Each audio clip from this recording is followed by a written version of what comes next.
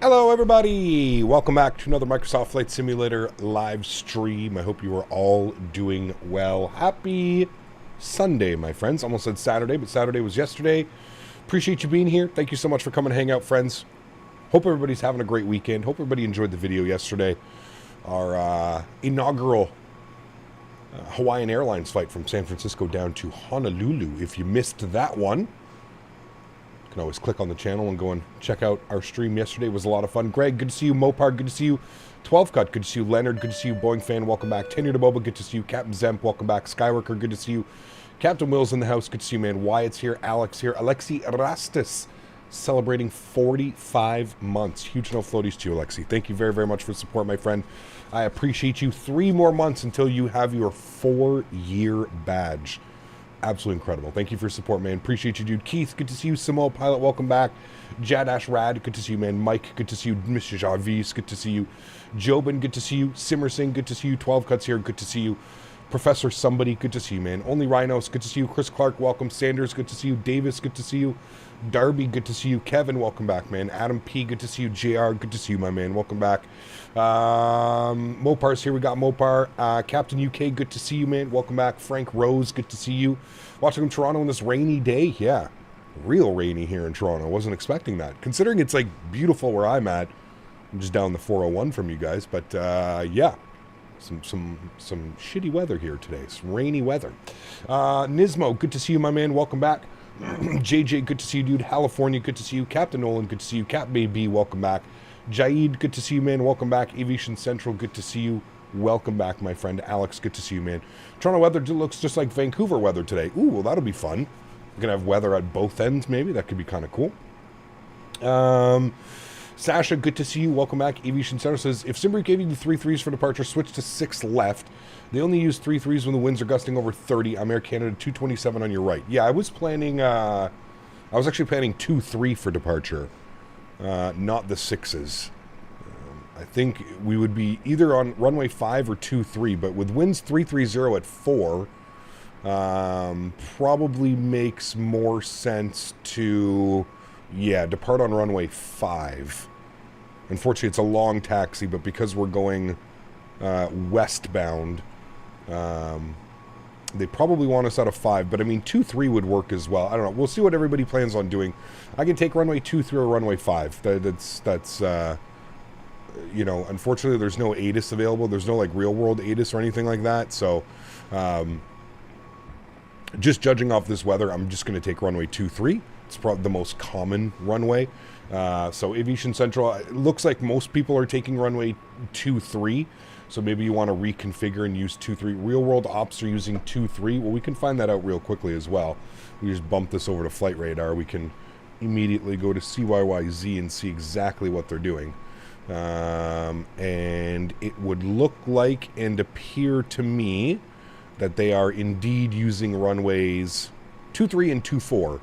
As we've got an aircraft coming in here. Porter from Montreal. Hey, I'm going to be on that airplane very soon. Porter's about to land on runway 2-3. So we're going to go with 2-3 today, chat, for our departures. You can see what they're doing in the real world. 2-3s and 2-4s. They're all lined up for those. So that's what we are going to expect this morning, this afternoon. Welcome back, friends. Thanks so much for coming to hang out. Really do appreciate you. Lord Tear, thank you so much for the £5. Appreciate you, man. Says, welcome on board, everyone. Hey, Captain. Good to see you, man. Thank you so much for your support. I appreciate you. That is incredibly kind. Welcome, welcome, welcome, man. What real term settings? 75%, JJ. Same as like the A300 and all those other ones. So can we do runway 2-4 left? A little bit shorter, 2-4 left. Now we're going to do 2-3. Again, we're departing out to the west.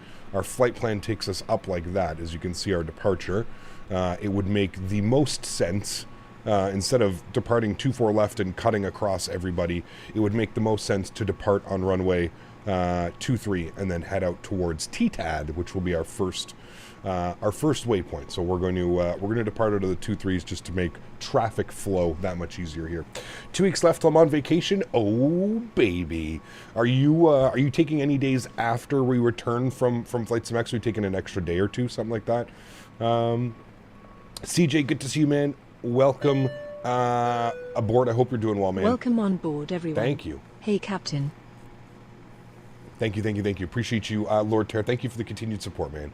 Unbelievably kind. All right, friends. Well, the aircraft is already boarding. I've already started that process because we do have 303 passengers on board today.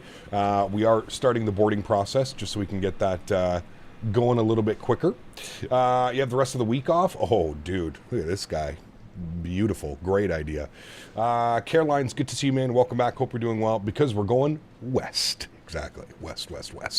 All right, let's jump inside the aircraft. Let's get this bad boy programmed, ready to rock and roll. Very rainy down here in Toronto today. It looks like the rain is also going to follow us all the way to Vancouver, but we'll see what it looks like into Vancouver.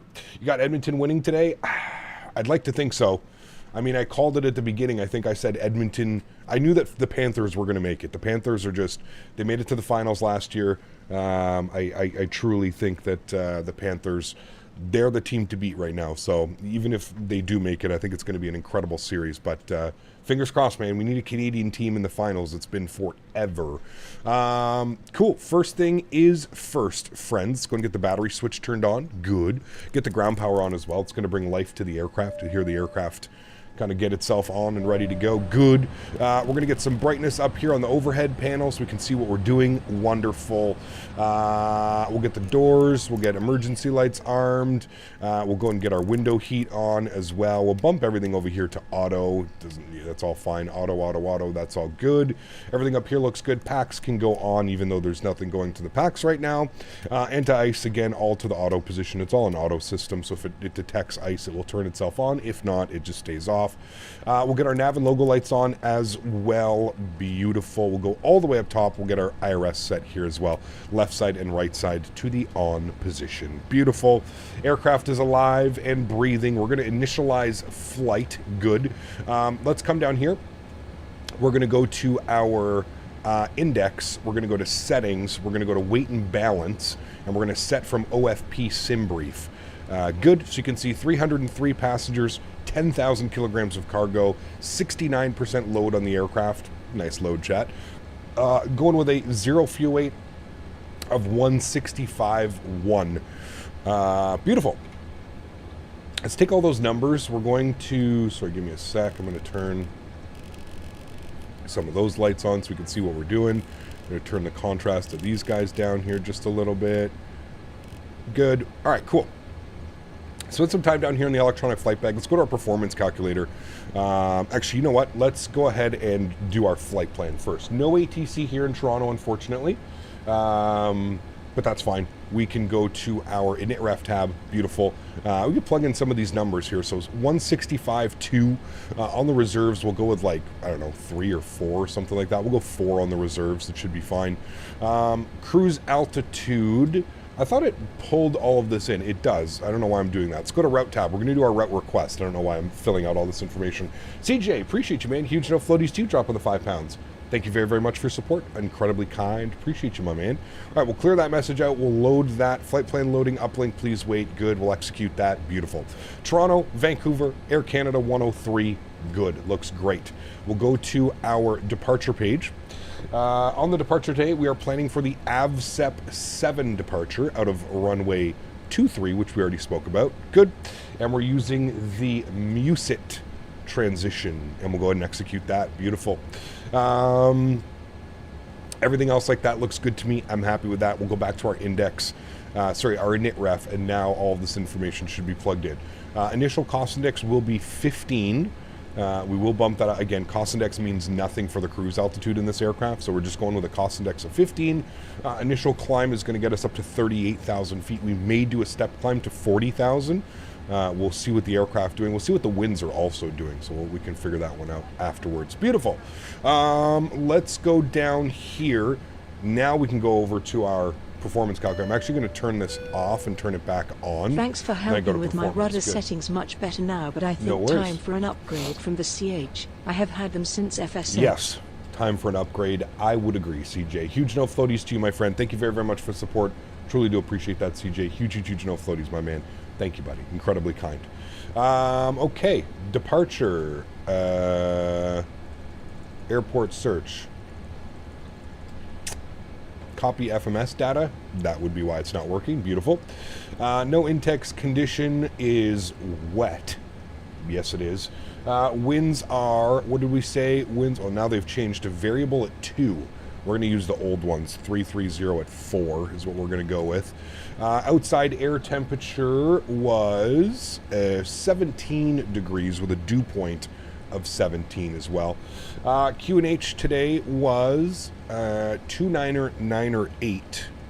29908. Good.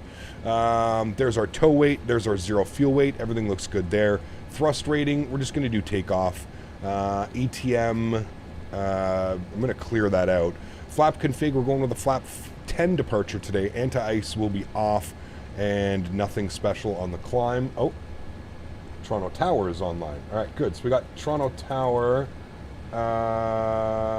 pre-departure clearance, Air Canada, UCID, AVSEP 7 departing. He wants us out of runway 24 right.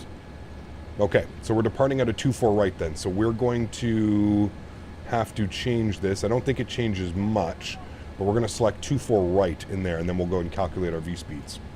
Beautiful. It's been long since the Red Wings have been in the finals, a few years, I think. Yeah, it's been quite a while, to be honest with you. Quite a while. All right. D-rated takeoff. We're not paying attention to the numbers. We will do a D-rated takeoff anyways. V1 31, VR 145, V2 154. So we're going to send that to the output. Good. And then we're just going to do some quick little changes down here. So we're going to go outside cell temp 16 degrees. We're going to go D-rated to departure and a D-rate on the climb as well. So 84.7 on the N1. takeoff page. All of these numbers should be filled in. We're going to accept that, good, and then we can enter our CG weight in here, and that looks good. Now, those V-speeds are going to get deleted because we are going to have to go to our departures, and we're just going to change this out for runway 24 right, as Toronto Tower has jumped online. So there's 24 right, good. Again, we'll have to go to the index page, our init-ref page, and then we can just bug up those numbers once again, like that, good. They're all staying the same. Beautiful, cool. And then I think our thrust limit, yes, we do have to derate that again. 83.2 on our derate, and then everything looks good here, and then we'll fill out those numbers once again. There we go, beautiful. Everything looks good there. Trim at 6.5, derated to takeoff with 48 degrees cell temp and flaps 10 degrees. Beautiful. Everything looks good there. Our initial climb on the AVSEP, I think, takes us to 5,000 feet. Yeah, 5,000 feet. No ETC afterwards, but we'll go 5,000 feet. We'll be good pilots. And I believe it is runway heading with a radar vector. It is runway heading 235. So we'll bug up 235. That's going to be our initial heading. 235. Good. And our speed was 156 on our rotation. V2 speed, 156. Good. Okay. Beautiful. Looking good, chat. We'll go and set the barrows. Good. We'll go to the overhead. Good. I think the ground guys are all done. We're just waiting for the passengers. We've got about 100 passengers left to board. So, another flight sim drama today. Guess who is again? Why? What happened? God knows, man. 09 was the last time the wings were in. Oof, man. Do you like whiskey? Not really, man. I'm not much of a drinker, to be honest with you, man. More of a green thumb. Wink, wink, nudge, nudge. Imagine coming into a stream, never having flown in a sim and hearing Kyle program the plane with all the lingo. You're like speaking Chinese.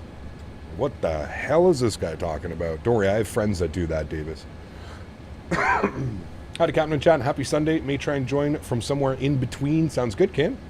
Sounds good, man. Nice spot would be either from, like, Winnipeg. You could depart out of Winnipeg. Kind of cool. You could depart out of Calgary, Edmonton for a little bit of a shorter flight. Could be fun for sure. Okay, no fuel in the center pumps once again today, so that's good. We don't need to worry about that. We can go to the overhead. We can get our aft fuel pump on, and we're just going to spool up the APU. We're going to get this bad boy ready to go, get the aircraft essentially good to go, so as soon as we're ready for push, we can do that. 187 within 10 minutes before pushback with ATIS, gate number, and identifier, end of ACARS. Contact Toronto Tower, 18.7. Okay, my radio stack is... Oh, chat, I guess it's a good idea that if you're going to fly these airplanes to turn on all of your peripherals. You know, it usually helps when you can fly the airplane without your yoke and your rudder pedal and your Bravo throttle quadrant, plugged in. So that's always a good thing right there. Yeah, we'll just resume that, no problem. We almost died there. I would have gone to, like, taxi and I would have been like, pardon me? What happened with that there? Sorry.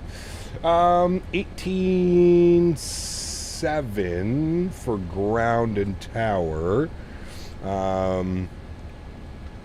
We are going to require a pushback onto... I don't know where we're going to... I think we're pushing on to Alpha? No, whatever. We're in the ramp, so we actually probably shouldn't need to call for push. But if he's sending us out to 2-4s, probably going to want to push tail to the north. We'll see what happens. Beautiful. Looking good. 2-4 right for departure. Correct. That is what he has given us. 2-4 right. Cool. APU is on and available. We'll go ahead and kill the... I guess the external power doesn't want to come off. Okay, no problem. Anyways, APU's on and available. I thought it disconnected by itself, but that's all good. That's all good. It says APU running, park brake set, good. All of those things are looking great. Yeah, I just got stepped on there. Currently doing Amsterdam to ORD, first VATSIM flight landing in 2 hours. Your first VATSIM flight, and you're doing Amsterdam to Chicago. My goodness. Two busy airports, man. All right, we have ground online now, 121.9, so we'll tune to ground, 1219. as he is now online. And we've got our identifier, so it says, contact Toronto Tower within 10 minutes before your pushback with ATIS, gate number, and identifier. All right. We'll grab the ATIS. ATIS is information Bravo, and we'll just I guess they want to know what we are, so Toronto Ground, good afternoon, Air Canada 103 identifier 540 Alpha, stand 172 with ATIS information Bravo. I don't even know if he's online yet. We'll find out.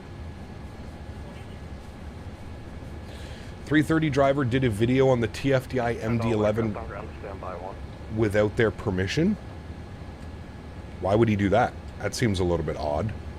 Why would you want to risk? Interesting. Did he pull the video down, or is the video still up? Hey, Captain, I saw I was lifted to membership yesterday. Very excited. There you go, M Aviation. Awesome, man. Congratulations. Hey, Cap, I was bored yesterday, so I made a vortex and I threw a plane on there. Nice. That's nothing. You're doing LAX to TPE. I don't know where that is. 13 and a half hours. Jesus, man. It's breaking NDA and it's still up. Interesting. Was he, like, criticizing it, or, like... Either I wrote a book of a post about it. I didn't read it all, but it sounds like he's not thrilled. I don't know, man. I don't know, dude. I don't know why these guys want to shroud themselves in controversy and stupid shit like that. I don't know why you would make a video with it clearly being in, like, the, you know, early... I wouldn't even say it's in alpha. I would say it's still in development. I don't know. That's a weird one. Weird take. He seems to be really stirring the flight sim community pot, doesn't he? There's a lot of people kind of upset with what he's been doing, and yeah, that's questionable behavior. We'll leave it at that. I don't know more about it, chat. I'm not going to comment really about it. I don't know what's going on, so I mean, I can't really, you know, I can't make any comments or things like that. But it seems odd that somebody would want to kind of put themselves in the crosshairs like that of a development group. I don't know. It's kind of weird, man. Kind of weird. I believe the problem is he was gifted the plane by someone in collector's edition. Gifted? That's... Again, man, flight simulation is one of those things where you don't just get gifted. So that means that he didn't purchase it, so he's flying it not legitimately, and he owns the copy of it. I don't know, dude. That's a fucking... Good luck on that one, dude. I don't know, man. He seems to be, 330 driver seems to be really making a name for himself in the flight sim community. It doesn't seem to be a good one to be at that. I don't know the guy. I don't really watch any of his material. So, I don't want to confirm on it too much. The only thing I know is just he seems to be in the crosshairs of a lot of people recently, so... Not a good look, man. Not a good look. Especially in the flight sim community, man. It's too niche of a market. If you make a shitty name for yourself, there's no coming out of it, man. There's no coming out of it. So, interesting. Very interesting. How long until push? We're just getting the last couple passengers on board, and then we'll be ready to go. We've got another 23 passengers to board. Apparently has too much time on his hands now being a long-haul pilot. I don't know, man. It's just a weird thing to do. Like, as somebody that would, as an actual airline pilot, you would think that he would also have the logic. I don't know. His thinking seems to be, like, I don't know, man. Maybe he's not doing okay. I don't know. It just seems really weird to do that.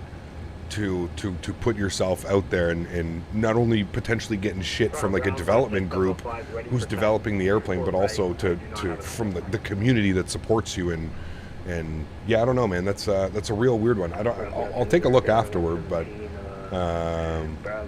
yeah, I don't know. We can take a look afterwards. Maybe the man is crazy. Maybe, Mr. Dan. I don't know. Lost all respect for him after I heard during Cross the Pond. Yeah, well, that's the last thing that he did, which wasn't that long ago, which rose a lot of ears and eyes in the flight sim community. A lot of people got upset about that, so I don't know. Is TFDI upset with them? I would assume they are, Andy. I mean, you're not supposed to be streaming and showcasing a product that's in development.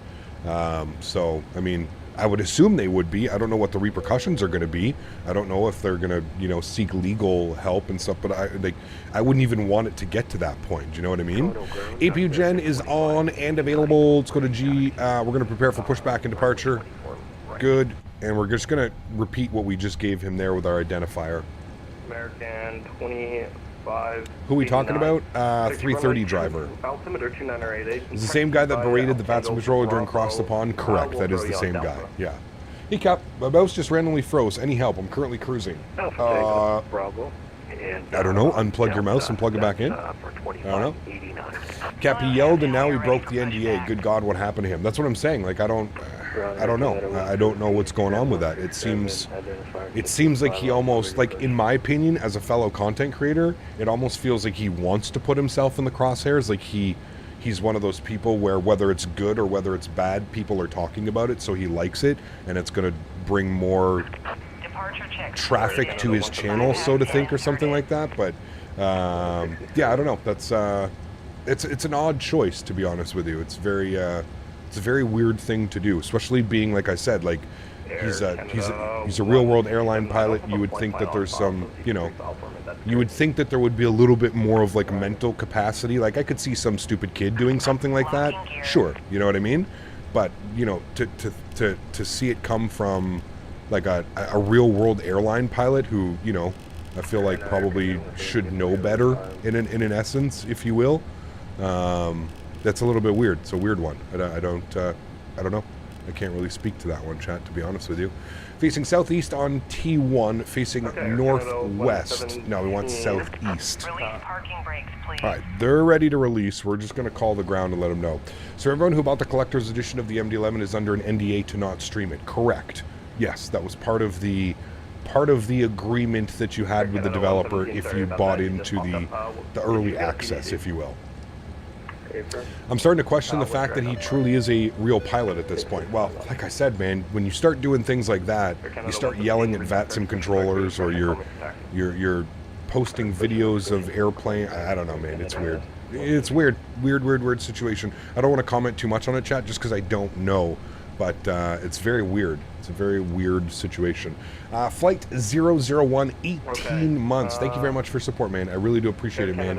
Huge no floaties to you. Thank you very much for your support. Incredibly kind. Thank you, buddy. 18 months. There, thing is, there is actually one person streaming it right now. His name is Swiss V Pilot, so it's just weird. Again, maybe he saw the 330 driver video and he's like, I want that attention on my channel as well. I don't know, man. I can't speak for these guys, to be honest with you, dude. I can't speak for them, so I can't really tell you what they're thinking and what they're doing, man. I can't. Why does this seem so dim now? What did I do? Did I hit something? Did I do something? Probably. My FMC feels very dim. Alright,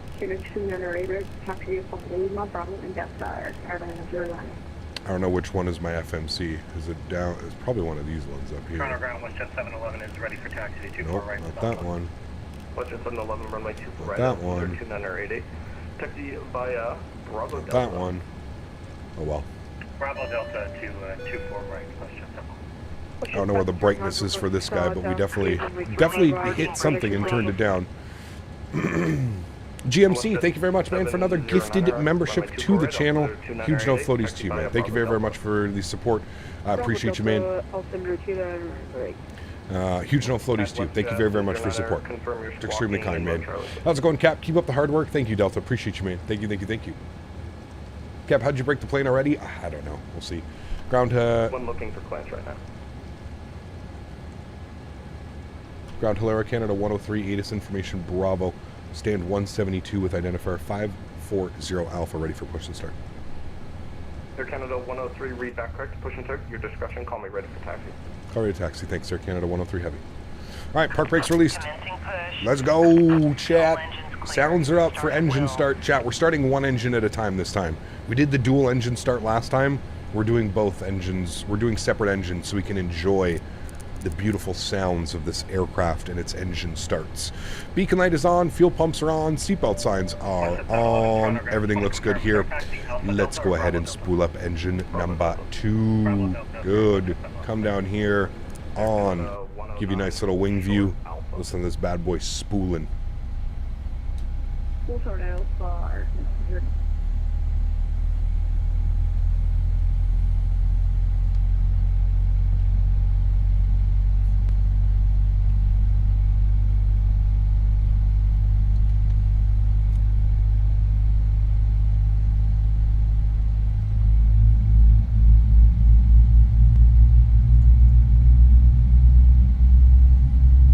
Owls, what's up, man? Good to see you, dude. Block time, you can't really do the times on this airplane. I mean, I can try and get it on this one. Clock. I don't know if it'll give us a full time, but yeah. Are you using the FT Sim sound pack? Absolutely, I am. I saw most of the video last night. There's nothing special about it. I assumed he had permission. If he was trying to do something sneaky or edgy, it was neither. Sounds like a stupid mistake. Could be. Yeah, I don't know. Just a polite British reminder that it's cookie day, T-minus 16 days. Yes, sir. Very excited for it, man. Why not do a dual engine start? It's meant for the 787. Yeah, Yep, no problem. Thanks, man. I know about the dual engine start. Did you just tune into the stream? Were you not here 30 seconds ago when I said, hey guys, we did a dual engine start yesterday. Let's just do a single engine start today so we can hear the beautiful startup sounds. It's yeah. All right, engine number 1, over to start. Introduce fuel. Go. Please set parking brake. A firm park brake is set. American 2589, hold position. Holding position. American 2589.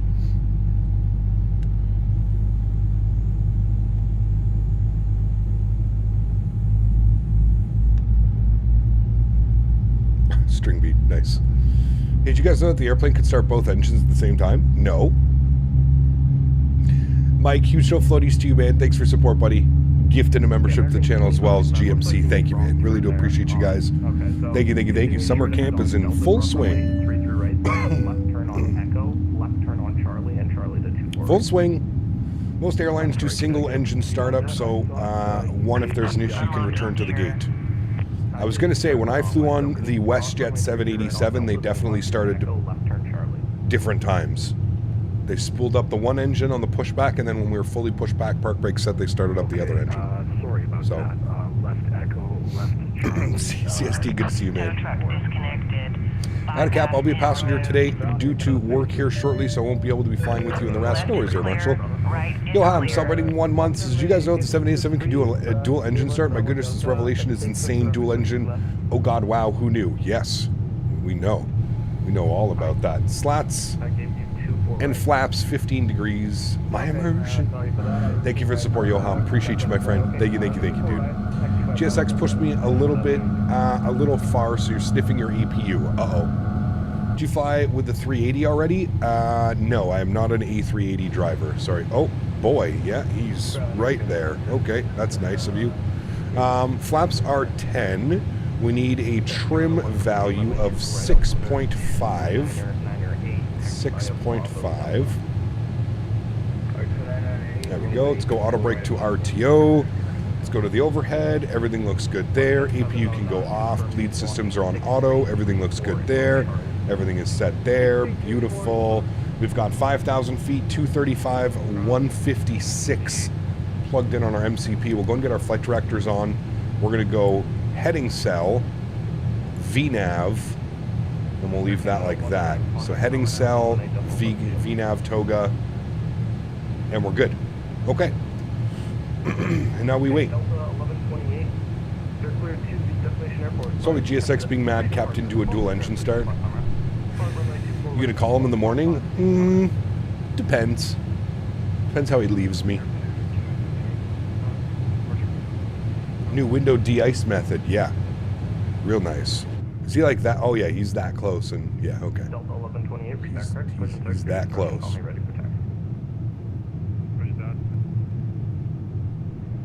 Air Canada 10911, stand by. American 25. Any tips for a more smooth sim? A better graphics card or a better GPU? That's the best advice that I can give you. Hello, Lightspeed. Good to see you. Drying off your windscreen. Exactly. Who needs wipers when we've got APU bleed? No problem. Do you reckon we might have the 777 before the end of the month? It's been in beta testing for 6 months. I have no clue, man. I have no clue at this point with PMDG. 2 weeks to 2 months. PMDG. 2 weeks to 2 months. I'll go grab the Windex, wipe off the windshield for the APU exhaust. It's a little bit dirty now. At least it's raining. We might be able to wash it off. Where are the wipers on this? They're right here, aren't they? Do they actually work? You trying to tell me that proportion of the wiper is going to do what on this windshield? That's not even... that's covering like a third of the windshield. How is that the modeling that they went with? The fuck? That's not doing anything. Okay, Rob clearly hiding from the backlash at the expo. We ain't getting it by then. Yeah. I mean, I said that months ago, Will. I literally said, like, as soon as they announced that they wouldn't be going to the expo, I was like, oh, well, we know why that's happening. It's because the airplane's either just going to have released, like, a couple days before the expo, and they're going to release it so that they want everybody to talk about it at the expo, or it's not going to release till afterwards, and they don't want to deal with the backlash. You're 100% correct. Yeah, I firmly believe that that is the case as well. Ground Air Canada 103 Heavy ready, taxi 24 right. Canada 103 Heavy up, 24 right, altimeter 29908, text by Apron Edge, Delta Papa, Delta. Apron Edge, Delta Papa, Delta, Air Canada 103 Heavy. All right. Park break off. 706 Alpha's identifier ready to we go flying today, friends, yes? Let's go. Taxi light on. Air Canada 382 to your left, and Air Canada 787, give way to the traffic. All right, he wants us out on Delta Papa, and then a left on Delta, all the way down for runway 24 right. Either the MAX or the 777 F. Air Canada 111. Cam, should I upgrade a 2080 Super to run Microsoft smoother if you can afford it? Yeah, I mean, get yourself a 4000 series. Air Canada 111, read back correct, runway 24 right, altimeter 29908. For once, I'm not in the back of the pack. Watch that crosswind takeoff. We'll see you in Vancouver. It's only a couple. It's variable at 2 knots right now, mofo. We should be good.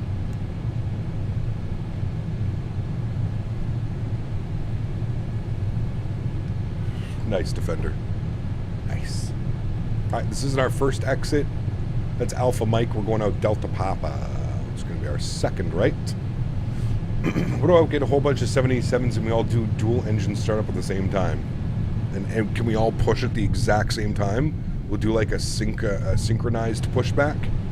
That could be good. Are you in multiplayer? This is VATSIM. VATSIM. So it is kind of a multiplayer, but it's on their own servers. Man, look at those clouds out there. Nasty chat. This is definitely going to be a look at your controls flying day. Gab, I got my hand spanked last week trying to fly along on VATSIM. Uh-oh. VATSIM will get you, man, if you're not ready. VATSIM will get you. Decimal 7, American 2589. See ya. Air Canada 227, guess what? Tower now, 118.7, see ya. Guess what? No ID, set the contact tower 187. I can What the hell happened here? Okay, Air Canada 741, sorry, say ahead. Go ahead. Air ready to push at 176, right, identify 564 Alpha. Air Canada 741, read back correct, push and start, your discretion, call me ready for taxi. Clear on the right. Gotta remember how big this plane is. Gotta take those big wide turns. She's long. It's good though. This will hopefully get us prepped for the 777 that 2 weeks to 2 months should be out within the next 2 weeks to 2 months. 4 months ago. No problem. Thought I was ready for VATSIM. One on the controller spoke and I was like, yeah, no, too scary. I mean, don't be scared. Just be prepared, man. Like I've always said, if you're gonna do flights on VATSIM, do flights that you're used to. You know? Do flights that you're used to. 117. Do flights that you're comfortable with, you know? When you fly the 777, can we do dual engine start? No. I refuse. Sorry.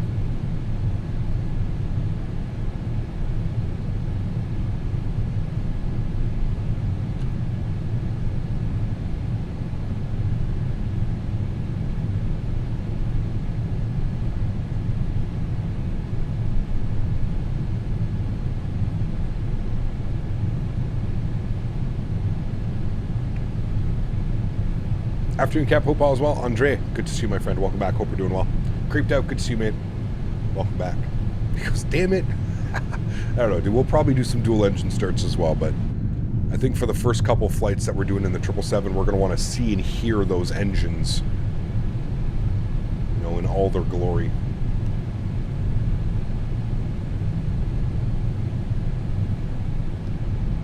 What do you think will happen at the Expo this year? What do you mean? What do I think will happen? Hey, Gab, before you take off, will you make sure that you have the engines spooled up? Yeah, I usually put them to about 40% N1. And then we hit the little toga button. Toga, toga. Toga, toga. Are you going to... What's that? Only 777 with Rolls Royces can do dual engine start. There you go. Life is good. Bills are paid. Wife is still with me. So, yeah, it's all good here, too. Awesome news, man. Which booths are you excited for this year? Thrustmaster, Microsoft, and the Q8 Pilot Lounge. Who else? I'm sure there's a few other ones, but those are like the top three probably. I'm really hoping like Microsoft shows up with a couple copies of Microsoft or something for us to try. That would be sweet.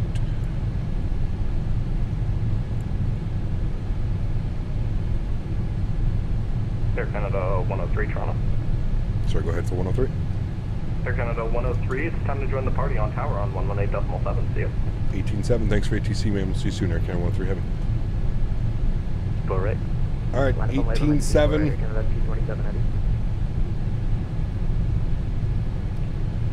Maybe we get a release date. We're actually going to get it before, AlexSiu. We've got the Xbox Showcase coming next weekend.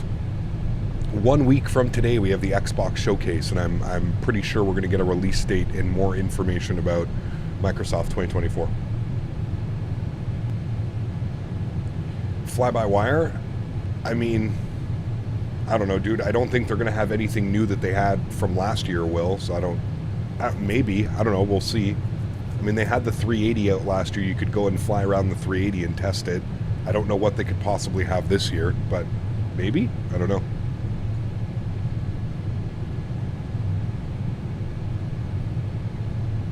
John of Arc, good to see you. Welcome back. Captain, have you seen that Boris is working hand-in-hand with Bluebird on the sound for the 7.5? Yes, correct. Winds 160 clear for takeoff, 24 right, 1 airborne, monitor Unicom. Clear for takeoff, 24 right, airborne, with 15 Unicom, Canada 227. He's sending us over to Unicom airborne, so I'm just getting cruise altitude chat, so I don't have to fumble around with this. I can hand fly it, so we're going to go 38,000 feet. Cap, don't remember flaps for takeoff. Don't remember flaps for takeoff? Or are you telling me to remember flaps for takeoff? We definitely have flaps out right now. You can see here there's a little flap indicator. Flaps are set to 10 degrees.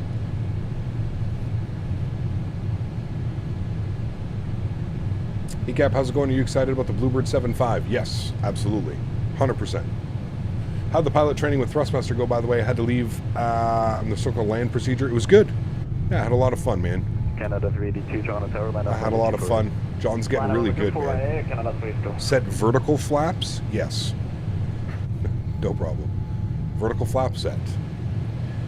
Air Canada 787 config only has 252 seats. Well, time to call up SimBrief and tell them that.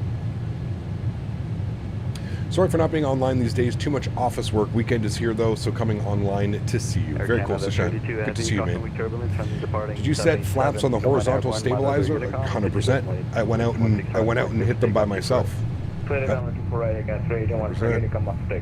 done. Air Canada 117 heavy, Toronto Tower, line up, running 24 right. Any 4-engine planes you can dual start? The 747. 800.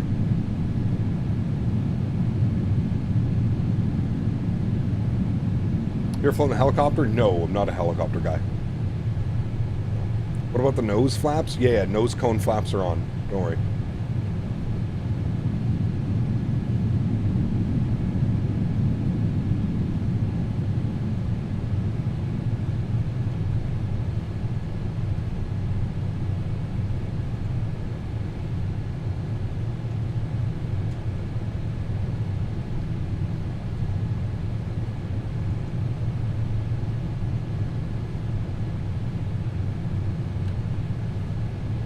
I'm gonna go have a good one. Matthias, take care, man. Did you check the fluid on your collision lights? Yes, and the blinker light fluid has been changed and set. Yeah.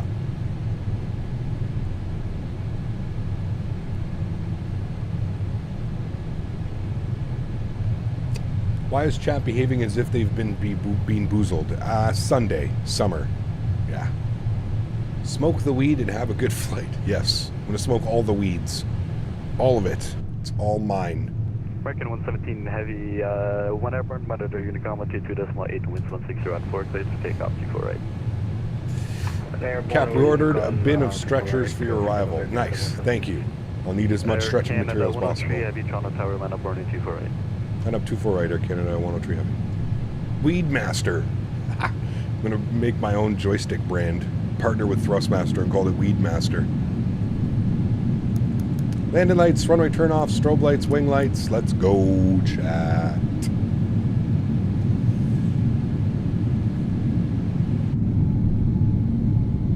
This big behemoth. Busy YYZ today? It is. Yeah. Any more plans for summer? What do you mean? Like, do I have any plans for summer? Streaming, man. Streaming and hoping that we get a bunch of airplanes released soon. So that I don't have to fly modded default airplanes. That'd be great.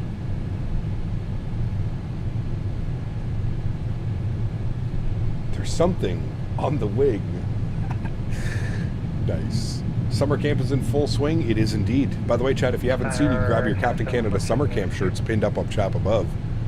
Have a good little laugh and help support the channel. Cruising at flight level 420, always. Always. Alrighty, looking good. Air Canada 103, heavy caution, wake turbulence from departing 787, when airborne, monitor Unicom 122.8, winds 160 around 4, cleared for takeoff, 24 right. And departure will monitor Unicom 122.8, cleared for takeoff, 24 right. Thanks for ATC, man. Have a great afternoon. Air Canada 103. Thanks, you too. Alrighty, friends, let's do it. Yocam's going on. Let's have some fun, shall we? Sounds are going up for departure. Throttles up to 40%. Stabilized. Good. Toga. Slight nose down pressure on the yoke.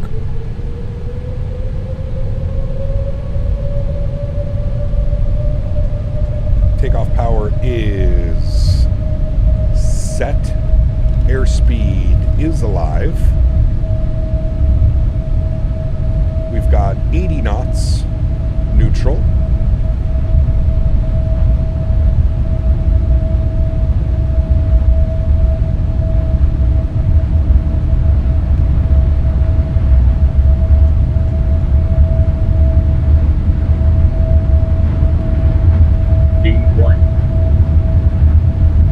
Rotate, chat. Nice and smooth. Lift that nose up. Oh, she just wants to go. No problem. Gear up. Forgot to do this stupid checklist, so it's yelling at me for the checklist.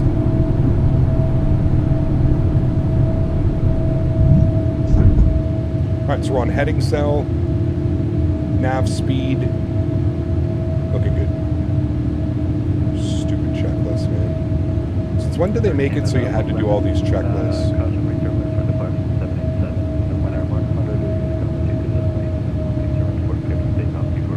Climb power's coming in. We'll worry about the checklist here in a second.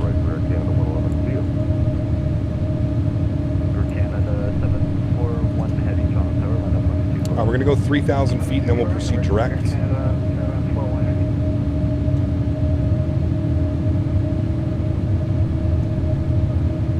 Immersion lost. Since a working title update? Ah, okay. Ooh, it's bumpy out there, chat. Look at this wing bouncing around. Whee! She bumpy. God, I feel like this plane always has like a runaway trim or something like that. It's just constantly like feeding nose up. Legs. Direct. Tillum. Execute. LNAV. LNAV. Flaps 5 degrees.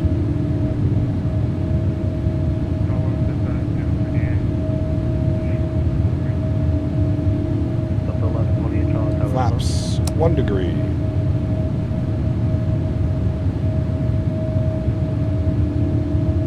Unicom.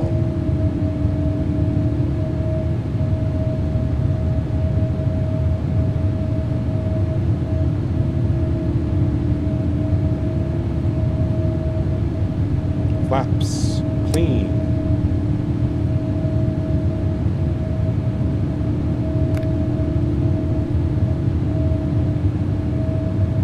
I'm constantly having to feed down trim so that I'm not like just shoving the yoke down to the ground. This thing flies so weird, man.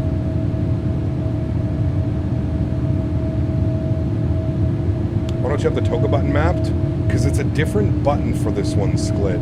It's not like toga on any of the other aircraft. It's like something specific. And I just find it's easier to hit the button, to be honest with you, man. The actual toga button on like the throttles, I have mapped as Random disconnect. question, but how dark is the tint in your sunglasses? I tried it myself, but my sunglasses was too dark even when I looked at the sun in game. It's not too bad, actually. My sim froze. I'm not doing anything. Sim froze. Sim, hello, thank you, no problem. We're back. Yeah, it's not too bad. You get used to it, to be honest with you. Like, you really get used to it. Oh my god, dude. Just insane amount of nose down trim to get this thing to even react. Alright, we are 9,000 feet. Let's engage autopilot 1. Bring you guys back up into the flight deck. Turn our sounds down here a little bit. We're getting absolutely rocked around in this right now. Okay. Nose lights off, runway turn-offs off, taxi lights off, wing lights off. We're coming up on 10,000 feet. Go ahead and get the rest of the landing lights off and the logo lights. There's like a half breakthrough. That wingtip is just dancing out there. Very bumpy. There we go, kind of settled down a little bit there. Sim freezes a lot in the soup. Interesting. Found basically immediately after takeoff, you just almost have to full nose down trim for whatever reason. It's so weird, man. It's so weird. I don't know why. Even on like coming in on arrivals, I noticed that as well. Like for me, coming in on arrivals, I have to add a bunch of back trim, otherwise I just like, it won't flare. It's super weird. Okay, stupid checklists. Let's go, thank you. Next. Nope, next. Before taxi. No problem, chat.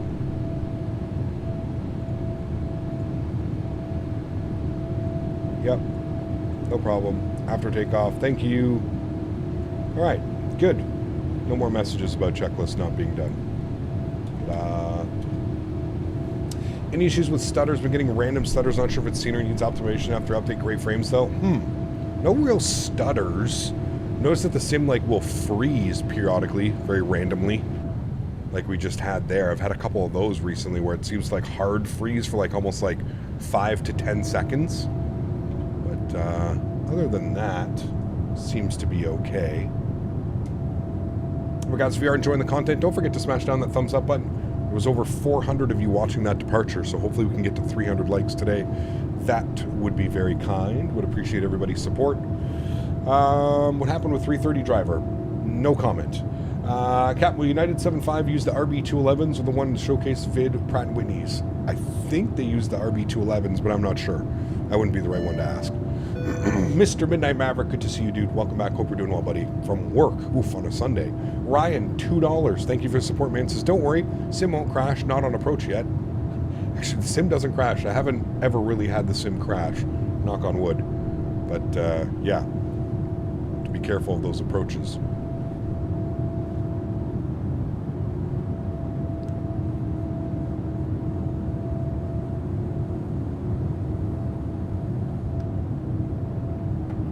I start the sim with this aircraft and I have about 60 FPS, but after some time the frames drop drastically to 20. Yeah, that sounds like a memory leak somewhere. Yeah.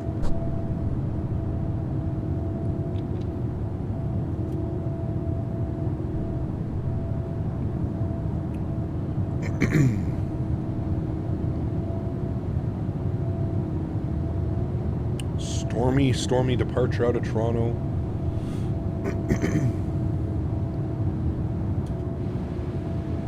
Up and above the clouds now. We're going to keep the seatbelt. Actually, let's go standard baro.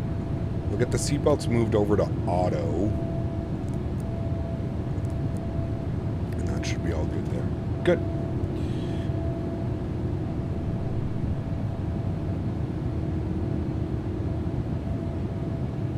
Guess I picked up the TC yoke and code Captain Canada last night. Hey, sweet, man. Thanks for support. Appreciate you, dude.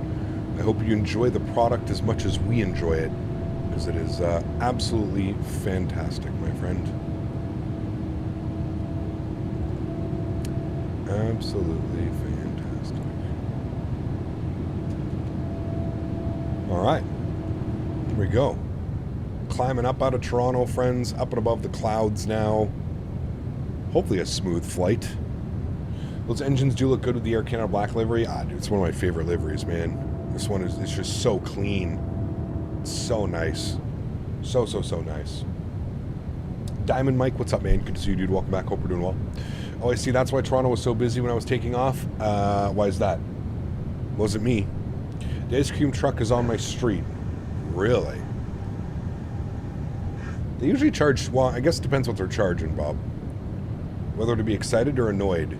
I mean, a little bit of discount and you can be happy about it. I got the same flight over here on console. Took about 5 minutes earlier in the 780 with a good old toothpaste livery. Nice, Mitchell. Very cool. Here at work, tearing out carpet. Happy Sunday. Sent you a pic. Ugh. That doesn't sound good.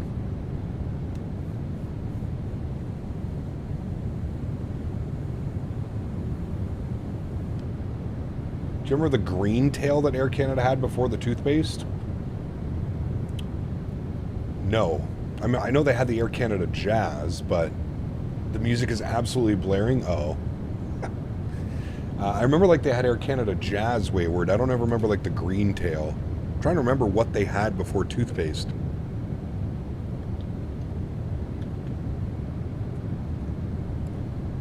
Why do I only have 30 FPS in X-Men 11 with a GTX 1050 Ti?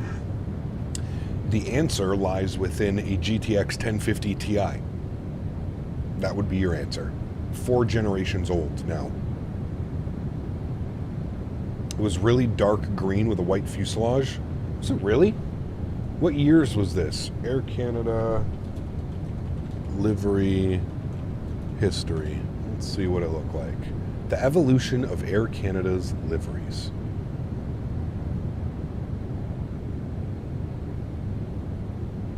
All right, chat, let's go through it. The evolution. We've got this one, Trans-Canadian Airlines, which they redid in an A220. That's got to be the nicest A220 they have in the fleet, to be honest with you. They had this one from like the 80s. I remember this one from the 90s. That was a great one. And then toothpaste. Yeah, the green ones I think were like Jazz, Air Canada Jazz. Because that's the one that I remember from being a kid in like the 90s and early 2000s. That's what it was. Back when they used to operate 747s. Crazy. And then they have the Star Alliance, and then they had toothpaste, and now they have this one. The new one. The green tail, I think, was part of the Jazz fleet. And they used to have a lot of them. Air Canada Jazz was out there. It was dark green, not black. Interesting. You flew on that A220 last year? Ooh, nice, dude. Very nice. Are you flying right now? No, I'm just here in the sim. Somebody else is flying. I'm just here hanging out. He's flying me all the way to Vancouver today. It's nice. The green tail was in the pic of the 7.4. Oh, was it? Oh, it was just so like dark green I don't notice. It was a neat one. Interesting. This is pre-recorded. Super dark green, so it's basically black. Okay, got you, man. Where's the music app? We'll get it on soon now. Yeah. Do you know any good GPUs under $200? Nah, man. Stick with the 1050 Ti, unfortunately. I don't know what $200 would get you nowadays, but I don't think that that's a 3000 or a 4000 series, which you probably want. This stream is AI generated. Soon enough, chat, I'm just going to be able to... The way Dan works with doing these AI bots and shit, soon I'm just going to... All I'll have to do is sit here at my computer and AI Captain Canada will do the rest. I promise. Watch. AI Canada, we'll call it. Are you actually the captain or are you a fill-in? Fill-in. Not just a fill-in. The real guy's on vacation. Who's tired after yesterday's long haul. Cap is AI generated. Nice.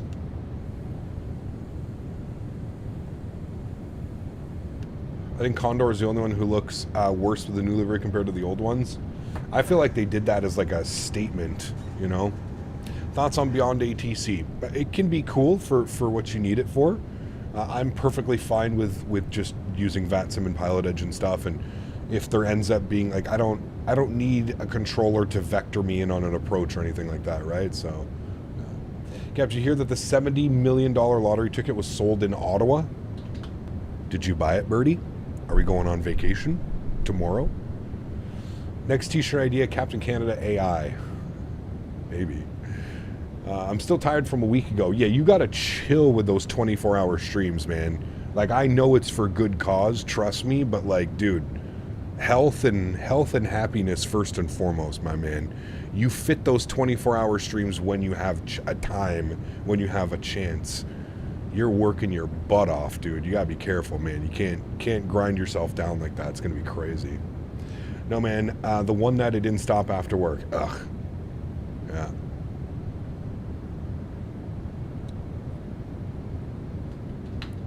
AI generated streams are a real thing and it's creepy. Yeah, no kidding. Yeah. It's gonna be wild.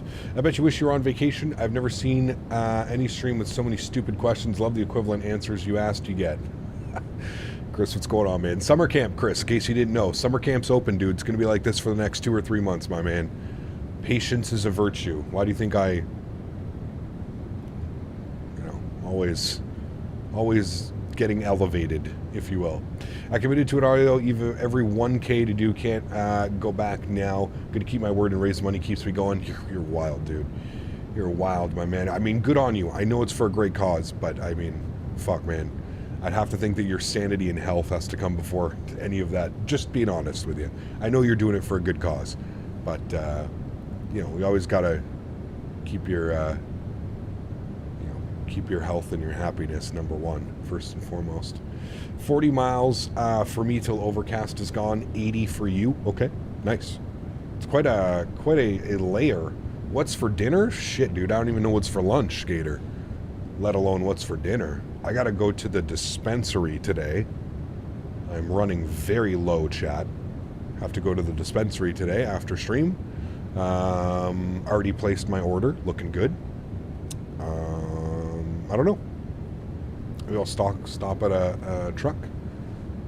What is for dinner? If it really becomes too much, I would pause, but I still got the fuel in the tank. Hey, man. No more before the expo, though. I need you tip-top shape at the expo, sir. Expo's coming up 17 days, man. We're in Vegas. In 17 days. I need you tip-top shape, sir. Low, only 35. I was just looking, Bob. I think I've got... Well, I bought one of those truck.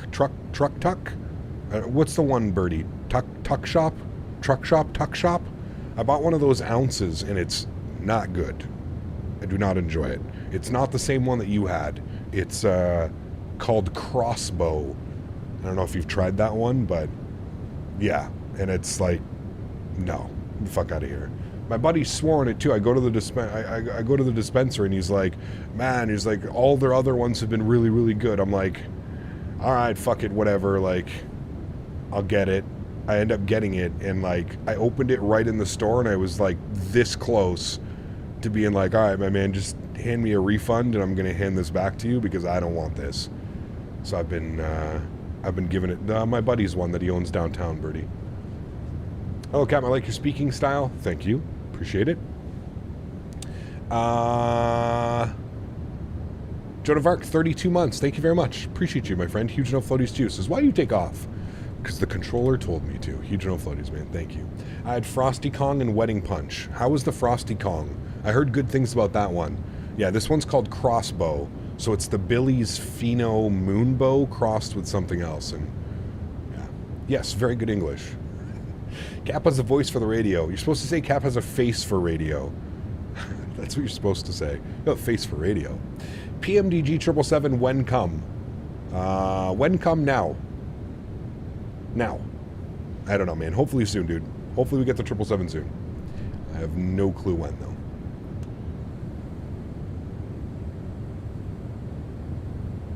Thank you again, Katie, for the support. 32 months? 32 months, Katie. Appreciate you, my friend. Thank you, thank you, thank you.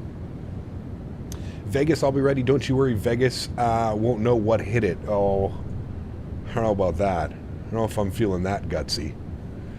Was saying it the nicer way, but you still understood. I got you. Both pretty good, but gets boring quick. Wouldn't have recommended it for you, to be honest. A good budget buy. Yeah. Maybe I'll keep this one and give it to you next time I see you, because, I mean, at this point right now, I'm basically just giving it to my neighbor. Like, I'm just like, here you go, man. Here's a nice joint, because I don't want it. Bold statement, considering it's Vegas. Yes, very, very bold statement, if I do say so myself. Coming up on 34,000 feet in climbing, chat. Chat. Does anybody know how to do the brightness? I feel like this is just getting darker and darker. Like, I feel this is going to get to a point where I can't even read this. Does anybody know where... I guess I could just read. Is it one of these ones? No. Is it that one? No. Is it that one? No. Is it that one? No. Where the hell is the brightness for this thing? Is it down here? Aisle and panel flood. It shouldn't be this. It's not that.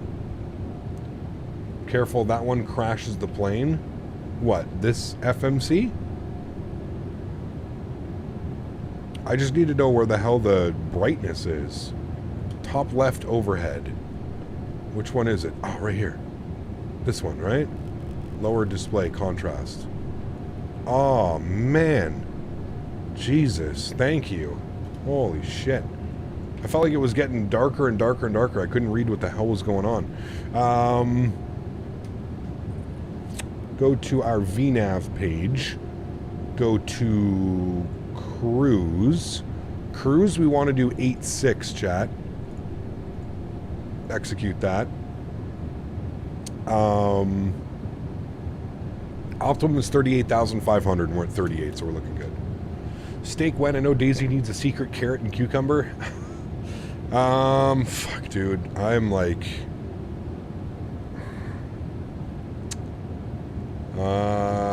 what's the date, man? It's really busy at the farm right now. I could do...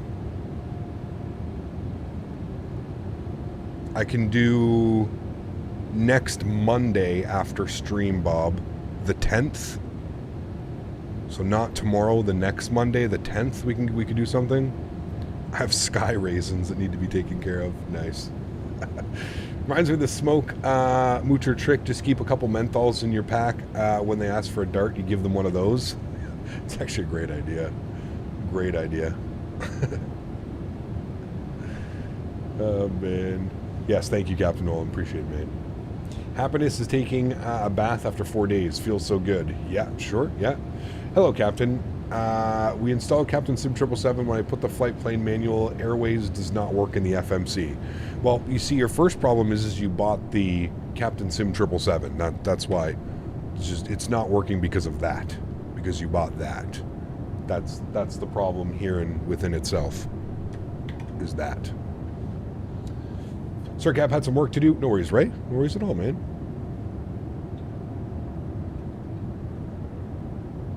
Yeah, Bob, next Monday, if you're down, Bob, we'll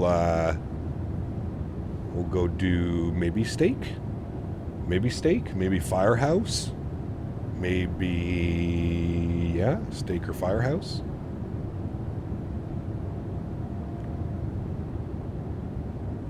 You should do a Ryanair flight sometimes. It's been a while since one of those. Pretty sure we did one like a week or two ago, Oscar. Let me go look on my YouTube channel. Pretty sure it was about a week ago. 2 weeks ago. Maybe 3 weeks ago. Lives. Ryanair. Where is it?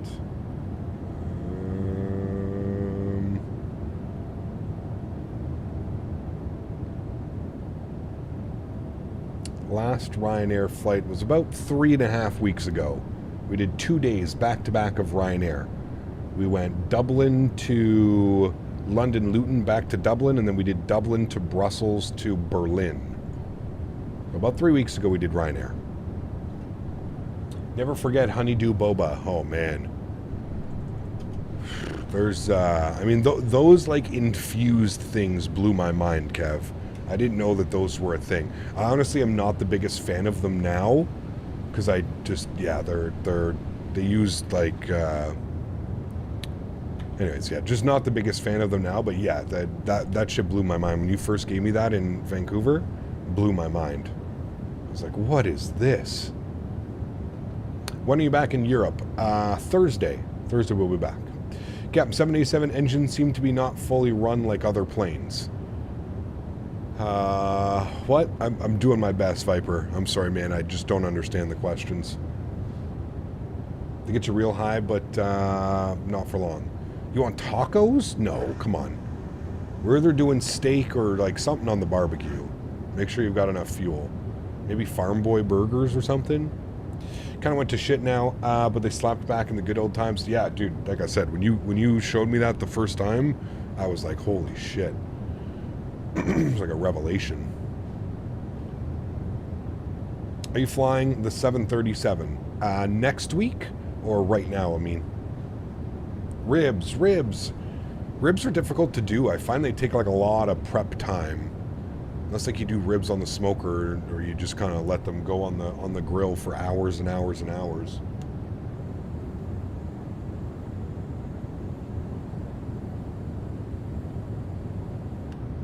It was, Kev, yeah.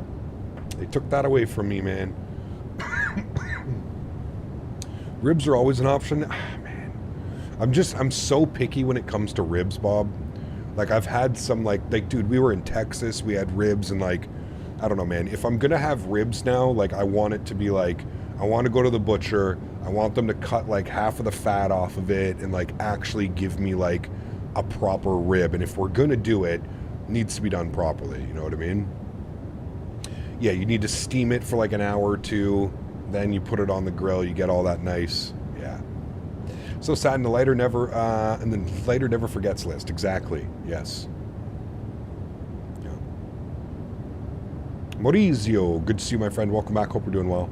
Gotta be back ribs, baby back ribs if you can. Like I said, you ain't getting that at the grocery store, man. You gotta go to the, you know, if you want a proper ribs experience, you gotta go to the butcher. Like, the ones that they sell at the grocery store, dude, it's just half fat. You know what I mean? And they're side ribs and, like, weird shit. It's like, nah.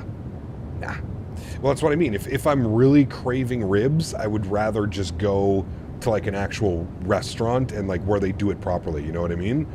Like, go to Baton Rouge or something. I don't know if you guys have that, but where we have in Ottawa, like, if I wanted proper ribs, I would go to Baton Rouge or something like that, you know? Serious question, did it use the jet fuel? What do you mean? Did what use the jet fuel? The lighter? No, it's just butane. It's just a butane lighter. You miss Baton Rouge ribs? Dude. I was talking to somebody the other day and they're like, they're not good. And I was just like, the fuck are you talking about? They're not good. Like, that's like what they're known for. It's like their ribs and shit. Like, what? You got to buy back ribs and trim them usually yourself. No restaurant frozen junk. Yeah, no, that's... No. Well, no. Go to the restaurant, you get good stuff. Like Baton Rouge, incredible, man. Remember Montana's all-you-can-eat ribs back in the day? Who remembers that? Montana's all-you-can-eat ribs. Dude, I used to go there when I was in high school with my dad and stuff. And just absolutely destroy 10 racks of ribs, 8 racks of ribs. No problem. No problem. Coming down to Atlanta, I'll hook you up with some ribs, brother. Delicious. I wonder if there's any good barbecue spots we can go to in Vegas. I'm sure there is, but yeah. Montana's, dude. Montana's, man. Are they even still around? I actually think they're still around. Yeah. Montana's was gross, though cheap. That's not just nostalgia talking. Yeah, definitely not like the best ribs I've ever had. I used to work there, Bob, so they weren't too bad. I saw how everything was done and how everything was prepped, but yeah. Obviously better ribs, but yeah, later I want to see if I can buy a couple somewhere iconic. Yeah, I don't remember where I think I bought that in San Diego at a 7-Eleven, Kevin.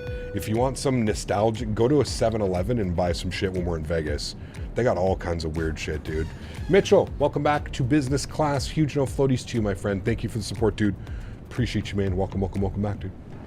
The jams are pumping. Sounds like a DJ stand. Yes, sir. Somebody was asking for the tunes. I think it was you, wasn't it, Cameron? We still have 3 Montanas in Ottawa? Do they do like the all-you-can-eat ribs and shit like that anymore? Be interesting. Flying with Air Canada Jets livery? Ooh, nice. You have a few Montanas up here in Edmonton? Okay. They have lemon-flavored Coca-Cola in Korea? Yeah, they got all kinds of crazy stuff. Matthew, what's up, man? Good to see you, dude. Welcome back. I'm sure I went to a 7-Eleven in New York City and saw some shit. Oh, yeah, dude. 7-Eleven is the weird shit haven. Short ribs are great. Yeah, when done properly. Short ribs are real good. I'm telling you, Bob, you need to try burnt ends, man. If you've never had burnt ends, you need to try burnt ends. They're just so magical. So magical, man. I could eat probably a couple pounds of burnt ends, no problem. So, Cap, if the expo somehow comes down to Atlanta, I will smoke some ribs for you. Sounds good, right? Sounds good, mate. They still do all-you-can-eat ribs? Ooh, Brett. Hey, Bob, you want to go to Montana's?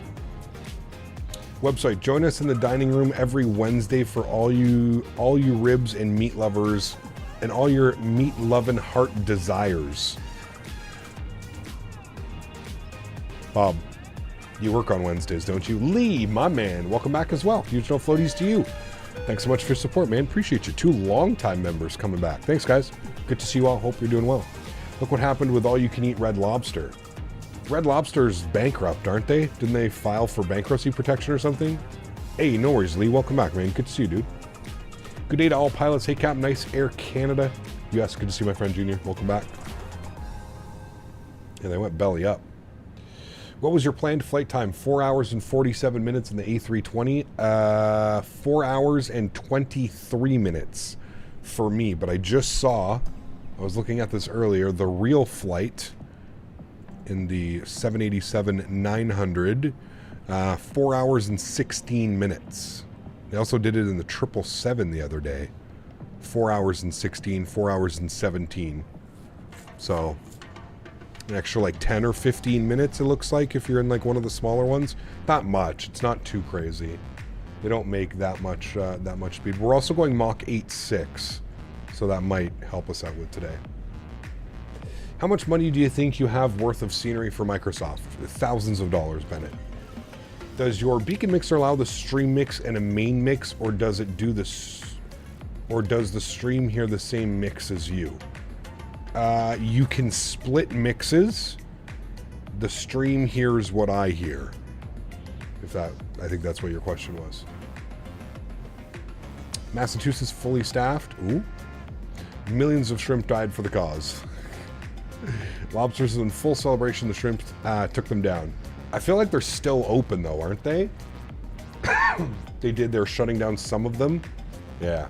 Endless shrimp was a big factor into their decline. I mean, yeah, dude. You charge people a fraction, then they come in and... How much money should one have when buying Microsoft, including the plane, scenery, joystick, and all that? Depends, Jeff. It depends how much you're willing to invest up front, dude. I mean, you could spend thousands of dollars. You don't have to. You can enjoy the experience at a much, you know, much less amount, but yeah. Texas Roadhouse was great when I went there, man. We went there in California at the end of World Flight to kind of celebrate the end of World Flight. That was a lot of fun, man. That was great. Yeah. Let's put it this way. What have you spent? You don't want to know that, dude. I mean, we're talking tens of thousands of dollars, Jeffy. Probably more. Like, in my entire flight sim career, when you add up airplanes, sceneries, utilities, computers, monitors, peripherals, yeah.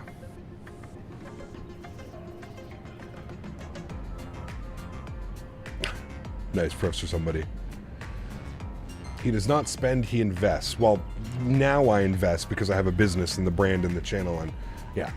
Why does the 787 have a flask mask? It's Air Canada's liveries. That's how they do it. They have a little mask. Take care, Bobby. Chat soon, man. Always love the Canuck arrival into Vancouver. Beautiful scenery on the Star. It is. What are the winds saying right now? Winds are 130 at 7, so we're definitely landing on the 8s. 4-mile visibility, and it's raining. So we'll see what that looks like on the for the rest of the flight. We're already all the way up here.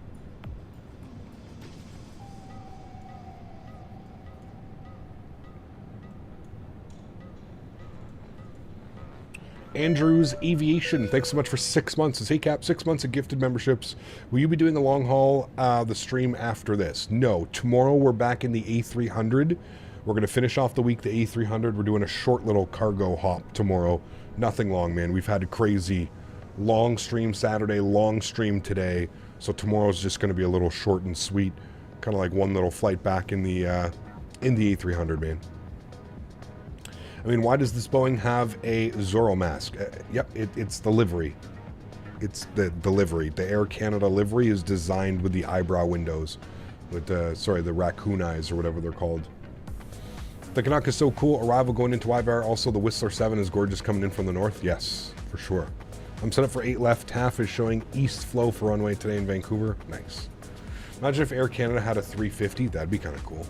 SDF to ORD tomorrow, I don't know. Maybe. Could be an option. I think Air Canada's sick livery-wise. It is. Yeah, it definitely is, man.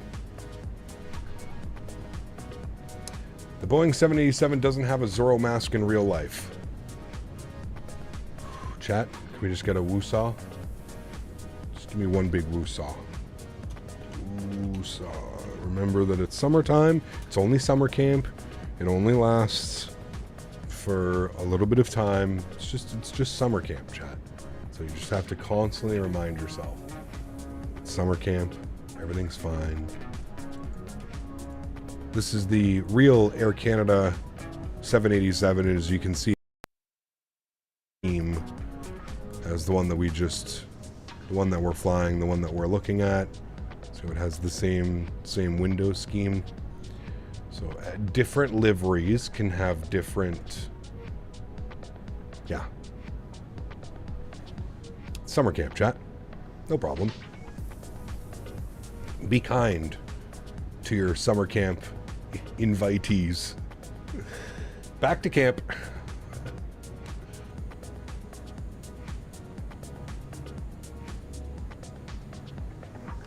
Summer camp roll call. Let's go. 380 Air Canada livery. I don't know if I don't think any. Well, they're not making the 380 anymore, right? I could see Air Canada going A350, but I think they have too many. So Air Canada has a Boeing 787 with a Zorro mask. Yes. You're very true, mofo. Very true, dude. Yeah. Hello, camp counselor. How's it going? Billy, good to see you, man. Welcome back. Hope you're doing well, dude. I'm liking the new current AC paint. Now my Delta well. Speaking of Delta, next year you'll see 100 years Delta paint scheme just out of inside. Nice. That'll be cool. That would be cool to see, man, for sure.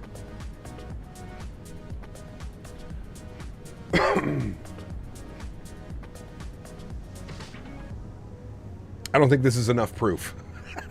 Need more proof. Tried to fly last night on VATSIM. All was well except trying to descend in the star. Guess I didn't do something right and wound up disconnecting. Lessons learned, right? Lessons learned. That's all you got to remember. Some lessons have been learned. That's it.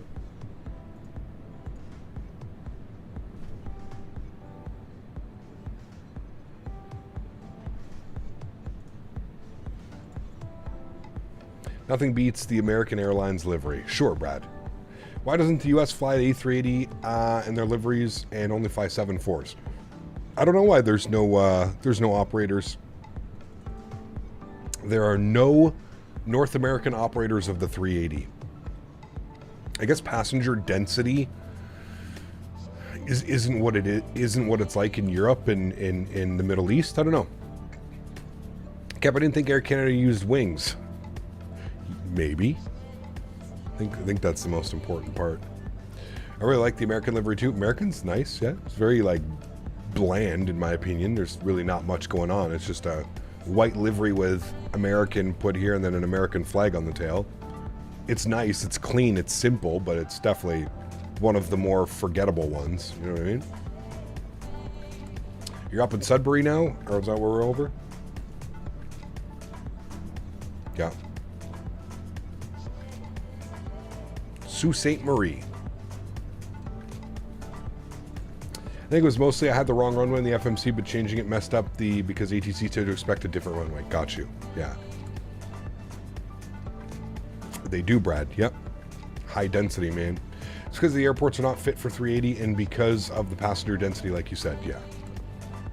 Airborne with Micah. Good to see you, my friend. Welcome back. College dude. Good to see you, man. Welcome back as well. Aviation Central dropping the $2 donation. Appreciate you, man. Says it's going to be a brace for impact landing.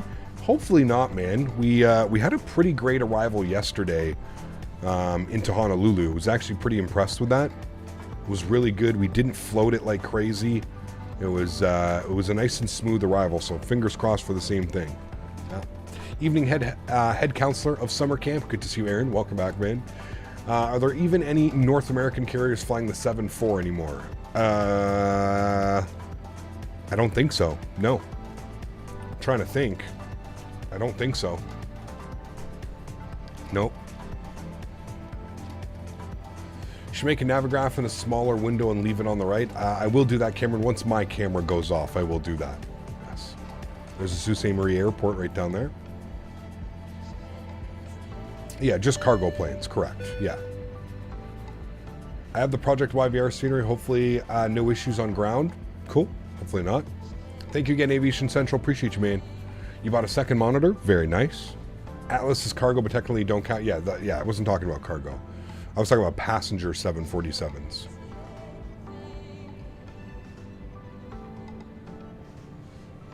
Just Atlas. Yeah. Atlas Air. Why are your engine fan blades flickering like crazy?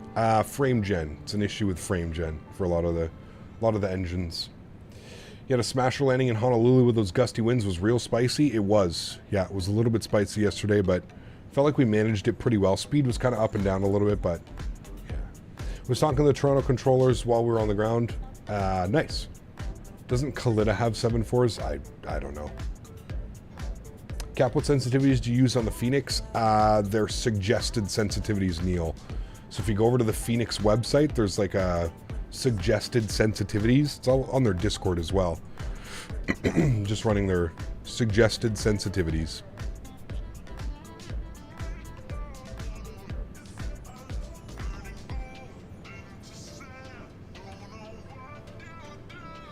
About to enter over another Great Lake chat. Where is Kalita based? I thought it was in Asia somewhere. It could be wrong.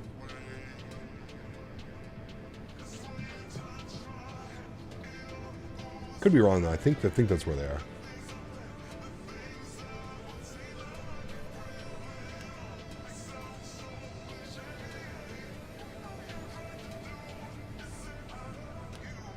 Will this be a study level landing? Of course.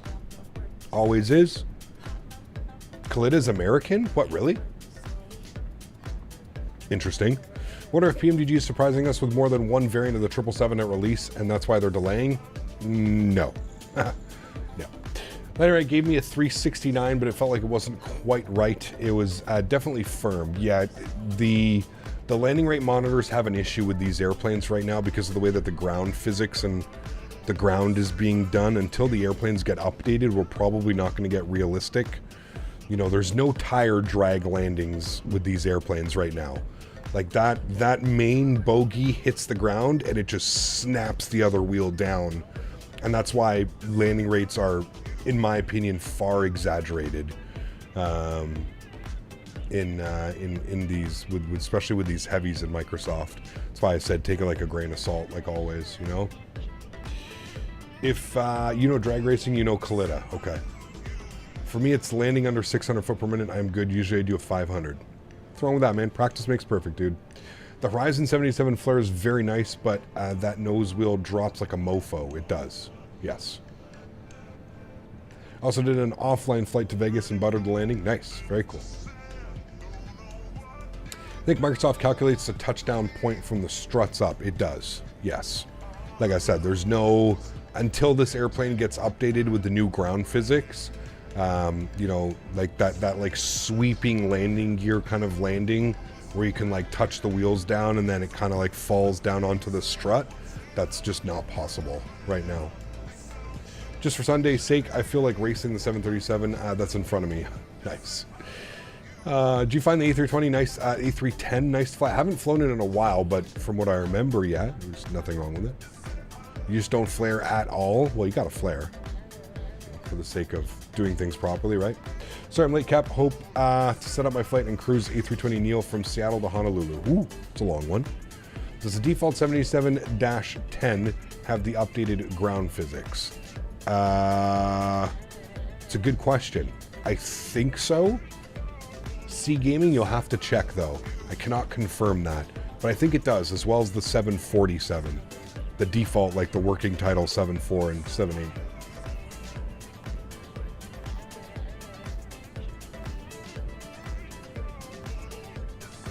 That's cool, Skywork. I didn't know it. Yeah, it's neat. I know practice makes better with a $30 joystick and a heavy 787. I always smash it at 200 or above. Meh. I mean, there's nothing wrong with that landing. That's a real world normal landing, you know?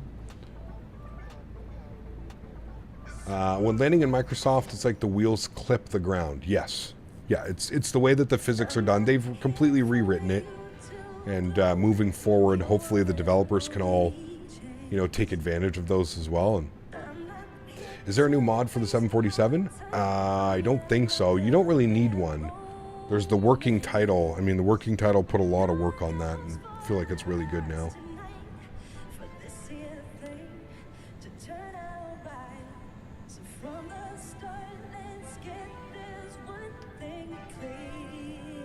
Got a sun out today. Yesterday was miserable. How's the weather up in YOW? It's not bad, Tom. It's a little bit cloudy, but it's nothing like it is in Toronto. Which is weird because we're not supposed to get any rain. I don't know how it's raining in Toronto. It's like it's dissipating like crazy before it even reaches us. It's weird. It's a cloudy today, but no rain. No rain, no nothing. It's a weird day, man. It's pissing rain in Toronto. Yeah, that's what I mean. It's super weird that we're not getting any of that. Nothing in the schedule, nothing. Cap, would you rather have a Quality Wing 787 or a for Microsoft or a PMDG 777 out right now? I don't know. I'd have to think about that one. It's a good question. Can I have both? Can I be greedy and have both? Took 79 for a test drive, had a 347 foot per minute landing. That's normal. Yeah. Hey Cap, how are you? Adam, good to see you, man. Welcome back. When are we getting more info on the 2024? Next weekend, Sunday, Xbox Showcase. Next Sunday. I'm sure we'll be talking about it on stream or potentially even watching it on stream together. I don't know what time it's coming out. What Microsoft did not pick that rainy weather? What, sorry? Why is LaGuardia so heavy in performance? It's New York. There's like 4 major airports around. You know what I mean? I saw on V1's channel some kind of new textures for the 747, but I don't think that was that, but it looked pretty decent. Yeah, I don't know, man. Haven't flown the 7.4 in a while. Don't know if there's any mods or anything going for it. Either one of them you can only get for Microsoft version of the Magnite 787. Yeah, no. No. Oh, bumpy, chat. Oh my goodness. Running into some clear air turbulence up here. Holy. Let's get a wing view of that. She bouncing. Oh boy. That is some, I'm going to call that severe to moderate. Moderate turbulence. Real bumpy. Love how the engine wobbles on the mount. Love it. Little pocket of moderate turbulence. Those are more right rudder 7.4 cockpit textures, and they're pretty decent. Okay. I don't know if I've ever had problems with the cockpit textures and needing a mod to replace cockpit textures, but I guess to each their own, right? Hope nobody was in the washroom. This wing flex was beautiful. When will we have weather radar? I don't know, man. Whenever Microsoft decides to open it up for third-party use. Tell the pilot stop playing with the yoke. The wing flex may cure premature rotation for some. Yes. So Xbox will give us more info about 2024 next Sunday. Yes, it's the Xbox Showcase, and they have confirmed that they will be showing off, and it's going to be a new trailer. So we may find out more information. Maybe we'll get a release date. I don't know if we're getting a release date, but we'll definitely get more information on it. Hey Cap, are you going to be streaming on the weekend? On the weekend. Sorry, what's the question, Adam? You have the wear and tear cockpit mod for the PMGD. True, yeah. I mean, that's... You're right. I guess I could say that, Sanders, but that's like a whole different level of... Like, that shit's crazy, dude. That replaces almost the entire cockpit textures. I guess you could say the same with the 7.4. Maybe it's a wear and tear mod for the 7.4 or something. Maybe I just, like... In my head, I was picturing just a different, like, color of textures. Not necessarily the wear and tear, you know? Just started doing some studying for my math exam to power through this flight. There you go, man. Nice. Someone's making some people back in there. Is this a study level aircraft? Yep. Everything is study level. 1-to-1. Started, so I got that one. Why wouldn't they open the weather radar up for third-party devs? I don't know. Probably something to do with some of the partnerships that they have. I think that they have a partnership with, is it Meta Blue? Meta Blue is the one that does all like the weather data and services and servers and stuff. So I'm assuming it probably has something to do with them. They probably don't want their info and stuff, code, whatever it may be out there. I don't know, dude. That's the only thing on the top of my head that would do that. I thought I heard Microsoft doesn't sim weather in a way that allows for weather radar. No, right now, Mitchell, what you can do is when you turn the weather radar on, it just depicts clouds. A real weather radar depicts like moisture and rain, and that's kind of how it works. In the simulator right now, if you turn on the weather radar, it will show you that, but it's only depicted as clouds. So every cloud looks like it's a red cell, or like, you know what I mean? Like it pops up on the weather radar, which is not accurate. Clouds, like if it's just a normal cloud, it's not going to pop up on the weather radar. The only thing that pops up on a weather radar is moisture or anything like that, you know? Flight model right off the Boeing factory in the study level bird, exactly. So now we get to see you fly across the pond. Nope. Super study level plane is approved by the FAA. Unfortunately, going to have to bow to this year's FSE in Vegas, but always next year, all the summer campers have fun. Ah, that sucks, Huskers. I'm sorry to hear that, man. I'm sorry to hear that, my friend, but hopefully there's next year, dude. No problem at all. I'm only expecting bare minimum from what I've seen for the 2024 announcement. That way there's no room for disappointment. If they do better than bare minimum, even better. Yeah, I guess. I mean, I think they're going to bring it. I think they know the opportunity and potential here. Yeah.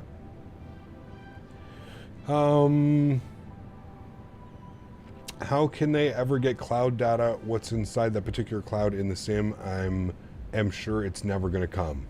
I mean, they've done it in P3D. I believe that they've done it in X-Plane as well. I think there's a working weather radar in X-Plane, so it has been done. Whether it's, you know, true to life or 100% accurate, well, that's to be determined, but pretty sure other simulators have had weather radar as well, so I don't know. Precipitation, turbulence, and hazards. There you go. Look, can you show me how to do an open descent or a managed descent on a Boeing? Well, there is no open or managed descent on a Boeing. You're either going to descend using VNAV, or you're going to descend using vertical speed or flight level change. Those are how they go. Gap, you hyped for Air Canada to get their A321 XLR. You're going to do some flights of Microsoft. If we get one, sure. Yeah, that would be awesome. If you don't get, I don't get it why Simmer needs study level. It's just an enjoyment thing. We can't compete with IRL. Maybe. I mean, I don't know, dude. I've come to learn, especially like over the last year or two, that there are some very, very hardcore enthusiasts out there, and they firmly believe that they expect the training level that they get from a home-based sim translates into real life. And again, I've always said this, it really depends how you use the simulator. I'm a firm believer that you can teach yourself the basics and fundamentals of flying an aircraft and then take what you've learned in the sim and bring it into the real world. But I think that there's a very small percentage of people that go above and beyond that and really firmly believe that they could jump in a 787 and go and fly it based off them flying, you know, something. And it's I mean, I don't know, it's kind of crazy. But so I mean, are you going to be streaming during the week or just the weekend? Adam, exclamation point schedule in chat. Thursday, Saturday, Sunday, Monday is my schedule. 5 streams a week. We do 2 streams on Thursday afternoon and Thursday evening. Especially after I heard that they're going to make planes for 2024 by any builds, etc., not in-house. Correct. Yes. There's a retexture for the cockpit for this plane, but it's listed at €12, which is not worth it in my opinion, since the cockpit textures on this bird are also pretty decent. Yeah, it's insane. Like, I'm all for, like, you know, you want to share your products and you want to make like, add your PayPal in there or something like that. Sure, no problem. But to pay €12 for a texture mod? Nah. Is there a difference between level change and vertical speed? Yeah, level change will put the throttles all the way back, will retard the throttles, and then descend the airplane based on a set speed. So if you set your speed at 280, it'll bring the throttles all the way back and the aircraft will pitch down and give you a descent rate to maintain 280 knots. So, what will your streaming schedule be like in Vegas? Streaming Saturday and Sunday wayward.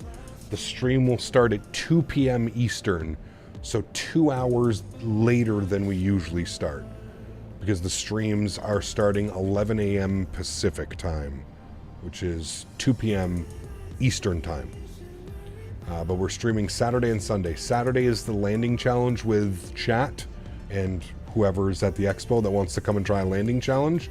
We've got that one, and then Sunday is going to be messing around with the new Thrustmaster Ava base. So they've got the new Ava base there, and they're going to have it all set up for me, and we're going to do some flying on with that bad boy. So it should be cool. Hello, sir. I'm going home from working in Air Canada at Pearson Airport. Very cool, Frank. Thanks for joining us. Hope you're doing well, man. Hope you had a great shift. No round trip today? No. It's a 4.5-hour flight. No round trip today. What's the Ava base? It's a new product coming out from Thrustmaster.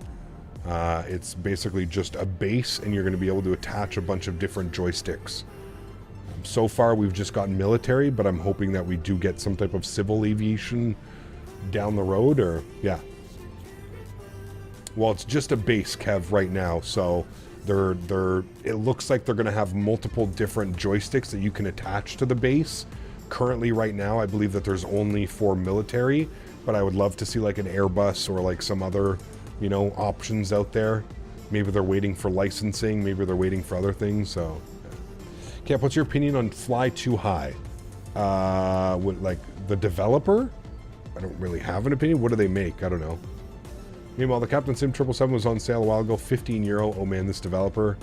Didn't he change his name? Is it force feedback? No. No.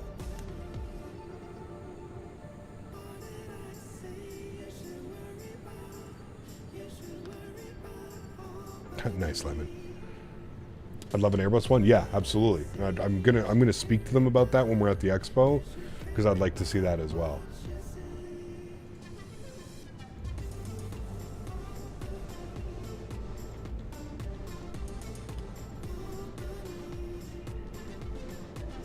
Do you reckon there will be more default airliners in 2024? I have no clue. I know that they're going to add some. I just don't know. You know, I don't know about more. Somebody asked where we're over right now. Good question. We are over... Is this Superior, chat? This is Lake Superior, right? Should probably know this as the Great Lakes, but I think we're right in the middle of Superior.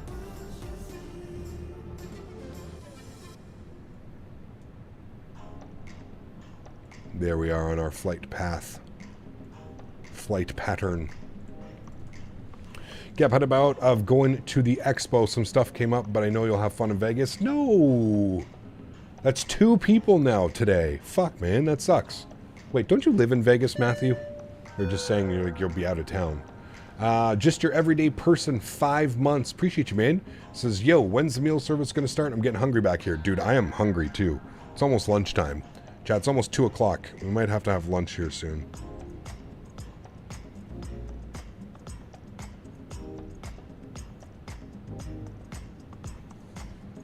I feel like it's got to be lunchtime. I am having... what am I having?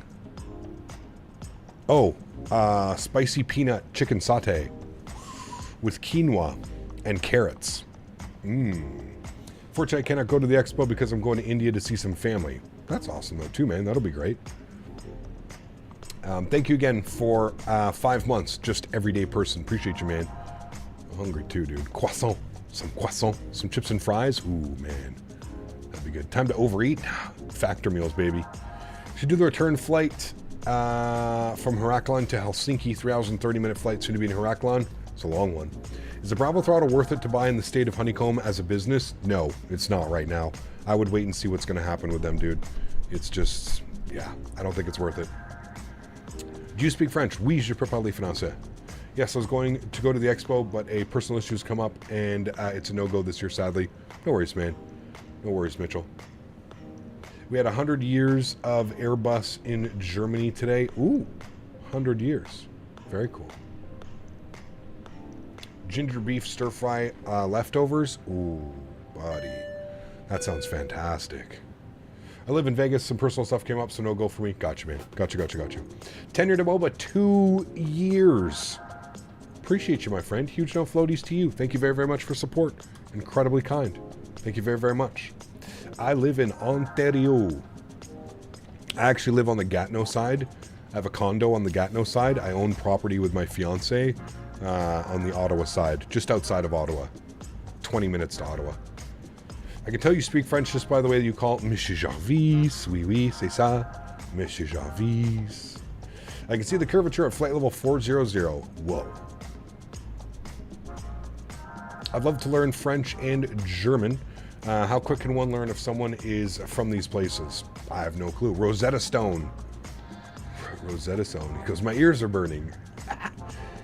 Monsieur Jarvis. What is a condo? It's an apartment. A condo, an apartment, something like that, you know? All right, chat. I think it's lunchtime. Do we all agree that it's lunchtime? Chat, we all agree it's lunchtime? It's almost 2 o'clock. I'm hungry. All right, I'm going to take a quick little lunch break.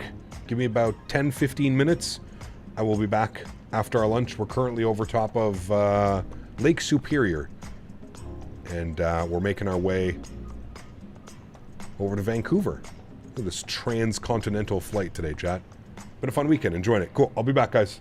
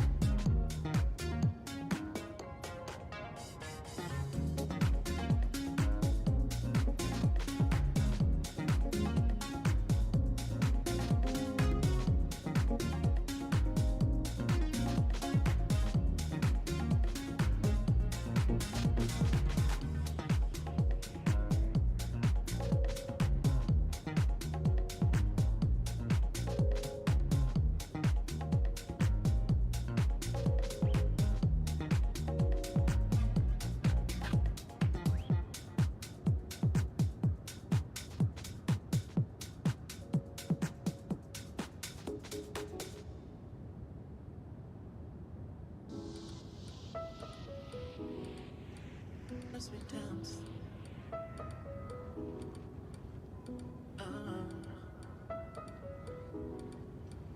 As we dance.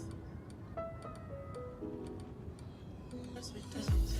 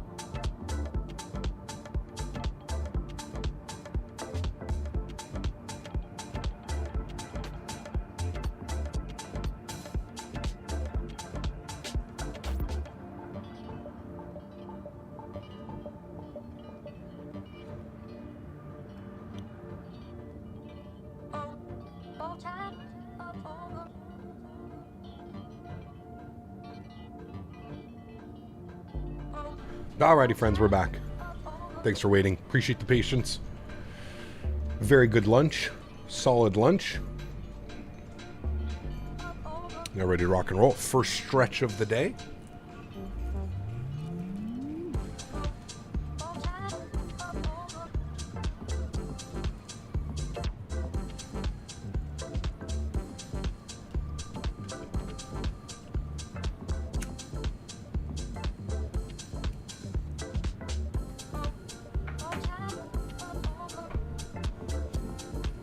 So if I missed any questions, guys, if you had any questions while I was away and you would like them answered, you can feel free to put them back in chat and I'll do my best to answer those questions for you.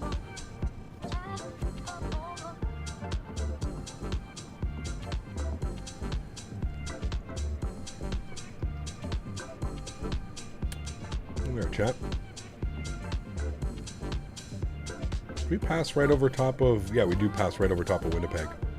Everybody has to wave to Monsieur Jarvis. When you're having for lunch, Thai-style peanut chicken sauté with quinoa and it wasn't carrots, Chad. It was sweet potatoes. It was good, real good.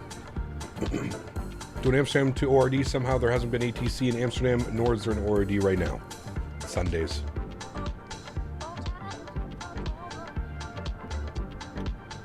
I'll try and wave back. That's right, Mr. Jarvis. You have to be very Canadian. I'm having mini pizzas. Hey.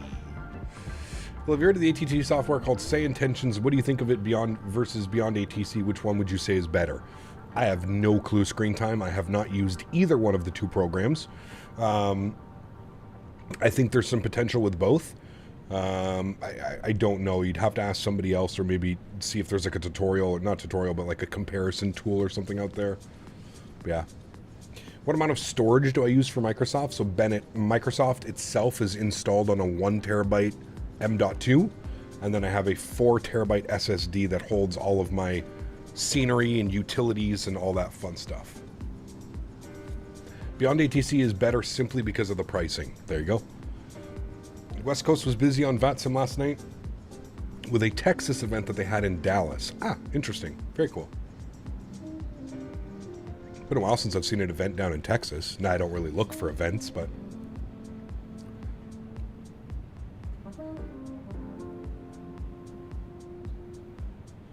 How do you link the scenery in the SSD to the SIM on the M.2? Hard link shells. Symlinks. SYMLINK. Symlink. Did you see that Matthew Chacon event? Long Live WestJet? No, I have no clue. What is that?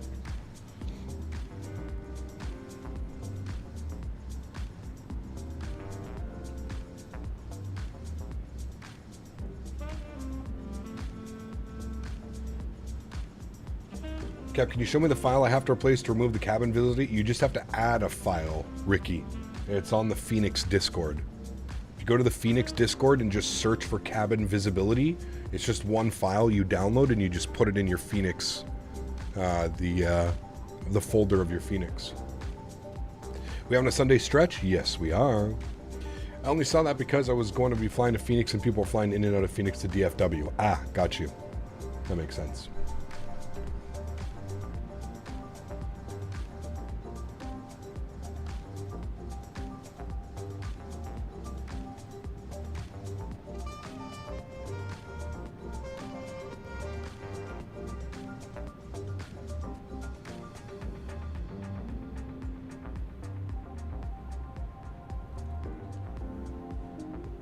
Just installed the frame gen mod. Hey, nice, Steven. Wish you all the best with it, dude.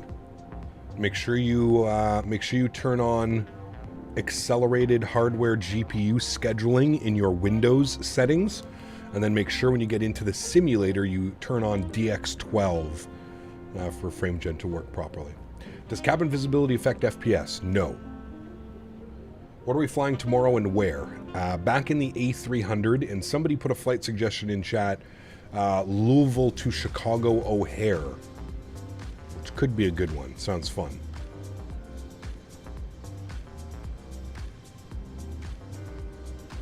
We'll see. I'm asking on a question, sorry, but I have a 2 terabyte hard drive and a 1 terabyte SSD. If I were to move all my scenery from my SSD to my hard drive and keep Microsoft on the SSD, would that affect performance? Not really, man. Not really. The only thing it would do would free up space on the hard drive for your SSD where the SIM's installed, right? Found a good YouTube video that walked me through the steps. Awesome. Cool, dude. Sweet. Good news. What's good scenery for ORD? FS Dream Team. Probably the best, I think.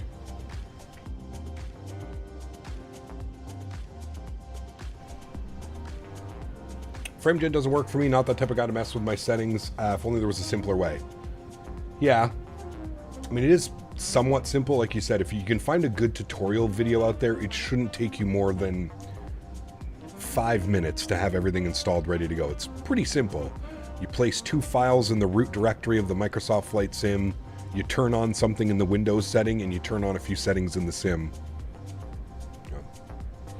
He was an Oakland controller who been part of Sim since the 90s, super well known for his call sign WestJet 722. He passed away last month, so they had a huge event for him. They even have F-35s fly from SoCal to LAX and SFO and then land in Sacramento. Damn. I'm sorry to hear that, man. That sucks. He used to fly his WestJet 720. Was he a Canadian guy?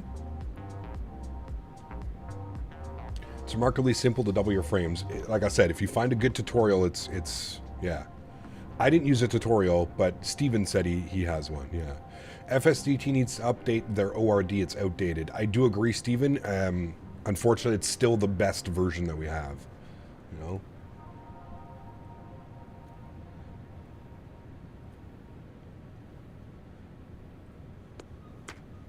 know? Viper, I mean, the fastest speeds obviously are going to be with an SSD or an M.2.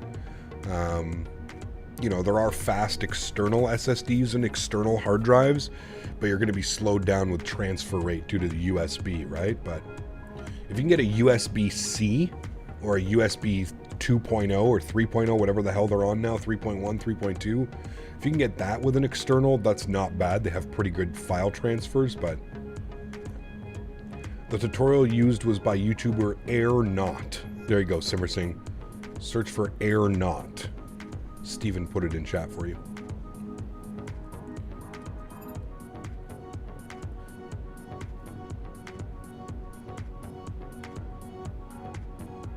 Also, Simmer Singh, just make sure you have like a 3000 series card. I find that works the best with the frame gem mod. It does work on 2000 series cards, but you may have to significantly turn down some of your settings.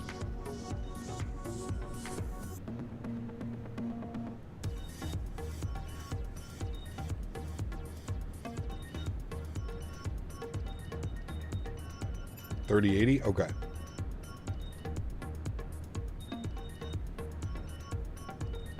I guess what I was asking is, would the file transfer from hard drive to SSD affect loading and performance?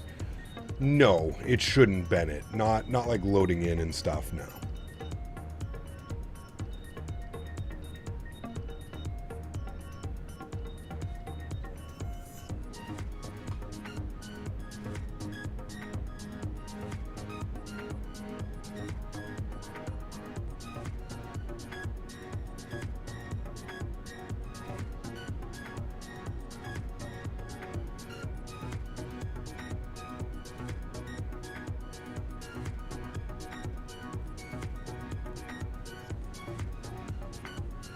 You might call Best Buy Geek Squad? For what?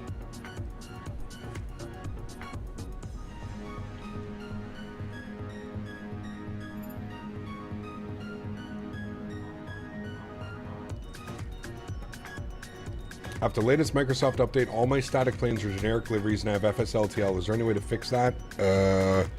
Check your vPilot to make sure that your VMR file is good, or maybe update, Matthew. See if there's an update. You saw the METAR? I did, yeah. I mean, we're probably 3 hours away from landing, so I'm not too concerned about the METAR report right yet. But yeah, it's raining. 3 mile visibility, raining, few at 1,000, overcast at 17. So yeah.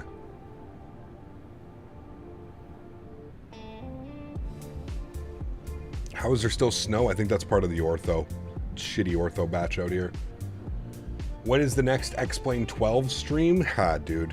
You know, sometimes I think about streaming X-Plane 12, but then I remember that I don't have ortho anymore. I don't have my ortho hard drive died. So I don't have any ortho anymore. And honestly, man, I feel like if I were to go launch X-Plane 12 with the current parameters, like without having ortho and like just to go fly some of the airplanes, I feel like I would get so much hate and it would just start so much bullshit that I just honestly avoid it, you know?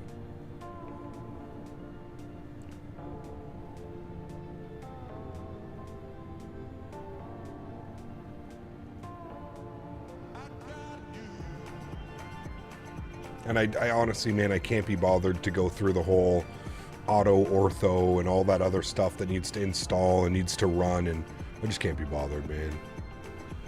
Captain Nolan, dude, I loaded into the sim the other day, man. I updated to the most current beta, and I loaded in the Q400 in Toronto. I updated the Q400 as well, and I loaded into Toronto City Center, and I was just sitting there and I was looking around and I was like, man, I was like, as much as I would love to stream this, I was like, I feel like it would cause more problems than anything. People would just be all upset, man, and they'd be like, Captain's doing this on purpose. He's purposely trying to make X-Plane look bad. You know that's what would happen, man. Like, and that's why it's just like I can't even be bothered, man. If I want to go fly the Q400, I'll go fly it off stream or something. Like, I don't know, man. Waiting for Majestic? Yeah, it's going to be good, man. I'm really, really hoping it's going to be good. Do a community poll and then it would have justification. What happens to your top contributor? Was it Smitty or something? Smitty's still around, Andrew.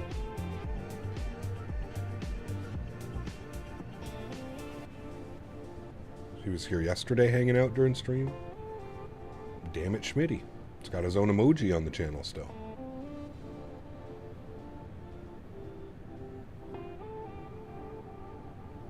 Think we're going to see Microsoft 2024 stuff on Xbox Game Showcase coming up soon? Yes. Hellmax next week. Next Sunday.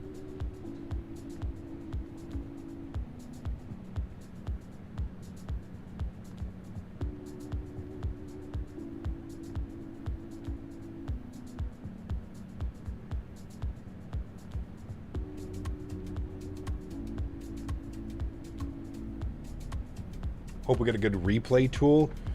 I mean, Hellmax, if you haven't done it already, man, I suggest going to check out Flight Recorder. Yeah, it sucks that you have to, it's an external program, and you have to, like, run this externally outside of the sim, but I would say that this is probably your best replay tool for the simulator, so. Sunday, Sunday, Sunday.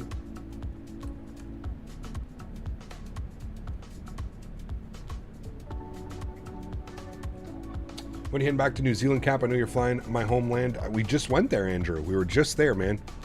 Like, not even, well, 2 weeks ago we were there. We did a full week flying in New Zealand. We even did a community fly-in. Cap, what we have for lunch, you know what I'm going to have? Don't tell me you're having Subway. Or you going in and out, bastard. I had a Thai peanut style chicken satay with quinoa and sweet potatoes. Hashtag healthy. Kind of. Better. Is China coming back sometime? Yes. China, Japan, India. Yes, we will. Do you have a second monitor? I can't remember. If so, do you keep Navigraph VPilot on the second monitor? Well, I do have a second monitor, Matthew, yes, but that's where I keep all my stream stuff. So like stream chat, look, I'll bring it over here, right? Like stream chat and like all like OBS and like all that. Well, not OBS, but I have 3 monitors, Matthew, but I have 2 PCs. The gaming PC, yes, has 2 monitors. That's where I keep my chat. That's where I keep like my sim brief, our music playlists, all that stuff. That's where it is. There's a Microsoft 2024 trailer on Sunday. Hi, Melinda. It's Xbox Showcase on Sunday. So, yes, we will be getting a new Microsoft 2024 Showcase. Is FTSim making a sound pack for the Unibuilds 320 Neo? Would be nice to have better sounds. I'm not sure. You'd have to ask him on his Patreon. Do you ever consider doing a community flight in India? There's some interesting terrain out there. Yes and no, Kev. My only problem, Kev, is the visibility. I don't know if you remember, but last time we flew there, the way that Microsoft depicts the visibility with the haze and the smog, it's almost impossible to see anything, dude. But maybe. What's the command for the computer specs? Exclamation point specs, Andrew. We have exclamation point specs. You can see that. And then we've got exclamation point stream PC as well for the stream PC specs.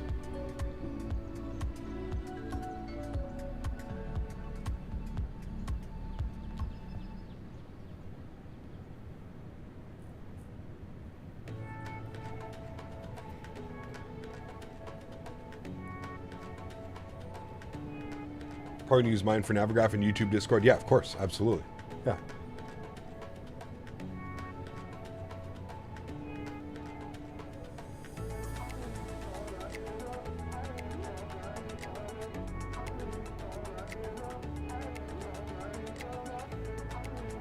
Okay. Got you, Kev. Maybe, man. We'll see. You find the 3080 holds up well in Microsoft? With the frame gen mod, yes. Absolutely. If you can afford it, go with the 4000 series. I'm going to be building a new computer, Andrew, here in the probably within the next 6 months. Andrew, gonna build a new computer out, and yeah, definitely going with a 4080 Super or something like that. Burner, what's up, man? Good to see you. Well, welcome back. Hope you're doing well. Mr. Amar, good to see you, man. Welcome back as well. Hope you're doing well. Tried to explain 12 again for some nostalgia, but couldn't load the scenery, crashed the desktop, and then suddenly remembered why I don't use it anymore. Hey man, like I said, dude, I think there's so many viable simulators out there. If X-Plane 12 is what you prefer, I don't think there's anything wrong with that, man. I think we need to get away from, like, these whole sim wars and getting people to fight about, what sim they think is better. It's absolutely insane, man. It's like somebody buying, like, it's like somebody buying a Toyota and then a Honda owner yelling at them because they bought a Toyota. It's like, bro, everybody has different reasons. Everybody has different ideas. Everybody has different, it's so crazy to me that people fight and argue and, I don't know, man.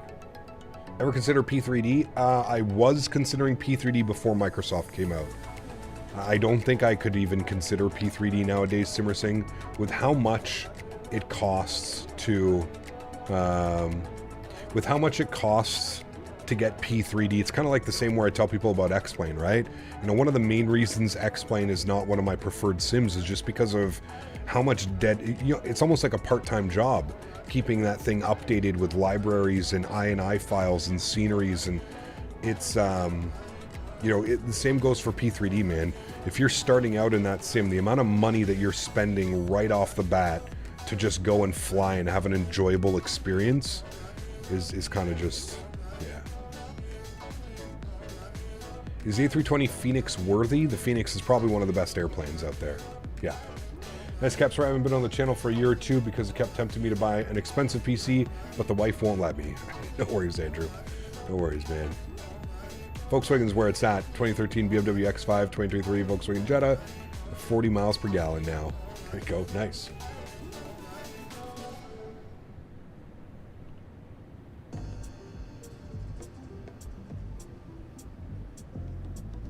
Horizon better than the Kiro? They're basically the exact same thing, man. Tried to sell an old Thrustmaster product and the dude legit started to debate flight models with me while ripping the box apart. Jesus.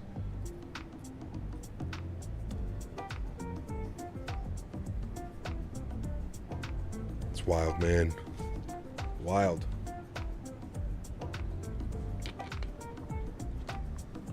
Would you recommend MK Studios Rome? Yeah, it's a good scenery. Very good scenery.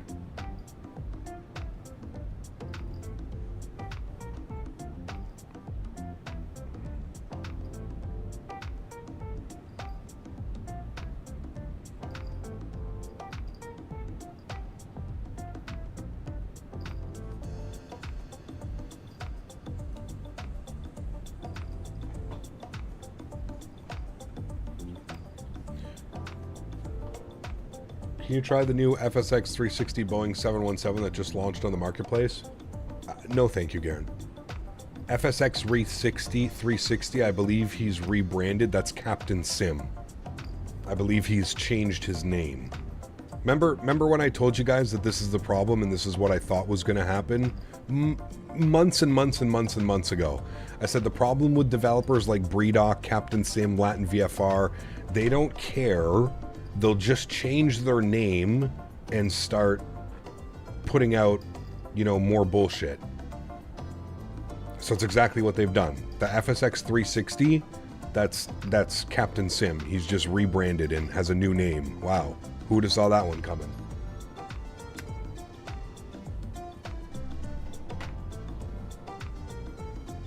Sports Ode. Huge no floaties to you, man. He sure did a 360. More like a 180. Hey Cap, happy Sunday. Do you ever think Flight Sim Expo will return to Windsor Locks, Connecticut Bradley Maybe. International Airport? Yeah, maybe, dude. That'd be cool. Kind of like where it all started, right? Sports Zone? That'd be really neat, man. I could literally drive there. Pretty sure I could drive down there in 4 or 5 hours. It's not that far. So, yeah, huge no floaties to you, Sports Zone. Thanks for support, man. Appreciate you, dude. And he didn't care enough to change the name for the Microsoft products. Nope.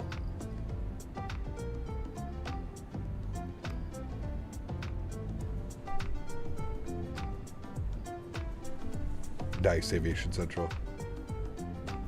How pathetic. I mean, these guys don't care, man. These Latin VFR, Breedoc, Captain Sim, they don't care, man. They're here for one reason, and it's to collect as much money as possible before their time's up. You know what I mean? Before there's payware offerings that just, you know, would be silly for you to purchase a product like that.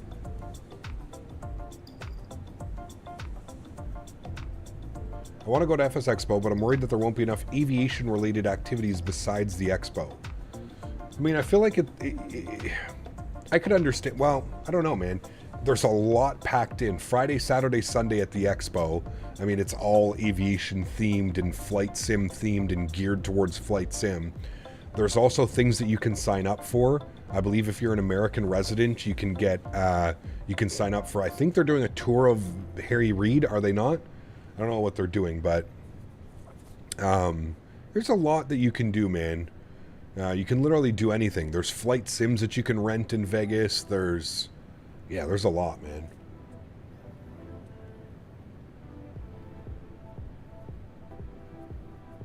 Vegas TRACON and Tower. Yes, you can sign. I don't know if it's sold out yet, but yeah. Didn't even bother changing the default house livery. I don't know who's stupider at this point, Captain Sim or the people that support this nonsense. Well, that would take too much effort, Kev. Too much effort, man. He's too busy making masterpiece of airplanes. Third-party shells of airplanes.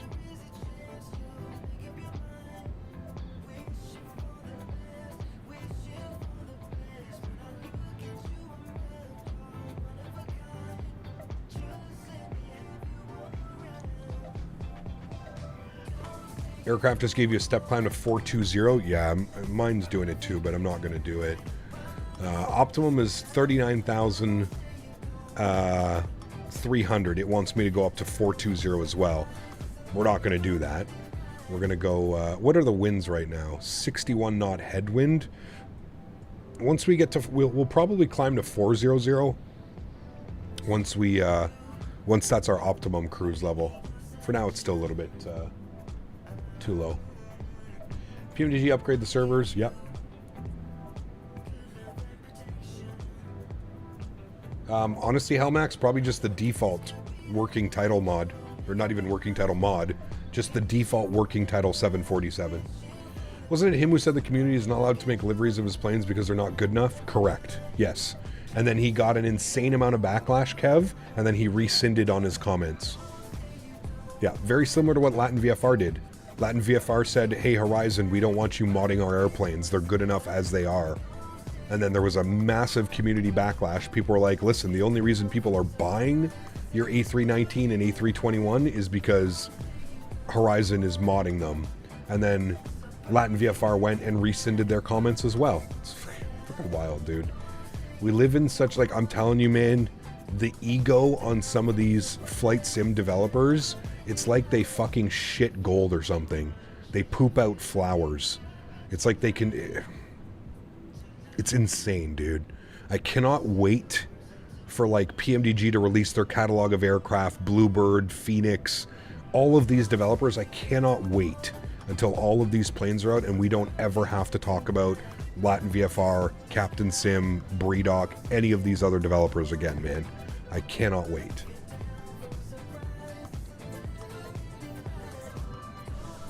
$52 Headwood at 400. Okay, nice. Latin VFR relatively new? No. They've been around for a long time, but they've always been scenery developers. Over the last about year or so, they decided that they were going to, you know, cash in on the market, so to speak. I'm not even going to beat around the bush. Cash in on the market, you know. Don't know why Latin VFR Captain Sim is yet to make a shit version of a 380 would be easy money. Oh, I'm sure it's coming. I'm sure it's coming, man.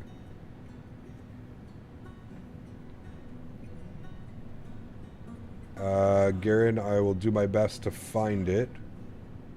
I don't even see where your comment was. Sorry. Kappa, doesn't it sound like a publicity stunt? You throw out a controversial statement and take it back so you get some attention in traffic? Could be. I don't know. I don't think so, man. Again, I think it has to do everything with the ego of these devs. Some of these devs.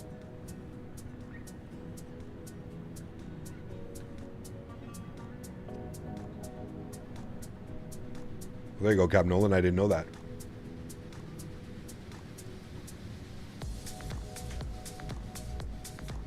We're starved for airplanes, not shitty default flight models. Well, that's what you get right now, man, unfortunately. PMDD would just woke up to their own failed timelines, just apologize and understand of the frustration, but instead they shame everyone for daring to criticize. It's annoying. Again, man, just stay away from forums and, yeah. Like I've always told people, man, it's okay to be excited for airplanes, but you have to have your realities in check. You have to understand that these airplanes take years. Unless you're okay with flying Latin VFR and Captain Sim products, it's just one of those things as a flight sim, you know, community you just have to be aware of and you have to wait, you know?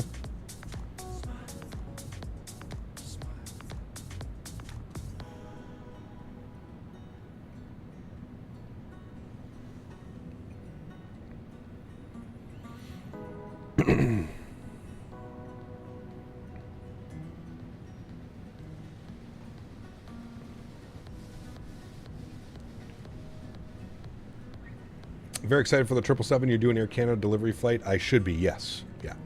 Isn't the Timmy market larger than a semi-serious or serious simmer market, though? Would they keep that shit alive? It's more for the Xbox community, to be honest with you, man. It's, like, they don't have anything. I think the only decent aircraft that they have would be, like, the Innie Builds lineup and the PMDG 737. That's it. So a lot of these products are geared towards the Xbox, who probably, one, are new to flight simming, and two, are even more starved than we are. Do you know what I mean? Like, we're, you know, as starved as we are right now for third-party add-ons. Not airports. We have airports galore. We have every airport you could possibly think of. Obviously missing a few, but when it comes to, like, airplanes and stuff. PMDG struggles with constructive criticism. Yeah. think sometimes we all do, but using FrameGen mod, I am. Yes. Any news on the 380 by 5 wire? No. Anything between flight level 290 and 41 is 1,000 feet different direction and 2,000 for the same direction. Above or below those altitudes is 2,000 feet. It's away from 4,000 feet same direction. Interesting. I wonder why they do that. I'd rather fly what we have and is actually good and worth paying for than supporting the trash. Of course. Absolutely. Yeah. I agree with you, Tom. I agree, man. And that's exactly why I stay away from the forums, dude. The forums are policed and they have the narrative of the developer and that's pretty much it, right? Like that's what you get. You're on a PMDG forum. Do you know what I mean? Like that's just that's the reality of it, and that's why I usually just stay away from forums, because usually it's you know, it's happened to me before in the past, dude, on the X-Plane forums. You know, you criticize something that you've seen, or you criticize something of why somebody's charging for a paid upgrade when it, you know, should obviously be a free upgrade or a minimal you know, update to the airplane. And I've been removed from forums as well, so yeah, I usually stay away from forums, man. Do you ever update your FrameGen mod or just stick with the original one installed? No, I updated, CJ. The most current one is 0.90. So the message needs to pass to the new people. Stop buying. Stop trying to educate and convince us. Not trying to sound elitist or anything like that. I'm happy the community is growing, but we've tainted it too. Yes and no. Again, here's how I feel, Kev. I feel like in 6 months to a year, like I said, man, we're not even going to have this conversation, right? And I think what people are very, very, very, very soon to forget is, you know, Microsoft isn't in a state where, like, this has happened before, right?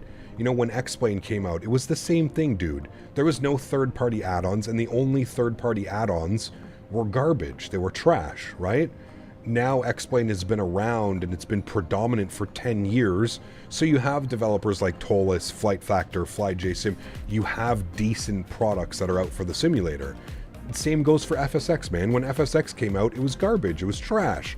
And then PMDG and Captain Sim and some of these other guys came along and they actually developed proper third-party add-ons, right? Same thing for P3D, man. When P3D first came out, nothing worked, right? At least it was easier for P3D because it was just a straight port from FSX to P3D.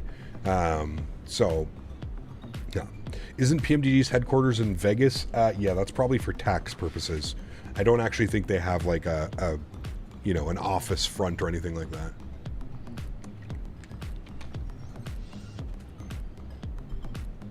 You want the Navigraph window so you can track the flight? Sure.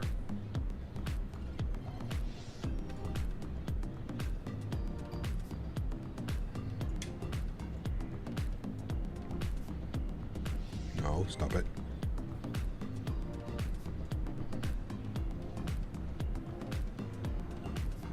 There you go.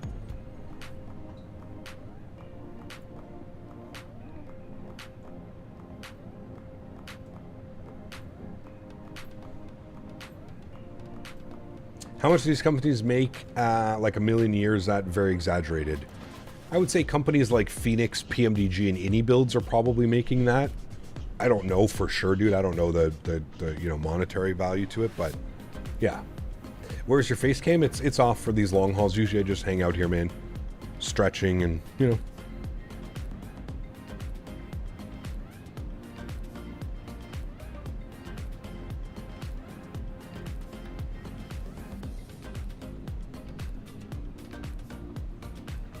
Craig, what's up, man? Good to see you, dude. Welcome back. Hope you're doing well. Joseph, good to see you as well, man. Welcome back. I just don't get the sudden urge to compare add-ons between X-Plane and Microsoft. When I was on FSX P3D, I never heard of anything like that going on prior to Microsoft. That is, yeah, like I said, man, it's both parties getting involved. There's no right or wrong. Look at the ortho down there. It's beautiful for Winnipeg down there.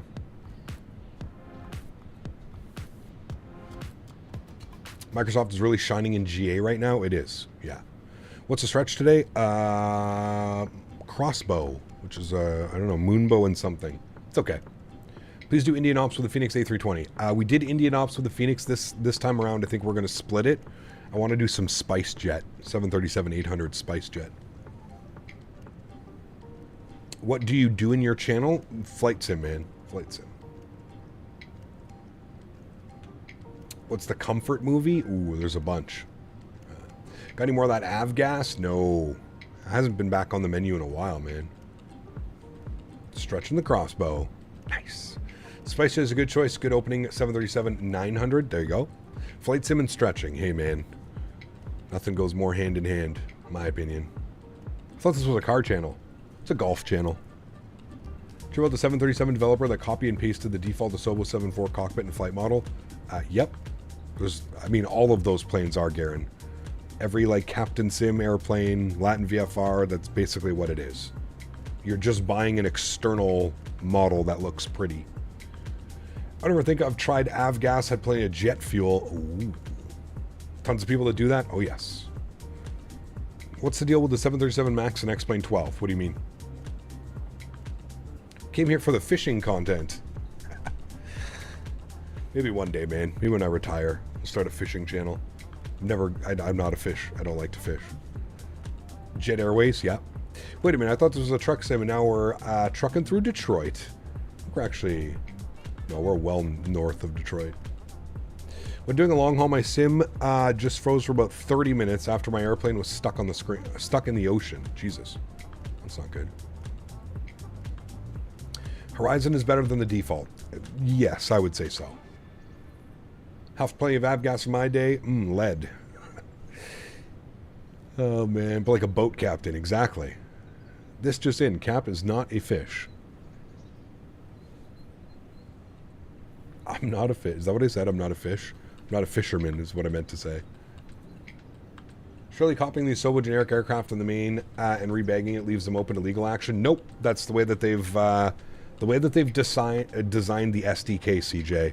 Is you're allowed to do that. You're allowed to copy systems. You're allowed to copy whatever it is. It's all part of the SDK.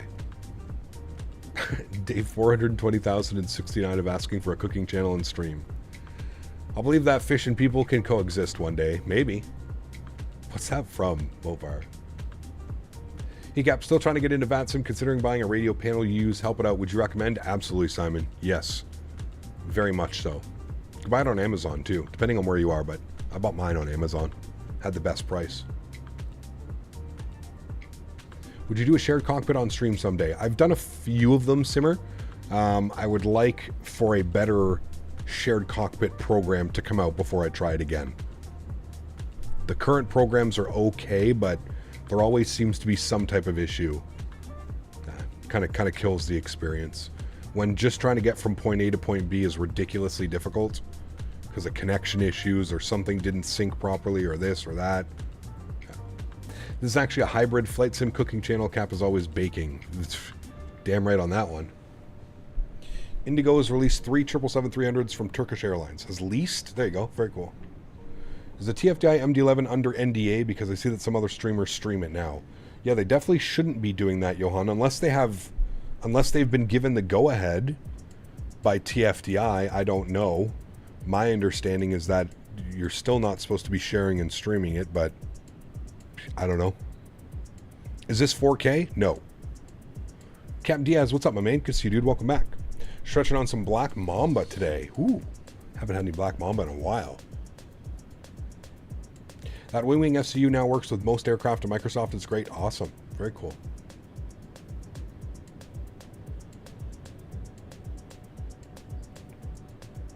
We've barely flown in the Middle East and Pakistan. Let's explore that. Some options out there. Definitely. Can you consider FS to Crew as a co-pilot add-on? Not for me, Garen. No. London Controller was streaming it? Oh, so the NDA must have been lifted then. I mean, if Jamie was controlling... When was he streaming the MD-11?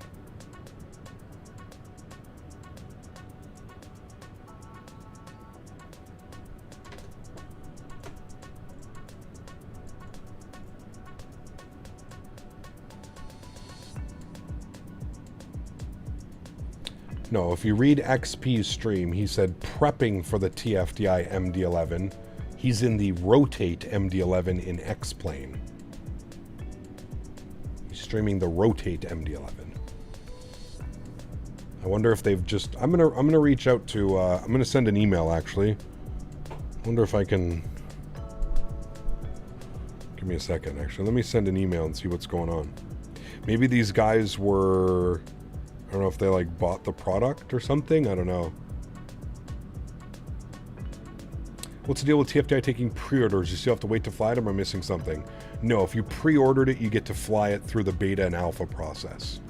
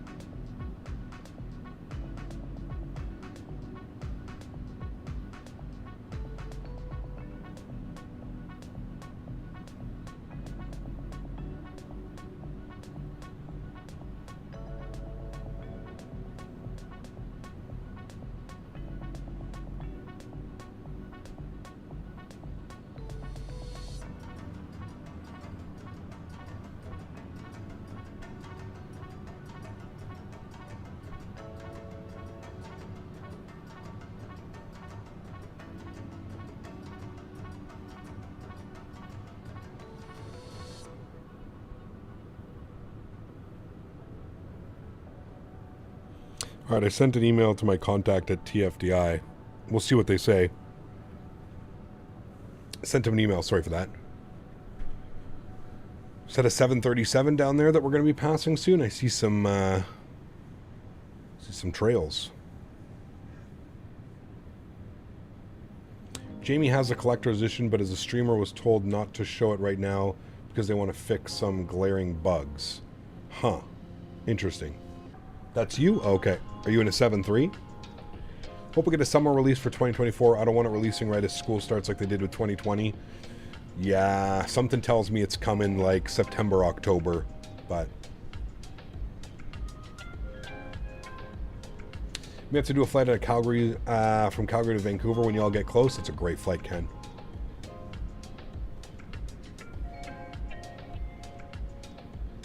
You picking up Parallel 42 SimFX? No. James, what's up, man? Good to see you, dude. Welcome back. I'm getting dusted again, poking along at Mach 0.80. Didn't learn lessons from yesterday. Is there anything for FS 2020 whereby we can have additional wing views on a second monitor while flying the cockpit primary monitor? I don't think so, CJ. No.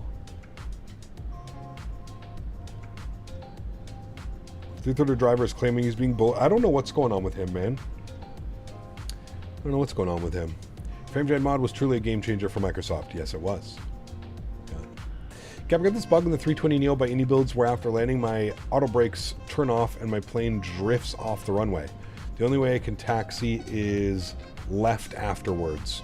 Aviator, check look down in the center console, right under the throttles. Your trim is probably all out of whack.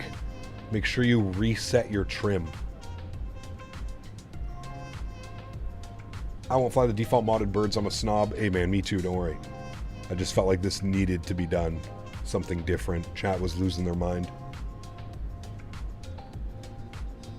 Must be close to Winnipeg. We just passed it. I think. No. Yeah, we passed it. We passed her.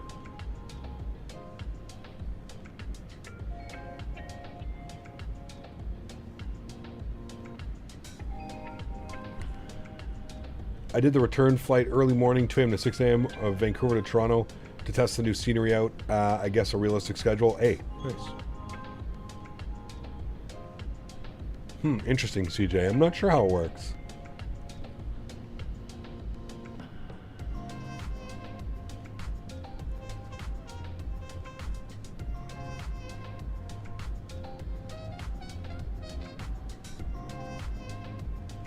Fired up the landing challenges last night after my flight and forgot how hard some of those are. Minus 500 all over the place. Yep.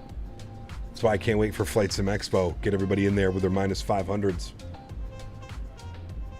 Is your FPS actually reasonable after Sim Update 15 and no frame gen? Not really.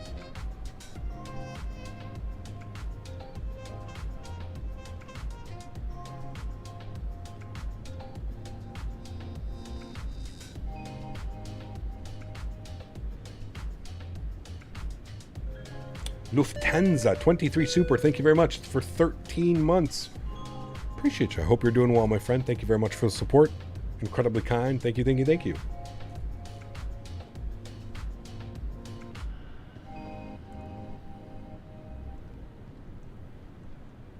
Some decent ATC and traffic in Texas last night for the event. Did Delta to LBBB regional approach controller sound like he was in the middle of a party. Tons of background noises. Hey, nice. Maybe he was showing off to all the ladies. His flight controlling skills. You ever took 173? I'm ahead of him. You'll be over me soon. Okay, got you.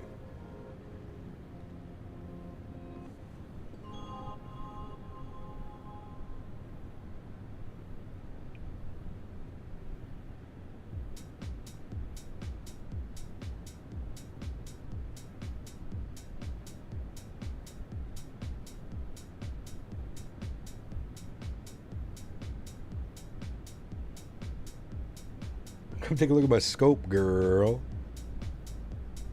Nice.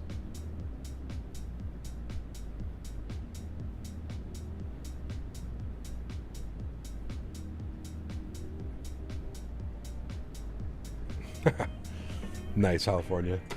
Correct. Unable.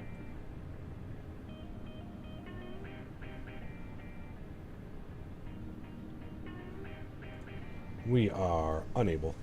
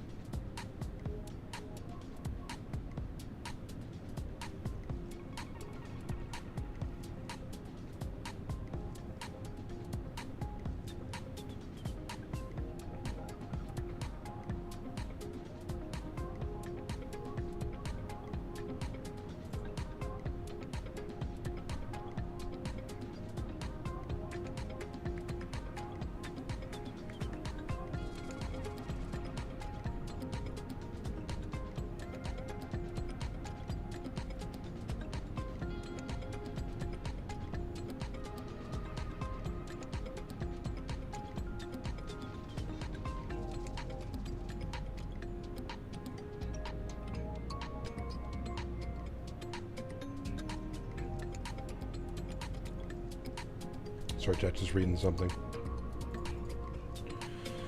I am here. I think we're going to step climb, actually.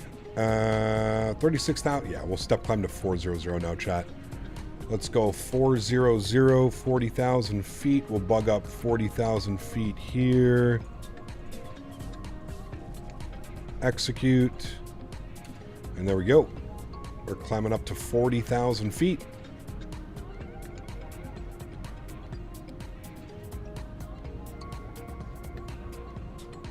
We should get a little bit better wind also as well at 40,000 feet. Vancouver Lower Mainland supposed to get up to 60 millimeters of rain. Jeez. Nice, James. Using an HDMI splitter to run the two monitors. I'm trying to look up a decent second monitor. No, I'm using what are the display ports, DPs, display ports. Is there no ATC in Canada on VATSIM today? Nope.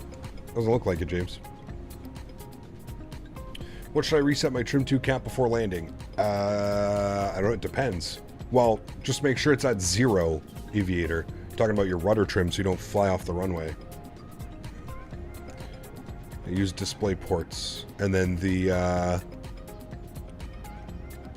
pass-through or I have an HDMI going out from the back of the gaming PC to the capture card on the stream PC. Edmonton Center's on. Cool.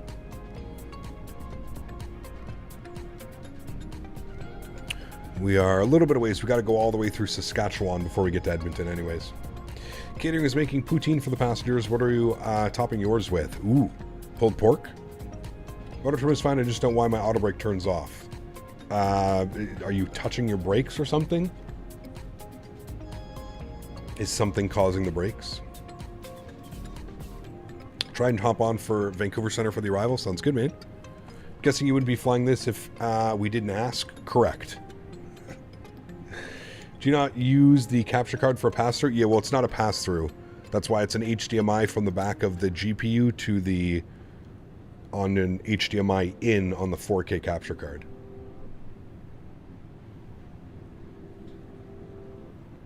They'll be happy if they're raining BC. Those fires have been nasty over the last few years. They have, yeah. There's already a bunch of fires already, but...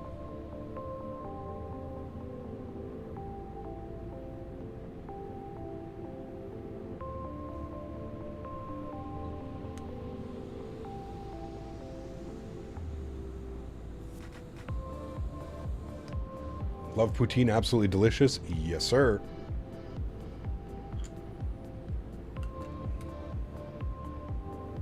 Can you find that the Indy builds Flight Model 300 and Neo is a lot more susceptible to turbulence compared to the PMGG or the Phoenix? Yes, I do. I do agree with that wholeheartedly, Padraig. Your name is Green. How did you get that? Probably a gifted membership, man.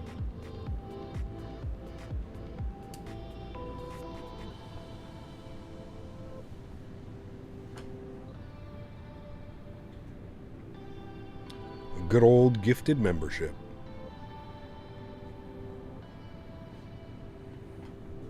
You have to fight for your life landing the A300 in any wind? Yeah, she's a handful, man.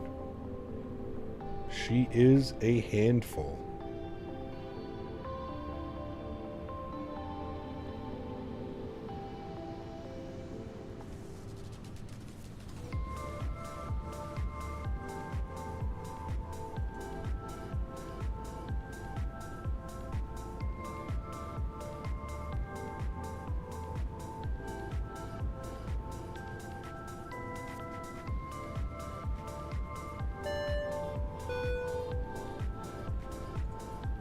Hey, Mike, thanks so much for another gifted membership, my man.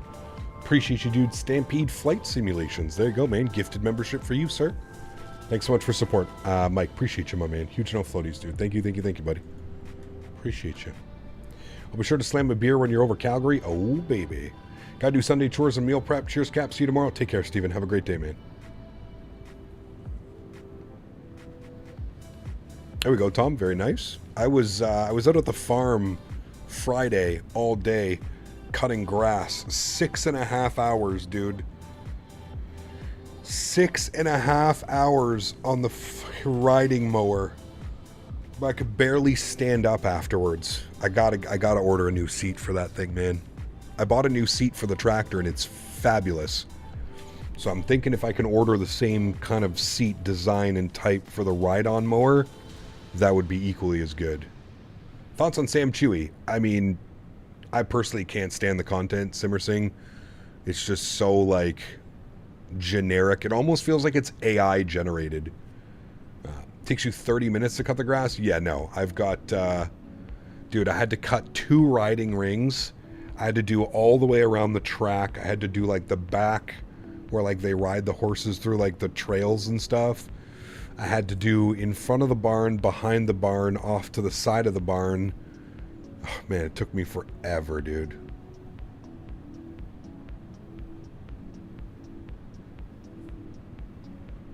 Fertamines. XP72 also streaming with TFDI MD11. Hey, Captain AlexSiu, you guys got to do a better job reading the title instead of just coming in here and saying XP streaming the TFDI MD11. Read what the title says. Just read it for me and then report back, Captain AlexSiu. I had a good jog a little while ago. That felt nice. Nice. Took Daisy for a nice big walk this morning. Was good. Before all the heat and humidity came out. Played 3 games of baseball yesterday. Getting out of bed was rough this morning. Oh, yeah, no kidding, dude. Are you in like some beer leagues, Travis? I used to be in some beer leagues as well. Reading is too exhausting. Fuck, man.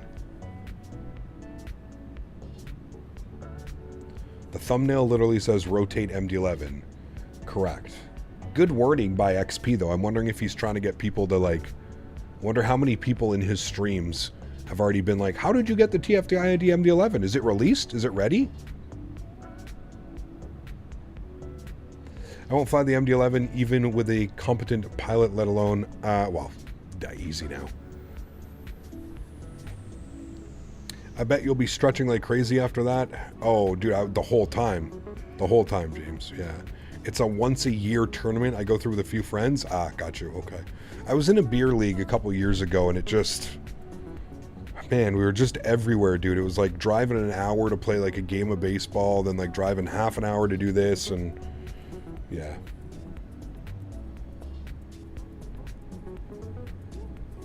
Let's see, how much are round trip ticket prices to Vegas up to now? Oh, where are you coming from again, Tom? Give me a break. The title is so misleading. No, it's not. He should have one of his viewers tell him where the APU switch is. I mean, he doesn't fly the airplane all that much, right? It's also XP. I genuinely think he needs glasses. I've never seen somebody line up with taxiways. I'm 100% he must wear glasses, like reading glasses or driving glasses. And maybe he just doesn't want to wear glasses on stream or something, but like, I feel like he 100% needs glasses.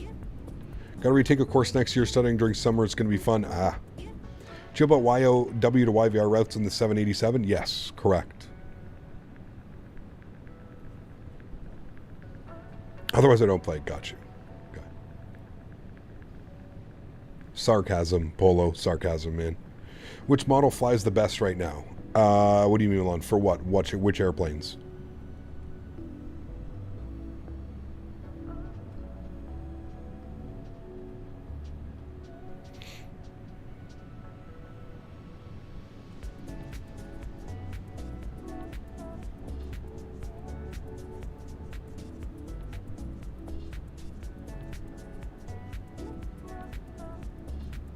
See that Ottawa might be getting British Airways next summer? Interesting. The taxiway clip is the best one ever, dude. It's one of my favorite flight sim moments of all time. Of all time. It literally just does not get any better. I'm sandwiched between 2 787s. Hopefully they're above you.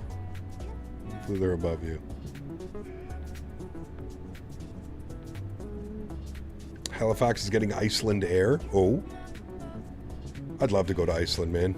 It'd be nice if one of the jets at work was flying empty, either to or from Vegas during the weekend. I can jump on for free. That'd be badass. I'm in a beer league here in Langley, and we play ball at one ballpark. It's got like 4 fields on it. Had a tournament there last weekend. 7 games. Talk about needing to stretch massively after that. Damn. Yeah, I kind of miss it, man. I kind of miss it, but I kind of don't at the same point. Like, I'm so busy with the farm and, like, everything that, like, happens. And, like, with stream schedule now and with us doing Thursday afternoons and Thursday nights and then Saturday, Sunday, Monday, like, my weekends are pretty much a write-off. You know, so it makes it difficult. Makes it difficult to, like, you know, plan and do those types of things. Are you, or have you ever been thinking about becoming a VATSIM controller? Yes, I would like to do that sometime in the future. Yeah. Iceland Air still flies the 7.5 or the 7.6. Their liveries on those are really cool. I agree. Wrote to news about YOW getting hauled with all-year routes to new destinations like Fort Lauderdale, Tampa, and 787 services. I mean, I feel like it's about time, dude. I feel like it's about time. I feel like there's enough traffic out of Ottawa, especially either going to Montreal or Toronto, so it'll help alleviate some of the stress on those two airports as well. When you retire as a virtual pilot, become a controller. Yeah. Very cool, Cap Nolan.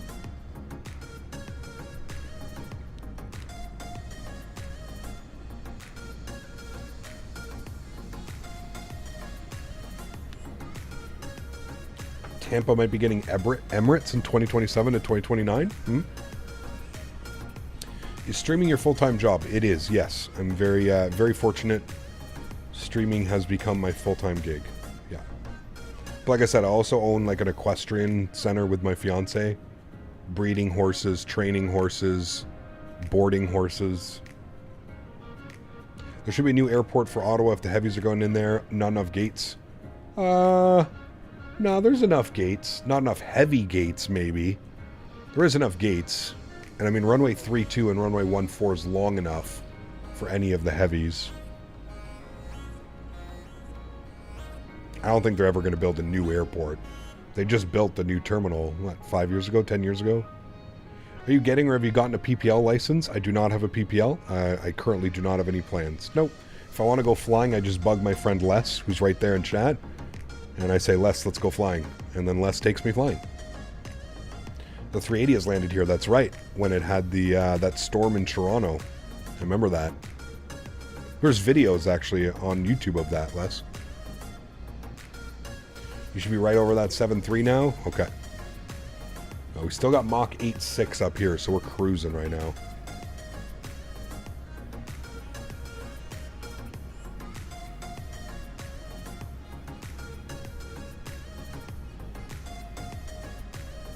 Yeah, single terminal. It doesn't really need more than it, though. You know, like, it's not... Ottawa's not too crazy. You also get the Globemaster landing regular. Ah. Hey, Les, question for you. With my Nexus card now, when I'm going through airport security, I don't have to take my laptop out of my bag or take off my belt or take off my shoes anymore. Is that correct? And is that just through, two-part question, is that correct? Second part to my question, does that also work when going through international security? So when I fly to Toronto and I go through US Customs and US security from Toronto to Vegas, do I also get to keep all my stuff in my bag and my belt on and my shoes on? Is that a thing? As long as they have the new lane open on the left in the domestic terminal. Okay, sometimes they don't have that lane open, is that what you're saying?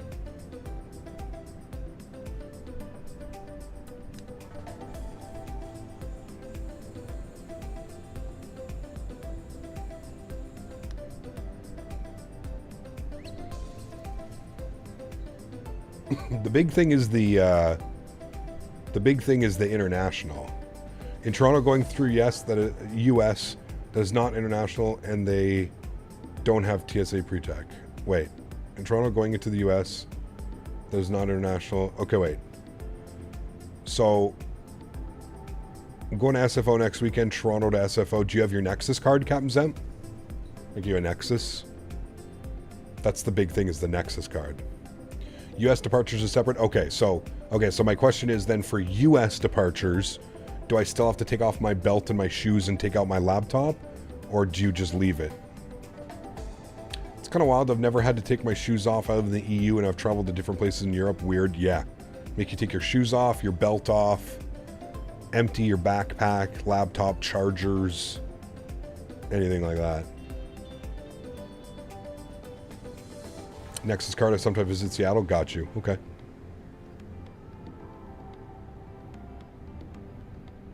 Okay, so that's only for domestic. When you're going through US, you still have to take your laptop out. You still have to take your shoes off. You still have to take off your belt. Got you. Okay. If you could have one study level prop in-game, what would it be? I know you're not a huge prop guy, but maybe a Dash 8. 100% a Dash 8. Yeah, without a doubt, dude. The Crash 8, baby. If you have one study level prop in the game, sorry, I got that one. In the UK, we have fancy foot scanners, so you don't need to take off your shoes. Wow. Absolutely, Lemon Wolf. Every time, dude. Every time there's that one guy just yelling, belts off, laptops, take it out, put it in the bin.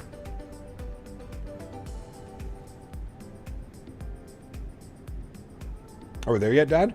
We're about just over halfway. Making good time, actually, to be honest with you. We're going to see the 321 XLR made an 11-hour flight from Toulouse to near Greenland and back with passengers layout and 11 straight hours in the air. Wow. If you've got TSA priority pass, they won't tell you to take it off. Yeah, that's how it works. So Nexus coming back isn't priority pass, but it's my Nexus equals TSA pre-check. So when I'm leaving the US, it equals TSA pre-check. I don't know how that works with TSA pre-check either. I'm guessing anything that has metal must go into the security belt. I guess. Yeah. They make me take off my hat, though, too, every time. Which I find kind of odd. Like, what does my hat have to do with it? TSA pre-check has separate lanes? Yeah. Any plans on flying after this offline? No. No. DJ Moncalm, what's up, man? Good to see you, dude. Welcome back. TSA pre-check is the best investment you could ever make. Well, we get it with our Nexus card, right? Our Nexus card equals TSA pre-check. So you don't hide things in your hat? I guess. I guess, yeah. Hello, Cap. Without creating any controversy, any opinions on the TFDI MD-11? I don't really have any yet, Nabil. I'm going to wait and see, man. I like to form my own opinions. I don't like to just, like, listen, you know. I like to take other videos and other things that are going on and then form my own opinion on it. I haven't been able to fly the airplane yet. I've obviously seen the videos circulating around and stuff like that, and, yeah.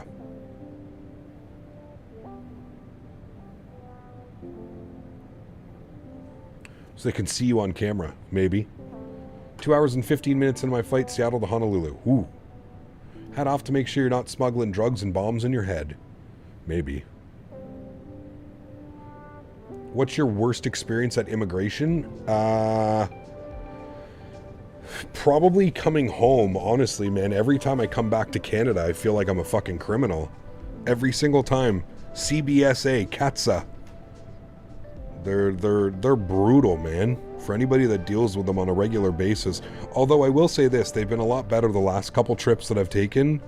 But prior to COVID, they were just brutal, man. Just brutal. Like questioning every single thing that you say or you do, or... No, I usually get pulled into, secondary as well, every single time I travel. Except the last 2 times I've traveled, I've been perfectly fine. So I'm hoping now that I have my Nexus card, I can just flash my Nexus card and they'll leave me alone. Come back into Canada is just dumb. I mean, it's... Yeah. My question is, can't someone just get a Nexus card and do some naughty stuff trying to keep it PG? I mean, of course. Yeah. I don't know why you would want to do that, though, because with your Nexus card, you've already done screening. So that means that both countries know exactly who you are. You're registered into their program. You know, you've gone and you've spoke with U.S. custom agents. You've gone and you've spoke with Canadian custom agents. Like, getting your Nexus card isn't as easy as just like, oh, signing up and, oh, look, I have a card. Like, you have to go and have an interview with a U.S. customs agent, and they ask you a bunch of questions, and then you have another interview with a Canadian So it's not like it's just as easy as getting a card and like, oh, hey, look, now I can do all these things. You have to be approved.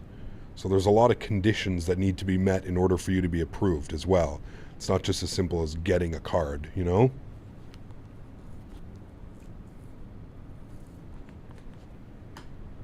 Safe to bet that the MD-11 will be great. Their 717 is very good. Awesome. Hat off to make sure there's not a rat under there who's responsible for all the buttery landings. Nice. I think about to spend my holidays in Canada. Which city should I visit? Where are you coming from? West Coast, East Coast. It's a bunch of good. Try the Big Map mod. Used it the other day. Big difference.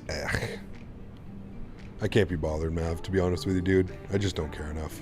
Ortho's ortho, man. It looks perfectly fine at 40,000 feet. You know what I'm saying? It all looks the same from 40,000 feet, in my opinion. One terrorist had somehow made a bomb in his shoes in the past to watch a documentary. Yeah, well, that's why they get you to take off your shoes, for sure. Sorry if it's already been discussed already, but why isn't your lovely mug in the southwest corner of your screen? Burner, we're just, during these long hauls, I usually tend to just kind of like sit back and chillax. Like, I'm all the way reclined in my chair right now. Just hanging out, man. Just not very camera friendly, if you will. How was the interview process with the custom agents? It honestly went well, man. You know, obviously they want to know a lot about like what you do for work, you know, how much money you make. You know, there's certain things that you have to disclose and certain things that they're going to want to know. And they were actually really cool, man. They were really, really cool about it. The US guy was, sorry, it was a US lady and a Canadian guy. And the US lady was like super intrigued. Like, she's like off record. She's like, can you show me your channel? She's like, I want to see what you do.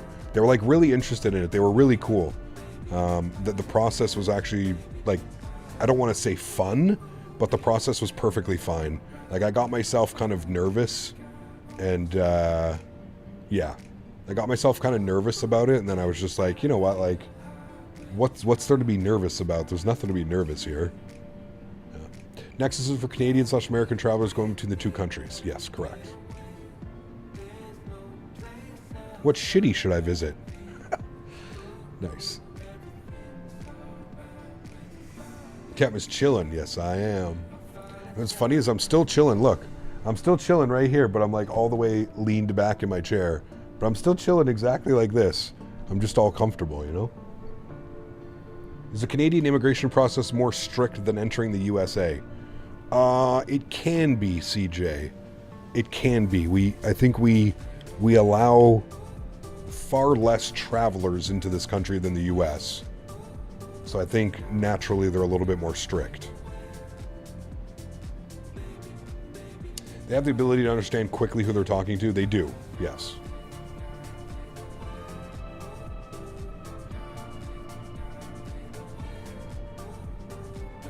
They do a background check on me and deny me in a second. Well, that's the other things you have to do, right? So they do background checks. They do a lot, you know?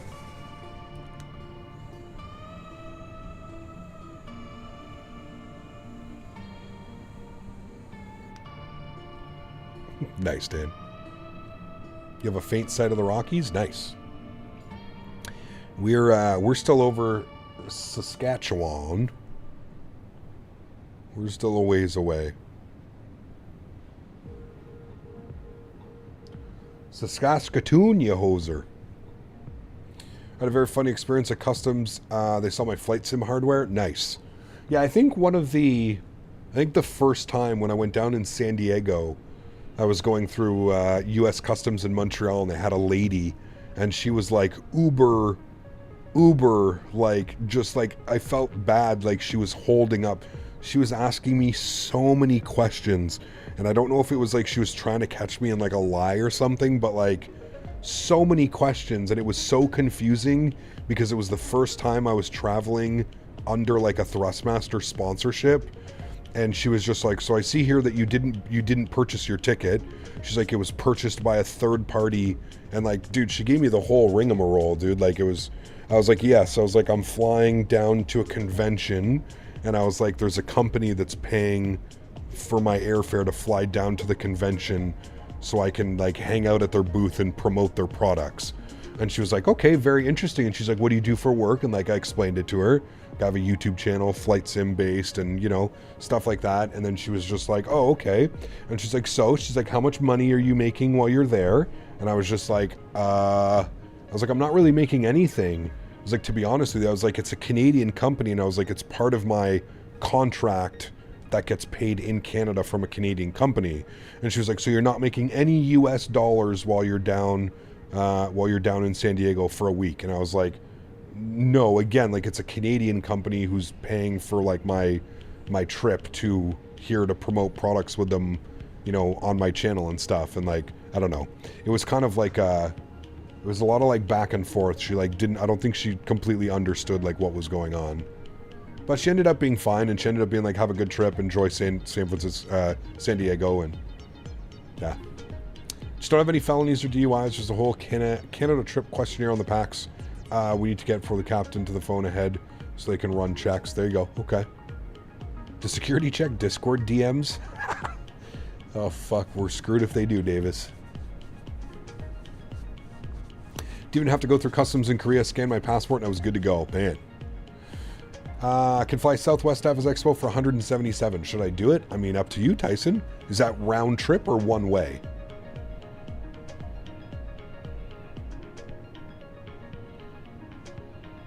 I had immigration officer was trying to catch me out once. Had nothing to hide. I don't think he enjoyed that he couldn't scare me the way he wanted to. Well, some of them, like I said, man, some of them just have like, they just have this like demeanor about them. Like you can almost see it. You could always be like, oh fuck, here we go, you know, like, at least for me.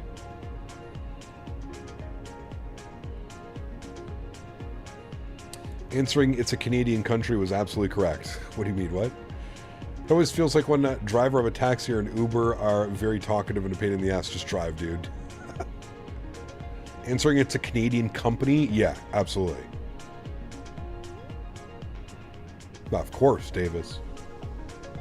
I mean, the NSA is always in like voice chats, and I'm sure. Just get into a voice chat with Mopar, Dan, and myself one night. Yeah, you'd be in trouble. Only need a one-way ticket to Vegas. I'll be using my casino earnings for the flight home. The bold logic. The bold logic.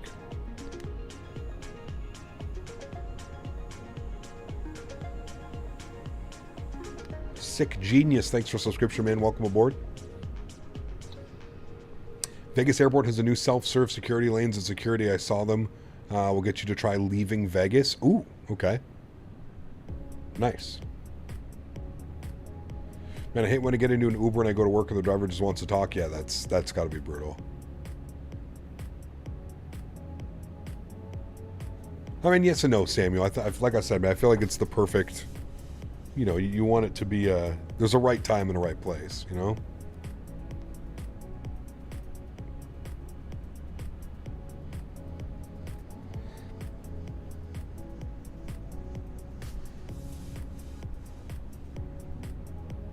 Traveling with one of your parents when they're 18 or both more complicated is very tough as well, which makes sense, right? I've traveled with my uncle on holiday with them and the amount of paperwork. Yes, correct. Just mentioned trains on a voice call. Trains. Trains. Trains.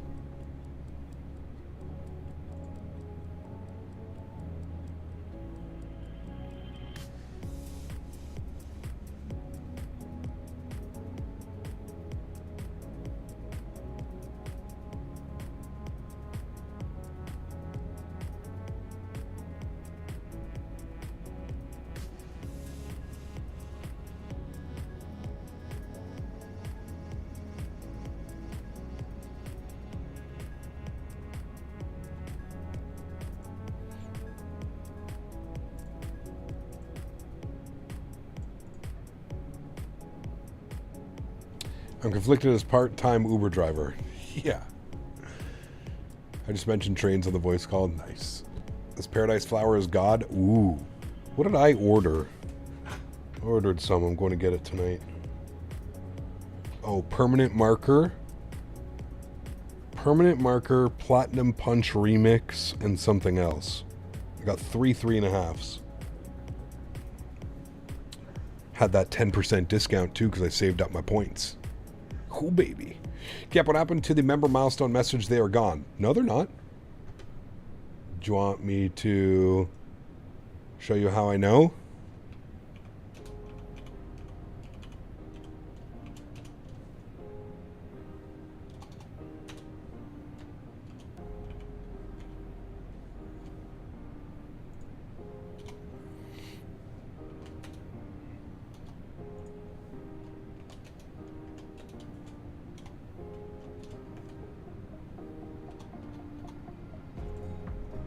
Look, this is how I know that they're still there.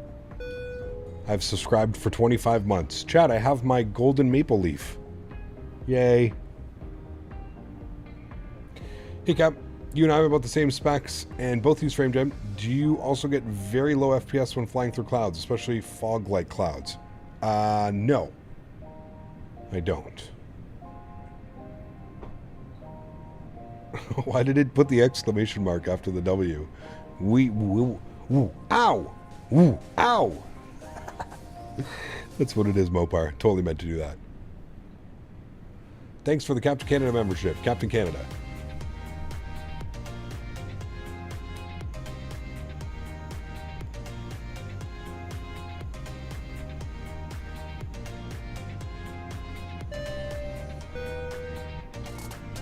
Captain Diaz, 44 months. My man. Huge no floaties to you, dude. Thank you very, very much for support. That's incredibly kind. Appreciate you, man. Long time. Thank you, buddy. 44 months. Crazy, dude. 4 more months and you're going to be a 4-year member. One of, like, the OGs. Incredible, man. Thank you very, very much for support. Wait. Why am I getting a Mopar, dude, but I'm not getting a message? Is my chat frozen?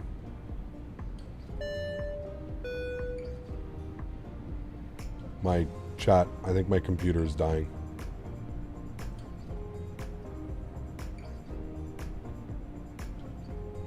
I think I broke my chat. Hold on.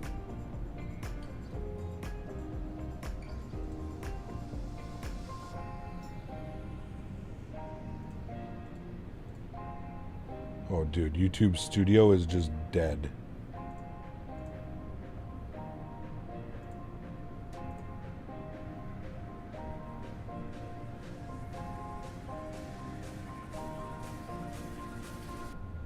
I absolutely killed my YouTube Studio somehow.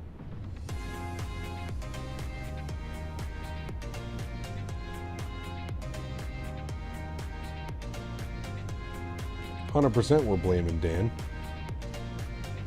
It's the only thing to do.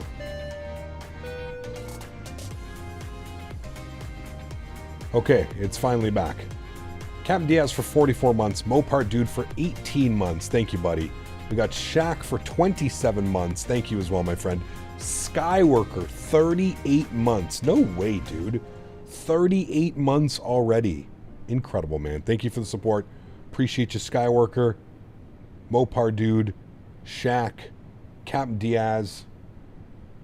Thank you for the support, gentlemen. Appreciate it, guys. Seriously. Thank you, thank you, thank you. Incredibly kind.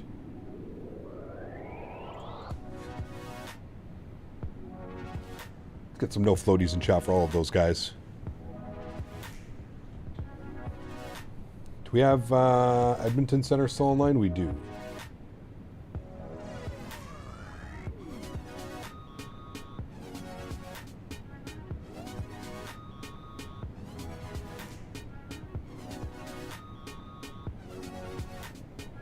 Andreas gifting 5 members to the channel. Thank you very much, Andreas. I appreciate you. That is incredibly kind. Huge, huge, huge no floaties to you, man. Thank you very, very much. Really do appreciate you, man. And we got Cameron with the $1 donation as well. Cameron, thank you very much, my friend. I appreciate you. Incredibly kind. Also dropping the $1 donation. Why are you a member to yourself? Why not? Mopar Dude likes to say money laundering. How is it landing the 787 now? Still the exact same, Vine. Not very good.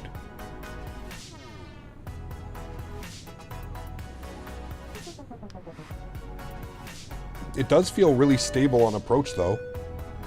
I will say that.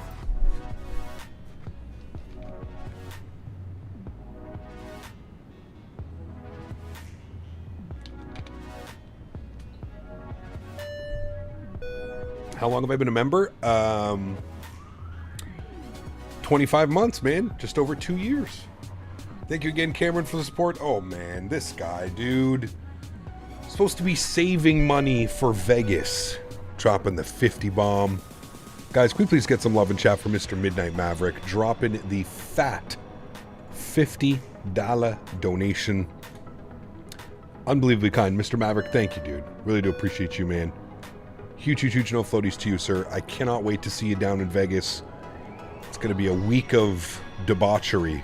Can we say debauchery? Sure, why not? Let's use that word. I feel like we don't use that word enough. It's going to be a week of debauchery. Thank you very much, Mr. Maverick. I appreciate you, dude. I will get you up on that leaderboard as well. Been a while since I've been on leaderboard. Get me up there. Can wait for Vegas, man. Very appreciated for the great friendship over the past 3 years. No worries, dude. Same to you, my friend. Can't wait, dude.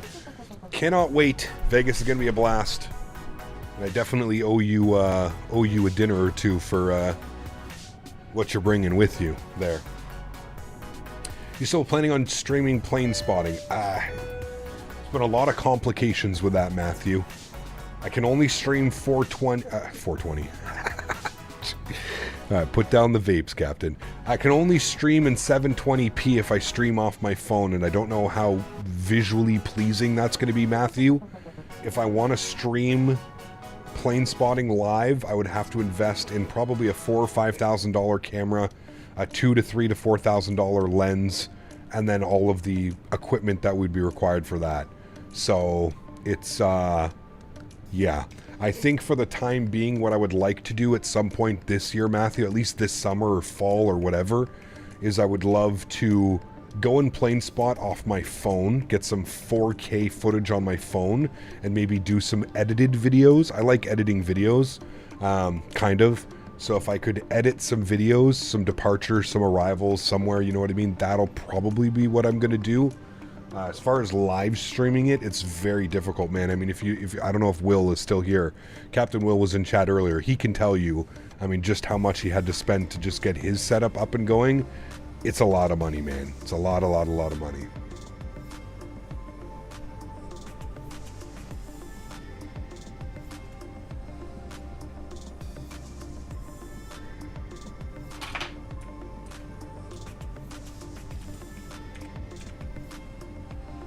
Mr. Midnight Maverick up on the leaderboard. Thank you again, my friend. Appreciate you, dude.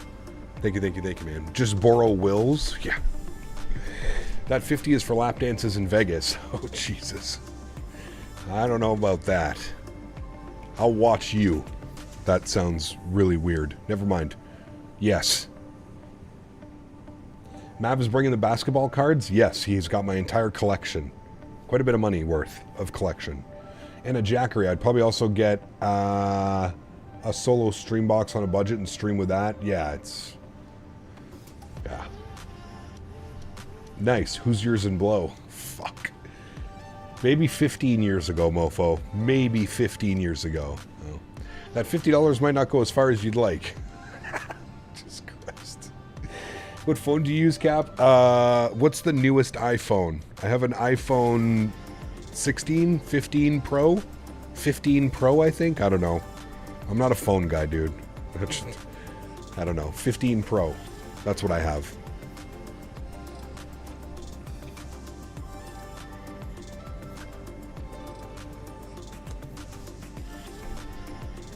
I don't know. I got it for free.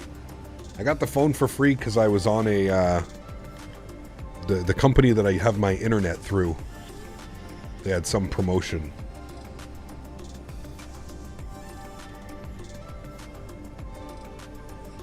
$135,025 for us. Maverick with another $10 donation. This guy, man. Huge no floaties to you, Mav. That is going to put you on top of the leaderboard. 60 bones. Thank you very much, man. Appreciate you, dude. Trying to call you. What's your current indicated Mach? Canada 109, requesting the 50 breaking process.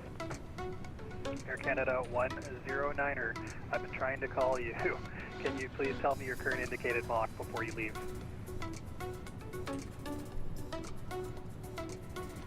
And Lieutenant, ready check.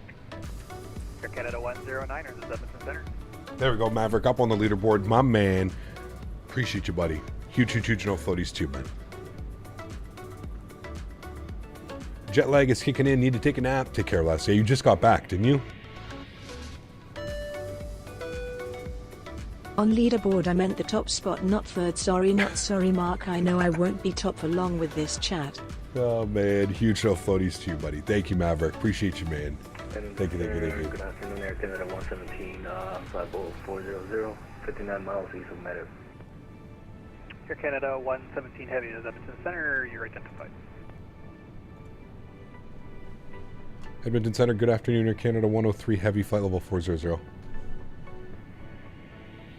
Air Canada 103 Not Heavy. 400, 40. You're identified, welcome. Flight level 40, not 400. Cap, why aren't you also streaming on Twitch? Nah. One at a time, man. KLM 677 Alpha requesting descent. KLM 677 Alpha, when ready, descend. All right, John, how we doing on fuel? Calgary altimeter 2970. Fuel's looking good. Descent flight level 140. Currently sitting at 10.6. Looking real good on fuel. Air Canada 109, readability. We do have to start planning an arrival. I'm going to open this back up here for a sec, chat. Let's be smart with that. We'll do it this way.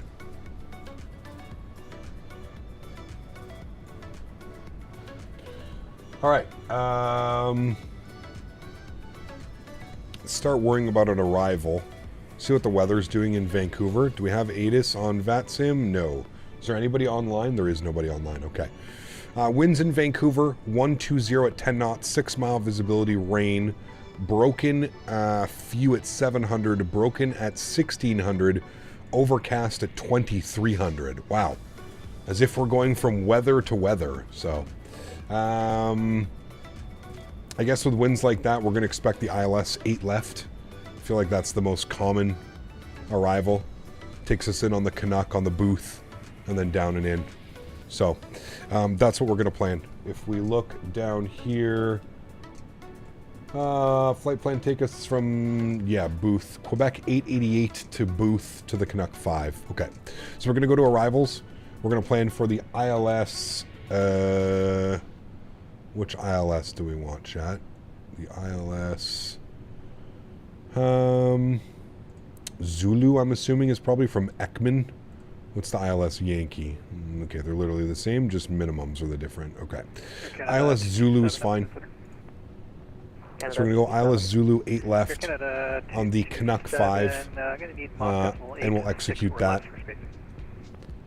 If we look at our flight plan now, it should be Medic to Desno to Booth to Vitev to Stave. Just going to make sure this is all in here correctly.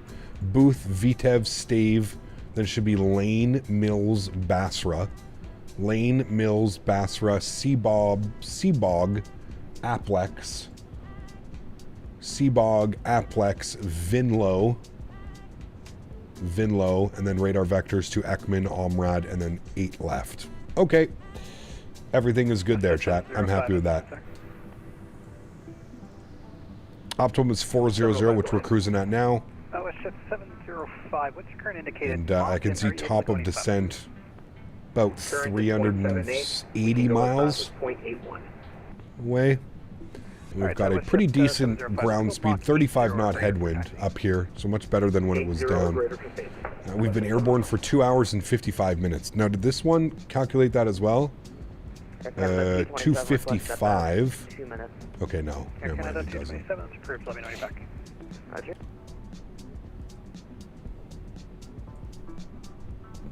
Making pretty good progress.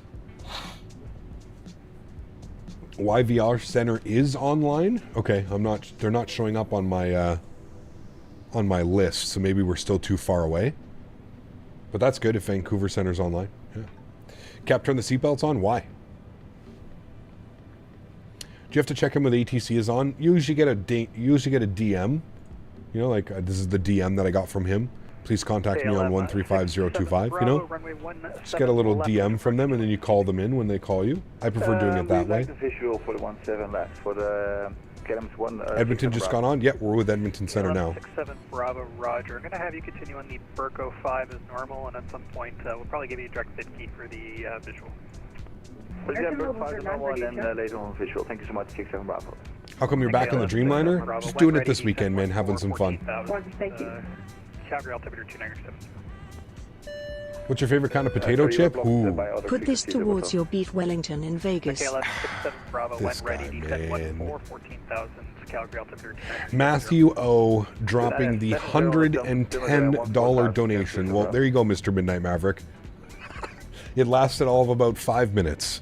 Matthew, seriously, buddy, that is unbelievably kind. Thank you for the support. I appreciate you. Guys, please, please, please, please, please get some love and chat for Mr. Matthew O dropping the $110 donation. You're damn right, sir. I will put that, you know what, Matthew? I will specifically take that money and I will show you a picture of me eating a Gordon Ramsay beef Wellington in Las Vegas. Thank you for the support, man. That is incredibly kind. Truly do appreciate you, dude. I promise you I will send you a Discord picture of me eating a beef Wellington with a big smile on my face. Thank you, Matthew. I appreciate you, man. Mav, could you even give me 10 minutes? Oh, man. Thank you, Matthew. Appreciate you, dude. You can't hear them and it's annoying? Do you have your V-Pilot set correctly?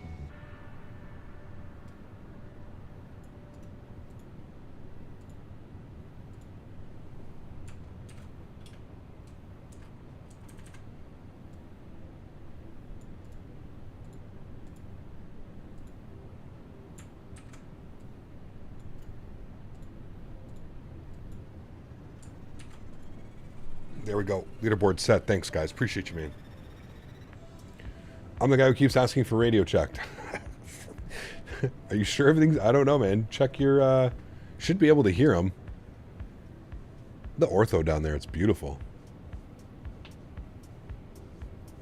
And when do we start picking up that weather? I'm wondering. Let's go weather. When do we start picking up some of that weather? Okay. Encore 283, Fort McMurray. Yeah. ATIS is A little bit over the Rockies.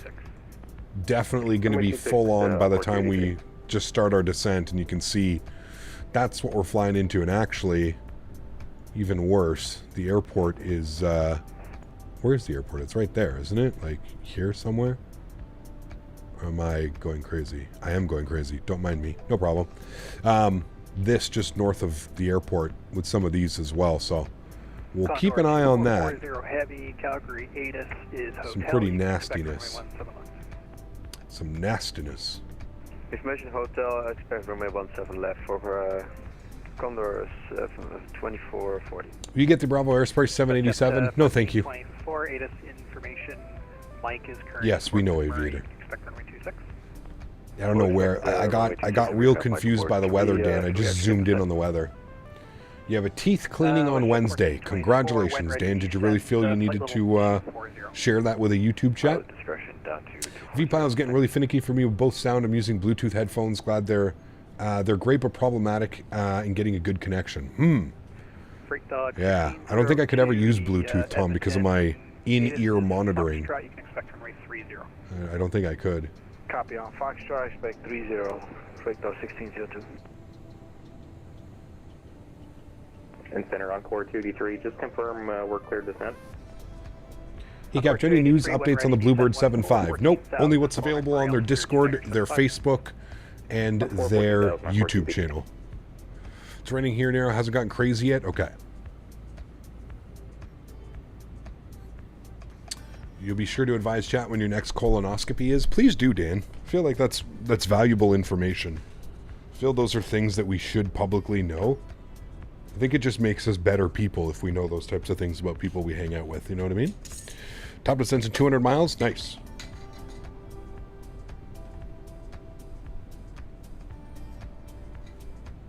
I'm gonna get a nice stretch ready here. Stretch only number 2 of the stream, chat. I'm kind of surprised. Number 2 stretch of the stream.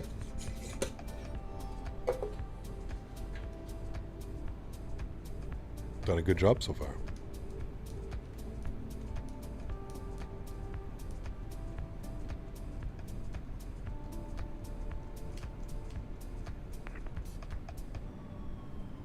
Might be the motherboard too. Went with Asus this time and wish I'd gone with MSI again. Interesting. I've had no issues with Asus boards. WestJet 711, check your keys.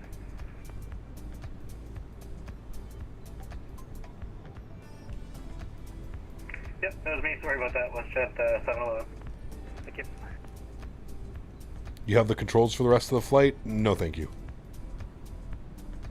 Fire up your stream though, man. Delta 483, do you want us over with Vancouver? With a name like now? Dan Fruck? Delta 483, I'm just working on your handover now. That's LOA airspace. We actually control it. Okay, we'll stay with you, Delta 483. And actually, Delta 483, they just took my handoff. You can contact Vancouver now, 133.7. Good day.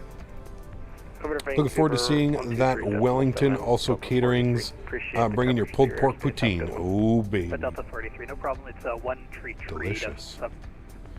Kev, do you watch 133, Growling decimal Sidewinder? seven, If not, you Delta must. 483. I don't know what that is. Good day. Okay, we should come to one of the Owls streams sometimes. They're fun. Okay. I'll do my best. I think I'm subscribed to him. Edmonton, hello, it's Flare 822, Edmonton, and we're looking for the IFR to Vancouver. Ooh, flare. Flare 822, you're cleared to Vancouver on the Gabit 1 departure, then flight plan route. Departure runway 02 and squawk 0317. Is that somebody in chat? Okay, Flare 822, clear to Vancouver, Gabit 1 off of 02 as filed, and 0317 to squawk. Flare 822, readback is correct. The Edmonton ATIS is Foxtrot. Push and start at your discretion. Call me for taxi. Okay, we'll get Foxtrot and push and start our discretion. We'll call for taxi, Flare 822. Who's flying flare in chat? Everyone go visually impaired guy take on the one chip challenge. What?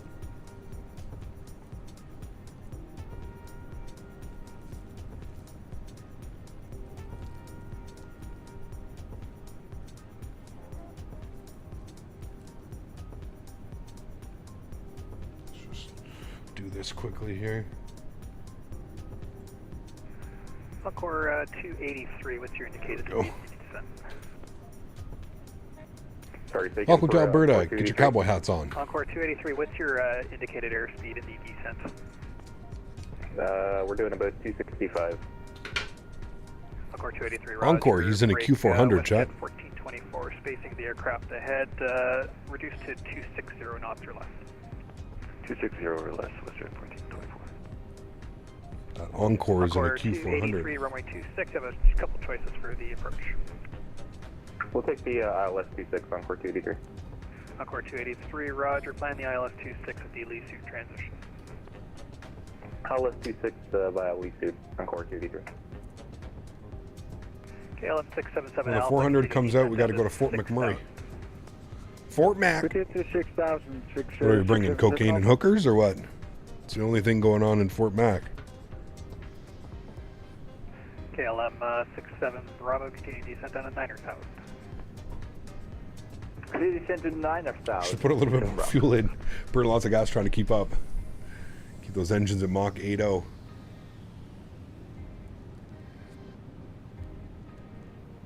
The pig rigs, nice. Rig pigs. Cap, when you say the A340 is a pile of trash, I don't believe and buy. Well, Microsoft makes refunds. I don't know, man. He Cap just landed my 50th real world LXGB approach with EasyJet.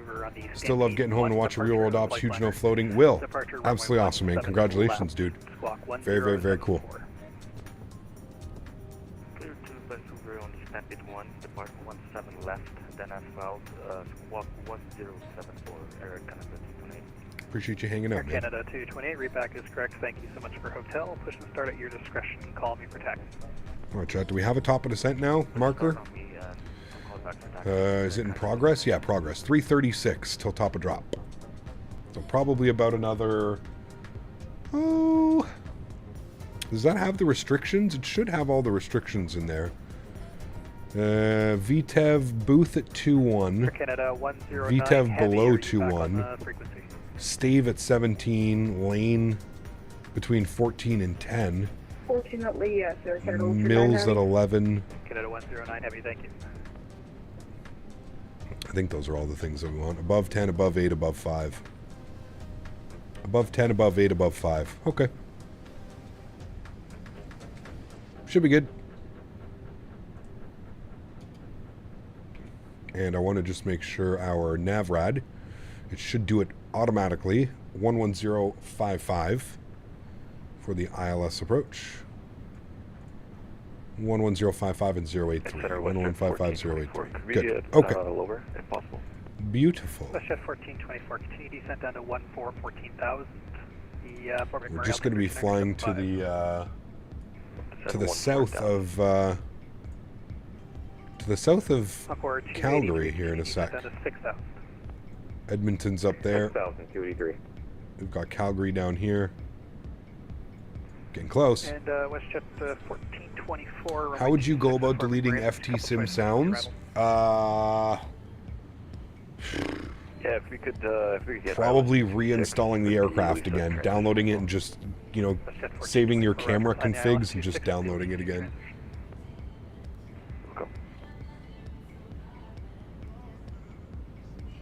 No other stream tonight, Nicholas. No, the next stream for me will be tomorrow afternoon. I'm at 430. The guy behind me is at 430, but controller asked me to bump up as fast as I can for spacing. Probably for the descent, Simmer. Sadly, we can't have a... You're true, Will. Yeah.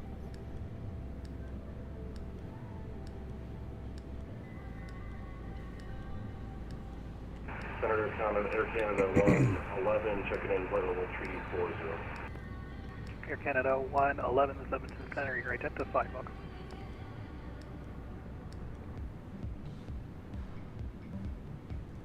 Been a pretty smooth flight. We had a couple bumps there over the... KLM 67 over a couple of the Great Lakes, but... Fly heading 260 would be a vector for the arrival. After Burgo 260 for the vectors from the arrival. KLM 67 Bravo. KLM 677 Alpha, cross Dicty at or above 6,000, cleared the ILS runway 17 left approach. Cross 50 at 6,000 or above and cleared ILS 17 left for 677 Alpha.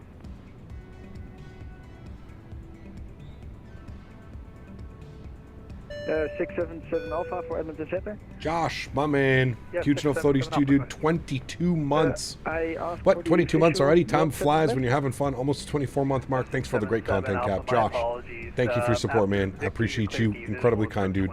Thank you, thank you, thank you. Huge enough floaties, my man. Thank you. Cleared visual 17 left. 677 Alpha.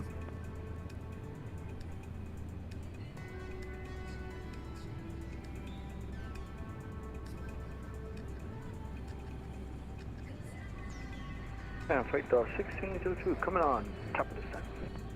Freight Dog 1602, when ready, descent 14,000, Edmonton, altimeter 2969er.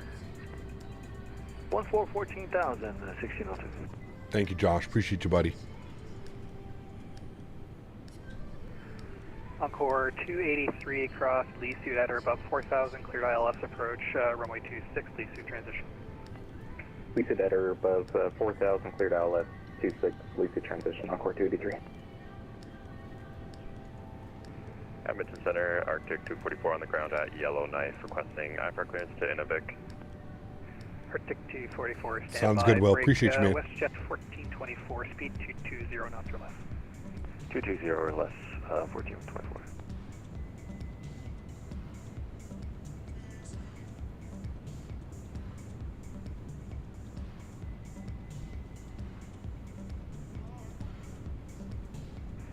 Arctic, no EasyJet in Canada. No, unfortunately not. The Inuvik Airport on the Yellowknife to departure, then flight plan route. Depart runway 16 and squawk 0746.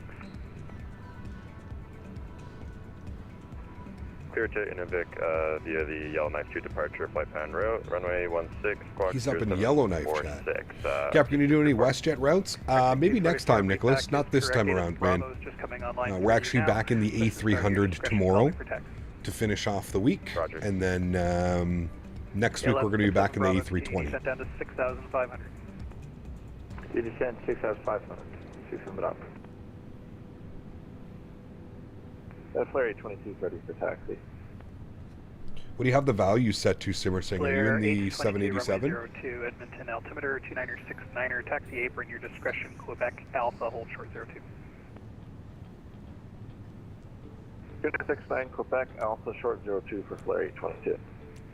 Goody Pratt and Whitney tomorrow? I think so.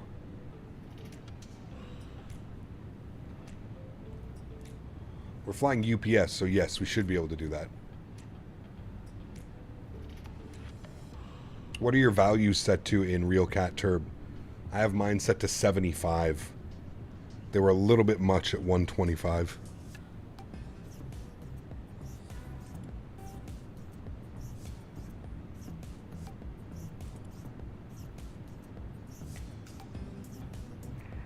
Air Canada 109 Heavy, report the speed restriction to Vancouver now, 133.7, good day. Right to Vancouver, have a good Air Canada 109.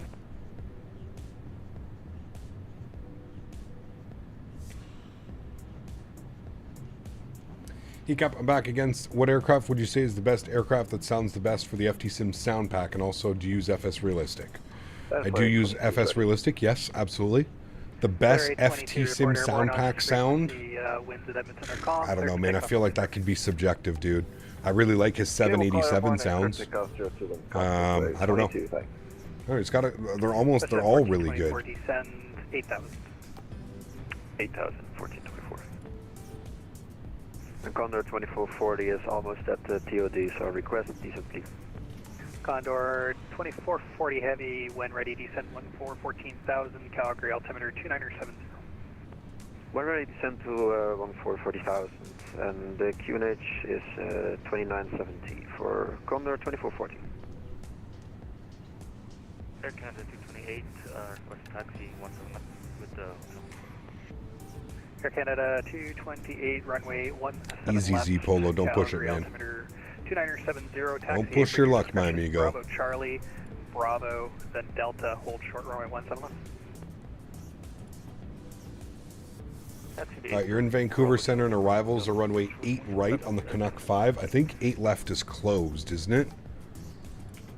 I was thinking about that. Okay, we'll do that now. We'll set that up. ILS 8 Air Canada right. 227 Heavy, report the speed restriction to Vancouver now, 133.7, have a good day. Alright, we'll let the speed restriction out of Vancouver on 133.7, Air Canada 227. IRL is closed. Yeah, looks like they're also replicating that. That view right there, chat. And Flare 22 is 3,500. Flare 822, your identified climb flight level 380. Hey Cap, can you do any long hauls in the 78, 89, or the 78X? Maybe, man. We'll see. We'll see. Honestly, I'm waiting for the PMDG 777 to come out before I really start doing some long hauls. These, you know, 4 to 6 hour flights are usually my bread and butter, which I enjoy. 240 for Flare 822. KLM 67 Bravo, left turn direct Bitki. After Bitki cleared the visual approach runway 17 left. After direct to Bitki, and from Bitki clear for the visual approach for runway 17 left. KLM 67 Bravo. KLM 677 Alpha, the winds at Calgary are calm, cleared to land runway 17 left. Clear to land was 677 Alpha.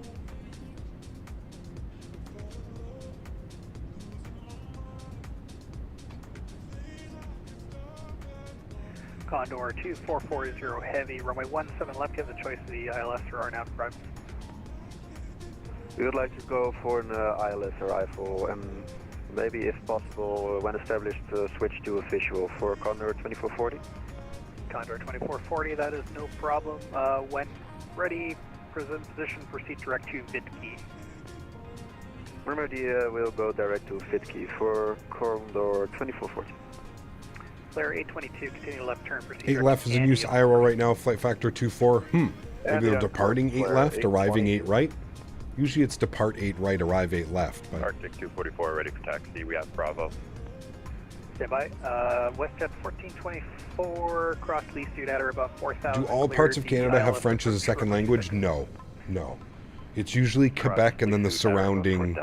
So like you'll have Quebec, Ontario, and like into like New Brunswick and stuff will be like French, and the rest of Canada is no. 44, runway 16, They give you 8 left? Okay, well. So I missed it. A300 tomorrow. What's the routing? Not sure yet, Tom. Somebody suggested in chat we do Louisville to Chicago O'Hare, which could be a fun flight. So maybe we'll do that one. Haven't flown into Chicago in a long time. New Brunswick is bilingual for the most part. Yep, yeah.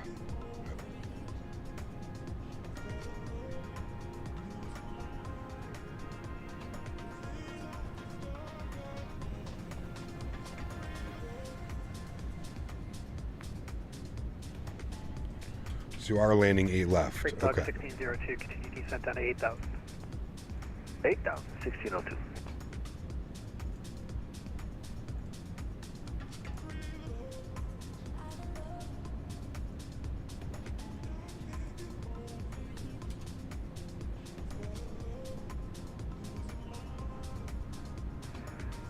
Long day? Yeah.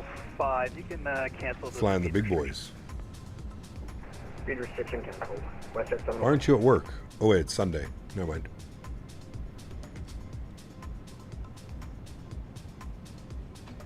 MKE could be a good option as well. Yeah, you're right, Tom. Let's see what I can find on Flight Radar. Bravo from Dicty, cleared the visual approach, runway 17 left. The winds at Calgary are calm.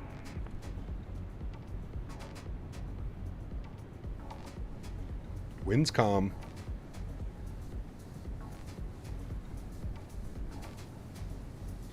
I'm guessing you'll be on the A300 tomorrow? Yeah, we'll do some UPS out of Louisville. Louisville.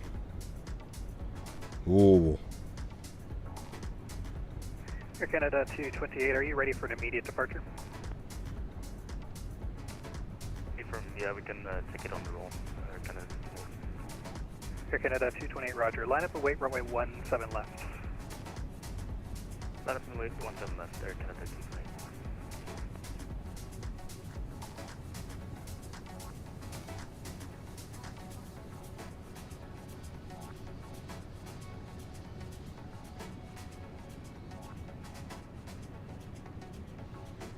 Arctic 244 holding short, 16. Arctic 244, report airborne on this frequency. The winds at Yellowknife are 070 at 3 knots. They're calm, you're cleared for takeoff, runway 16. Clear for takeoff 16, we'll call you airborne 244. Air Canada 228, report airborne on this frequency. Any crash course on the A300, A310? I haven't flown in since 2023 eastbound. Only closed at night. No time IRL. I see now 8 right is closed later tonight. Contact Vancouver now 133.7. Good day. 133.7 WestJet 1583. See ya. Encore 283. What are the routes you like to fly IRL? I don't fly IRL very. I don't have a license or anything. So. 18-1, 283. Most likely to be a bump and stream. Should be a good one. Yeah. Okay, 1167 Bravo. One's on the roll just now. Your winds are calm. Cleared to land 17 left. Copy on the roll and clear to land. One second left to 671. Okay, 11677 Alpha. Welcome to Calgary. Do you have a gate assignment? We would like gate 76 if possible. Okay, 11677 Alpha. Roger. Taxi via Echo to the apron. Gate 76 at your discretion.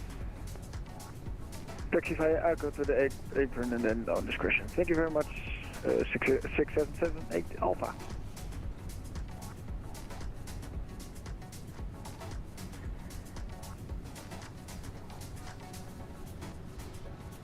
Canada 228 airborne, runway heading passing 4,000. Air Canada 228, Edmonton Center identified. Climb flight level 340, I'll have the turn pretty shortly. Climb 340, Air Canada 228. Arctic 244 airborne 2000. Arctic 244. 223, chat. Center identified. Correction, right turn to 64 north, 118 west, and on course. Climb flight level 340. Climb 340. You watch Everybody Loves Raymond? Full Yes. return to our first waypoint there. I have. Arctic 244. Air Canada 228, right turn direct bow tag and on course. Return direct bow tag on course, Air Canada 228.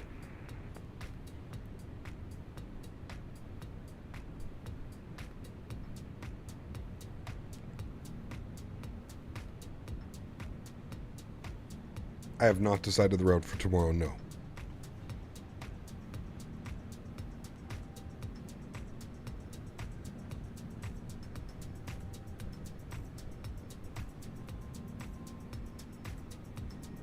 How are you getting 100 FPS? Frame gen mod.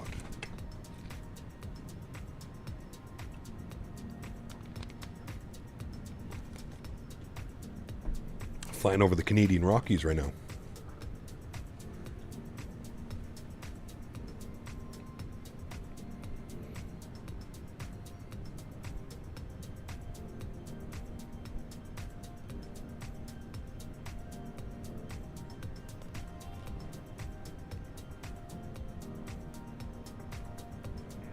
Push at 1424, contact the tower 118.1. Have a good landing.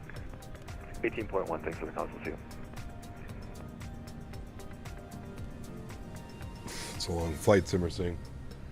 A little bit shorter because you have the tailwind. Dog 1602, Edmonton runway 3. Passing out the pre-arrival Biscoffs. Nice. ILS, runway 330. Okay, roger. Expect the ILS 30 at the Lot T transition.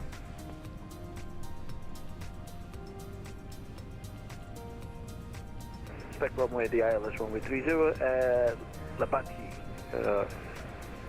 transition 1602. And Freight Dog 1602. At this time, cross Lot T at or above 5,000. Cleared the ILS approach runway 30, Lot T transition. Lot T fire above 5,000, clear for the approach is 1602.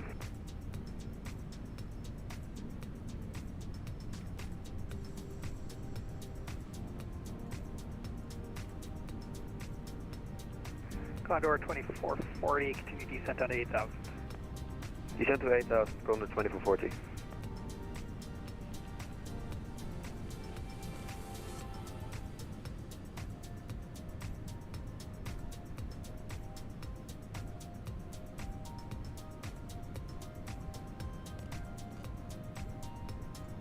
I see 7 Bravo is vacated, on to the right, Delta 5. I let the word spread. I took off from OSZ en route to Amsterdam yesterday and I stalled because the sensitivity has... 78, please. What are the Biscoffs? Never had them before. Keep hearing you talk about them. You never had Biscoff cookies? They're cookies you get on... Well, you can buy them anywhere, to be honest with you. Delta Echo to the ramp and... But they're cookies that you get on airlines, usually. Delta Echo to the ramp, Graydon succession, thanks for service, see you next time, bye. Air Canada 103 Heavy, Edmonton Center. Go ahead for 103. Air Canada 103, what's your current indicated Mach? Mach 86.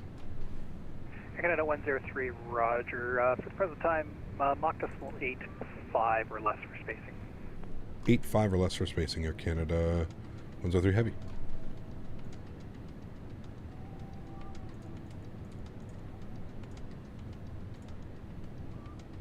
Alright, 8.5 for us, chat.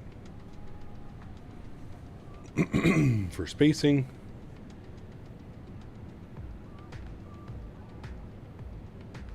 Is it capable now for flight level 420? No. We're about to like top of descent at 191 miles anyways. Wouldn't really plan for that.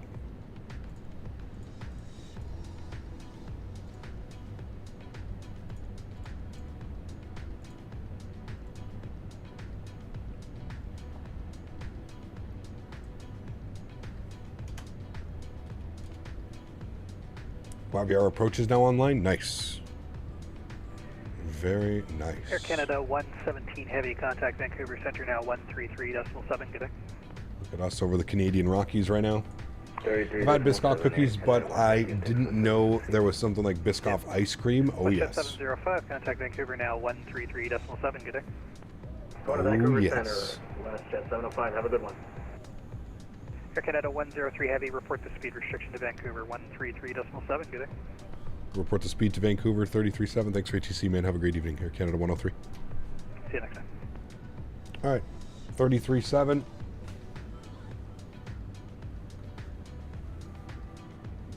Vancouver Center, WestJet 705, flight level 360.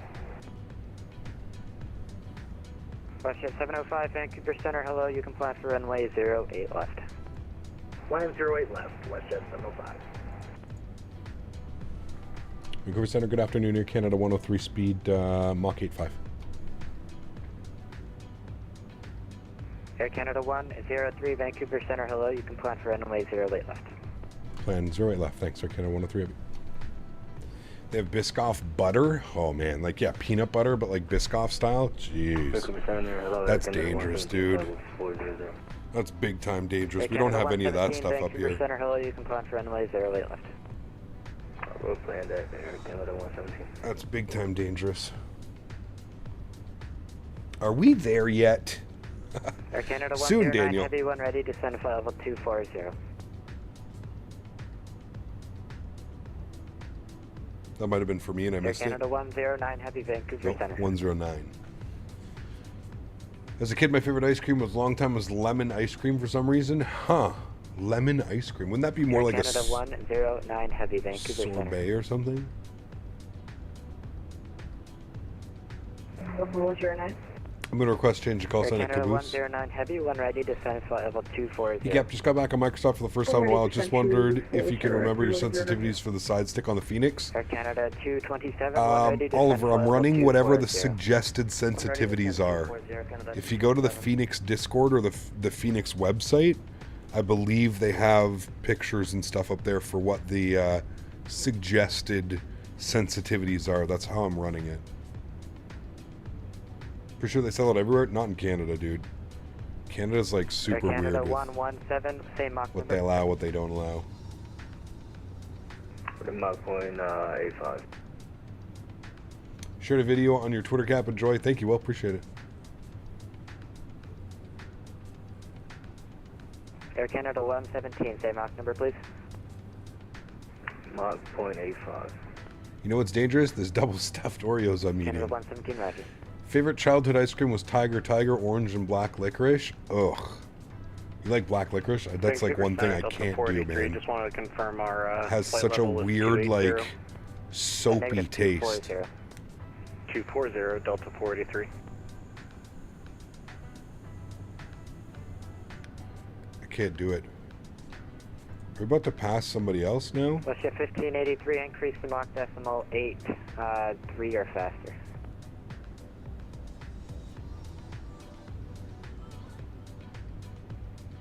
Let's get 1583, increase Mach decimal 83.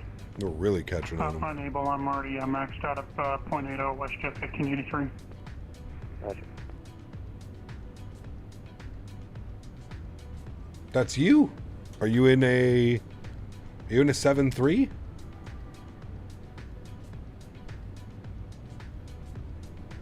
Oh, we're about to fly past you. We still have 170 miles till top of drop. 483, descend to 16,000, altimeter. Everybody wave to Mofo. Bye. 16,000, He's Delta just 483. out under our with the altimeter. nose. Where'd he go? He's gone. Oh, there he is right there, chat. Everybody wave. He's right here. Bye. If you know what soap tastes like, you were raised right. Air Canada 103, decrease to Mach decimal 82 for now for spacing. 8-2 for spacing, Air Canada 103 Heavy. Alright, Mach 8-2.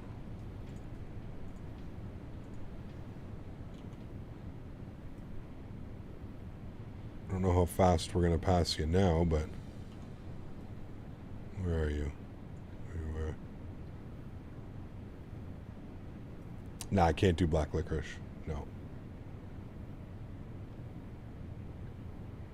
We're still past him. I think you're doing Mach 8-0. Is that what it was?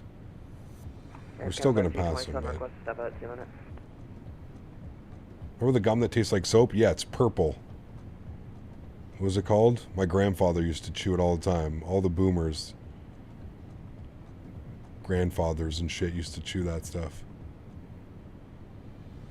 Alright, Canada 227, request step out 2 minutes. Canada 227, that's approved. Report when you're back. Roger. We're still passing, but it's slow.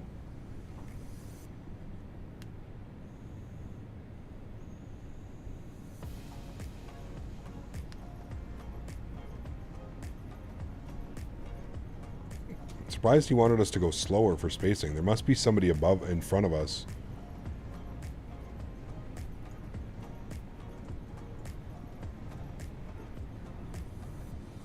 That we're not picking up.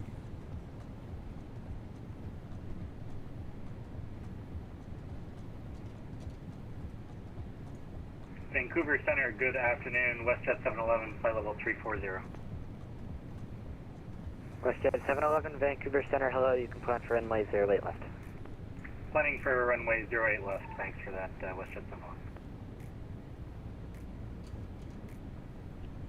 You're at 7.8? Okay. Maybe that's why then. You're at 7.8, we're at 8.2. What altitude are you at? 38,000?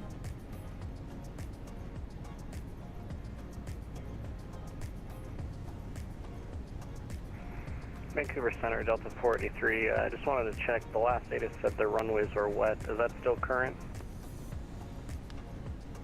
Delta 483, stand by. Oh, this is weird, but I love the smell of laundry detergent.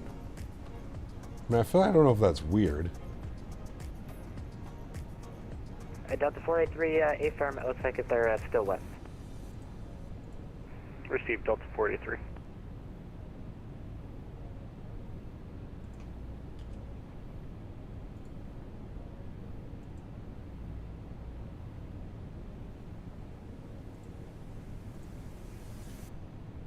Canada 227, we're back. Roger.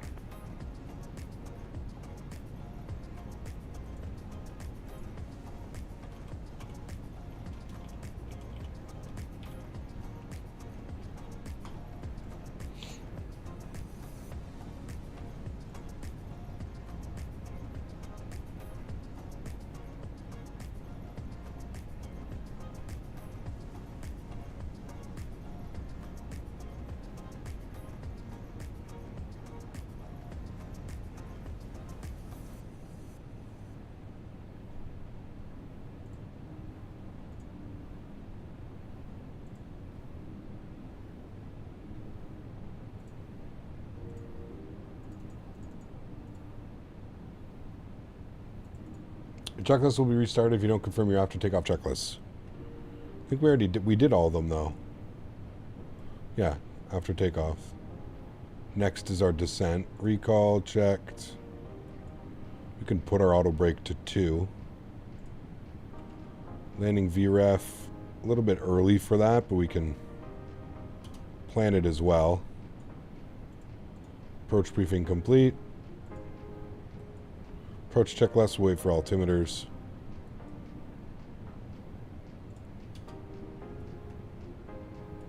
Runway is wet, suggests auto brake 3. This thing stops on a dime.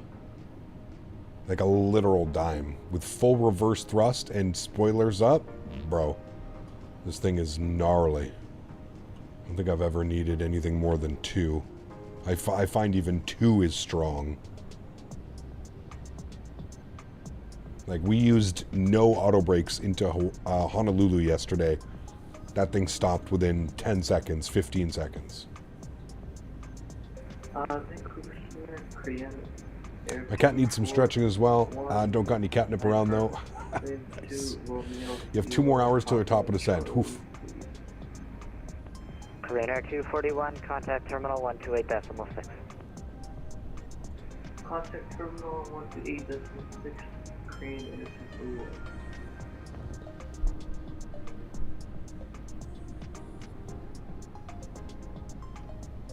the case with every plane except the PMDG. Center helicopter Golf Zulu November is north The of PMDG 737, northeast of Abbotsford. auto brakes 1, 2, and 3 do absolutely nothing. 3 does a little bit, but auto brakes 1 and 2 in the PMDG 737 literally do nothing.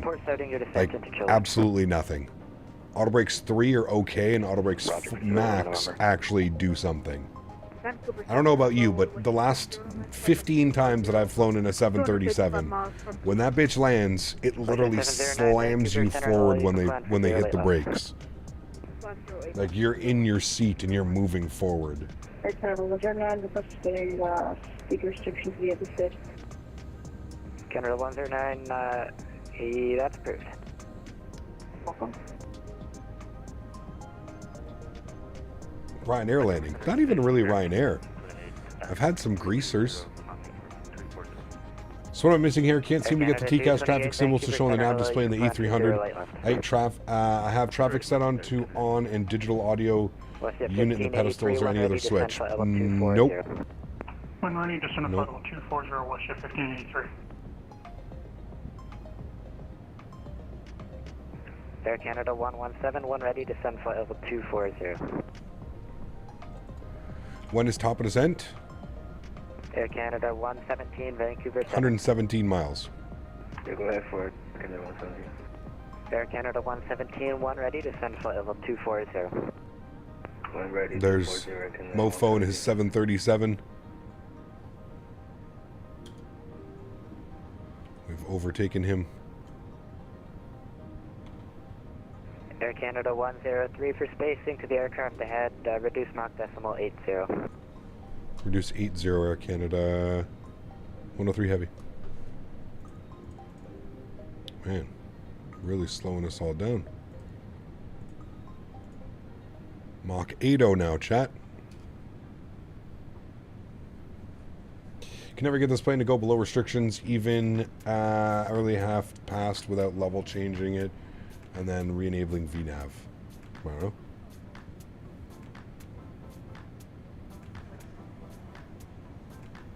Is it AI traffic symbols, Tom, or is it like other VATSIM users? That'd be cool, Zpolo. Are you paying?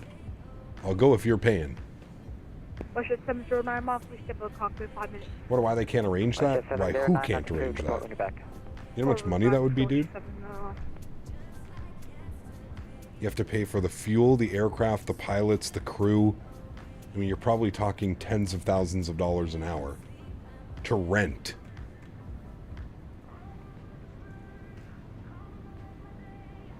When was the last time you absolutely greased the runway? The other day in Toronto at night. Man, it was beautiful.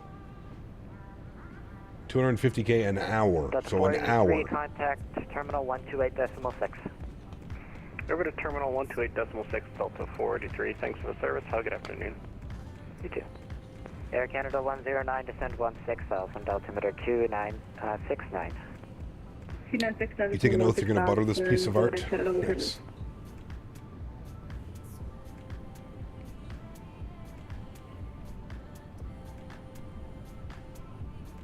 Vancouver Center, helicopter Golf Zulu November is beginning descent into Chilliwack. Zulu, Lima November, roger, change on red frequency, see up. 250K in total? You're absolutely absurd. Roger for Zulu, Lima November, good day. Absolutely absurd. Yeah, we'll see, Matthew. We'll see, man. What has the weather been updated to? 11013 gusting 19. Hey, Captain Canada's coming. Let's go. Winds have been nice all day. Oh, look at this. Gap's coming in. 11013 gusting 19, of course.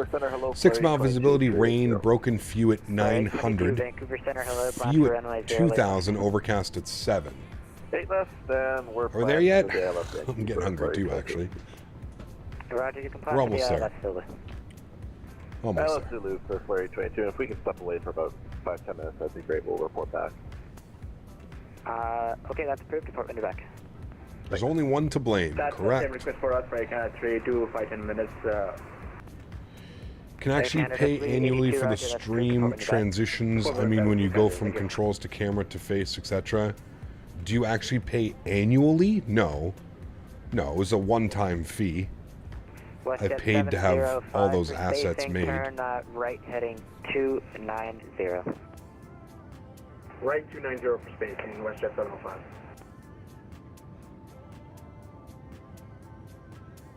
Vancouver Center, Alaska 61. We're about over our top of descent into Ketchikan. Alaska 61, roger. Descend flight level 240. Descend 240, Alaska 61.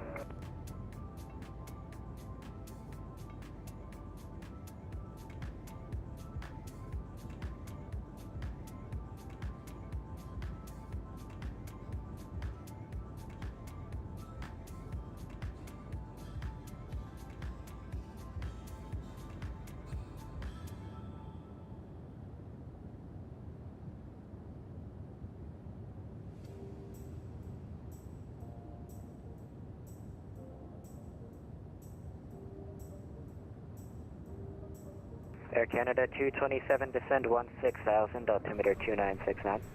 Descend 16,000, altimeter 2969, Air Canada 227. Did you get Subway Mav, or you haven't gone yet? 250K is actually very realistic, if not maybe. But, like, what are you talking about? Like, I don't understand. Like, you want to charter a 737. Where are you chartering it for? Are you taking an hour flight? Are you going on a 6-hour flight? Are you going on an overnight? Is the aircraft sitting there and waiting to fly you back in a couple days? There's so many, like, there's so many parameters. That's why I'm saying, like, realistically, running costs are probably close to 100K an hour. I have no clue. I don't think you would know either. 709. How do you have a clue how much the operating and running costs are of a 737 Hello BBJ? again, Air Canada 568, passing 15,000 times 16. No Subway yet for dinner, though, for me and the guys at work. Barbecue, some burgers and hot dogs. Ooh. 8, Vancouver Nice. Center, hello, climb level 350. Dinner retiring Delta pilot charter 330 to Hawaii for all of his friends and family. Yeah, how much did that cost? Wasn't it like $500,000 or something like that? Let me do some research. Sure. 76 miles to top of drop jet. Direct boost, WestJet 705. I think it was a year's salary. What's that? What did they make? 350, 400? 0.77. How much would an A330 captain with how many 40, 30 something years of flying experience? I wonder how much they're making. $500,000? 350K a year? Air Canada 568, losing my airspace, Seattle's offline, change on route frequency, see ya. Up to the call, mostly Air Canada 568. Our cheapest charter jet is like $4 to $5 grand an hour. That's for a 7-seat jet. Yeah. Yeah. So that's why I'm wondering how much it would be for, like, per hour to charter a 7.3 BBJ. I feel like it's got to be somewhere close to, like, 100K. They said 100K for a one-day trip. I feel like, didn't he fly, like, dude, I feel like 100K is, like, that doesn't even do the fuel for a flight from, like, the mainland to Hawaii in a 330. I feel like 100K wouldn't even touch the fuel. I mean, like, dude, that's, I don't know. Real world captains now even make, like, Southwest, now with new contracts, make over $1 million a year. Jesus.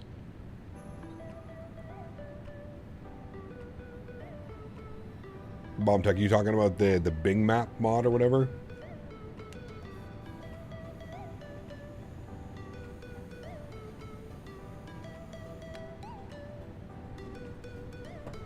Well, I'm sure there's a base price somewhere where you can, like, there's got to be a company that has a BBJ. 109 heavy contact terminal 128.6.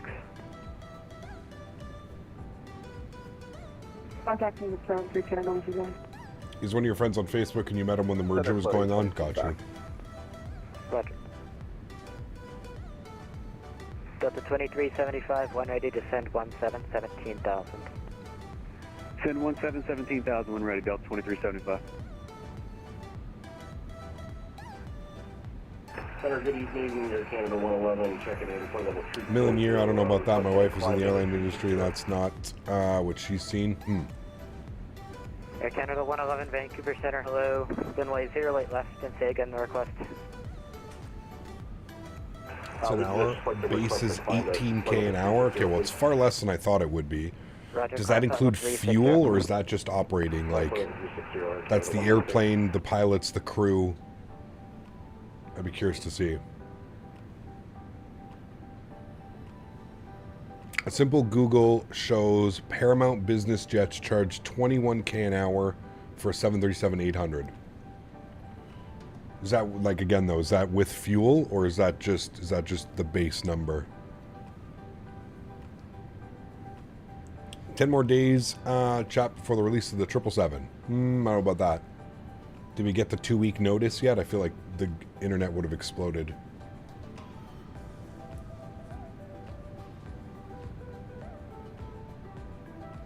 That's probably everything? 21K includes fuel and crew and stuff. Just in my research, flying with ExecuJet, they charge 27.5K an hour for cross-Atlantic flights on a 737 BBJ. So maybe you're right then. Yeah. I thought for sure the operating costs would be far higher than that. Big Erin talked about how pilots will make now for that. Interesting. Shout out to the company, up to 1 million is realistic. Big Erin did a podcast talking about it. Anchorage is not online. Change our rate frequencies, yep. I know to get the up from Thomastown J to Orlando is like $9.50 an hour, and that is a twin turbo. Be kind of cool to do though, man. A bunch of your buddies got together and you had to travel for like 2 or 3 hours or something. I mean, I could never imagine paying, you know, like we 27K times that by like 6 hours to get across the Atlantic, 7 hours. You're looking at 120K to get across. 711 Vancouver Center. We'd like to be a cool ass experience, but that's way too much money. Alaska 711, that's approved. Call me when you're back. Call when we're back. 711.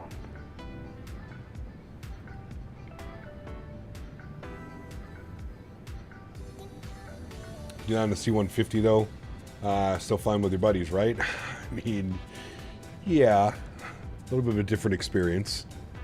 Trends on the company up to 1 million is realistic. Oh, sorry, I read that one. Air Canada 227. How's flight on cap? Good, Andy. Can't complain, man. Terminal 128. Having fun. Second long haul in as many days. We did San Francisco to Honolulu yesterday, and now we are doing Toronto to Vancouver. Currently 3 hours and 48 minutes in the air. We're going to have to look at that right before we land, because I'm pretty sure that the elapsed time disappears as soon as you land. We've been airborne for 3 hours and 48 minutes.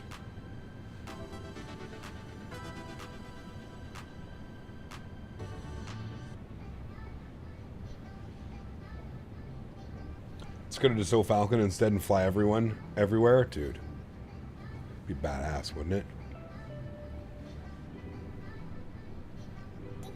You're heading down to St. Martin? Nice, very cool.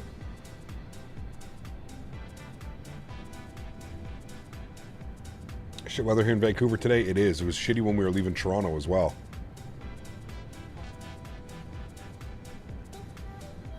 Oh man, flight simulation experience. Read the title for me, man.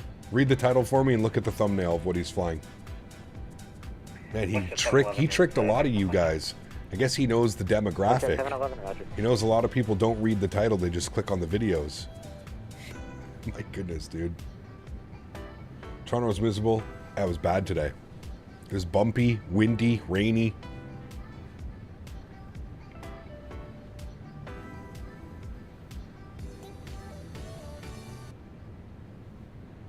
Hopefully we don't smash it into Vancouver with those winds a gustin'.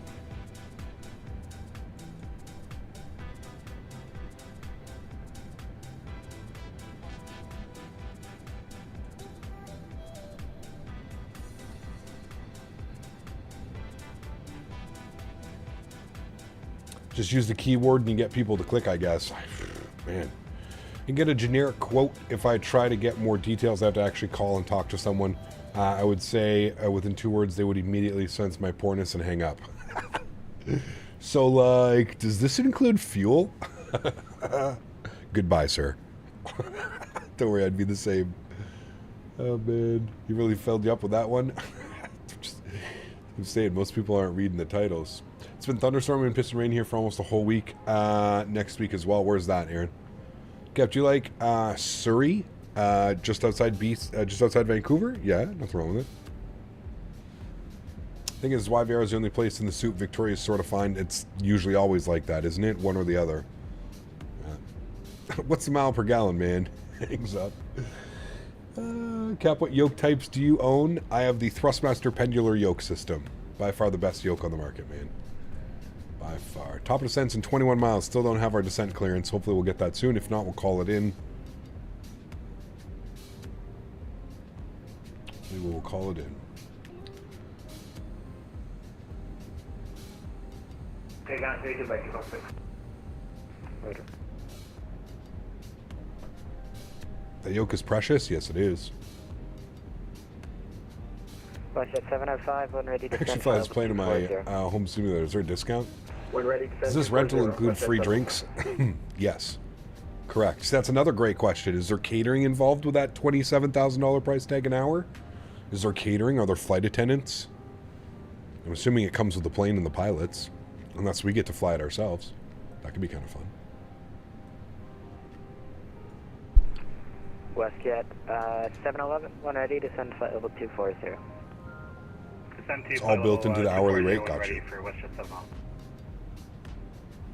How much less if I fly? Nice. If only you could say those Air things, Canada right? 103, when ready to send flight level 240. When ready, 240, Air Canada 103 Heavy. All right, 240 chat for us. He gave us the clearance. We're looking good. We are doing that in 12 miles. Perfect. I was about to call him 10 miles or less if we didn't get it. Good controllers. Dan is the flight attendant. Nice. Okay. WestJet Yeah. 1583, descend Yeah, I believe it. I see it. 2969. 2969 down to 16,000, WestJet 1583. Air Canada 117, descent 16,000, altimeter 2969. Down to 16,000, Air Canada. Did you use any Logitech flight panels? I have the radio stack, Nicholas. The radio stack is the only one that I use.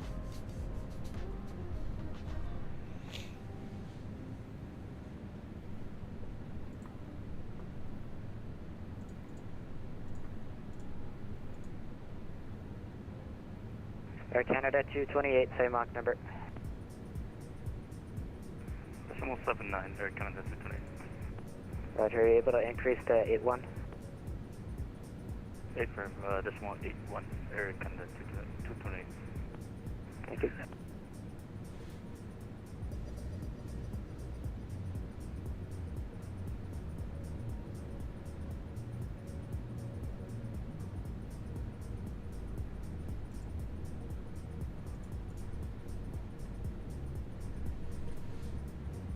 Is Radio Stack worth the money? If you fly on VATSIM, Pilot Edge, all those other places, absolutely.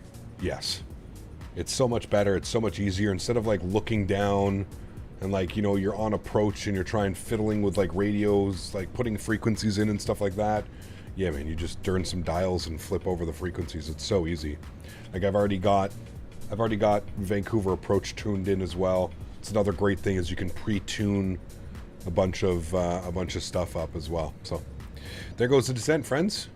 Seatbelt signs going on, and this song's got another about minute and a half to run, and then we'll go ahead and what are you doing there, VNav? You gonna calm down? Simmer down now? Simmer down now? Figure yourself out. There you go. She figured herself out, chat. A little bit wonky there at the beginning. It did really pitch down. It went at about 4,000 feet per minute, and then it corrected itself back to about 2,400 feet per minute. Much more of a stable descent.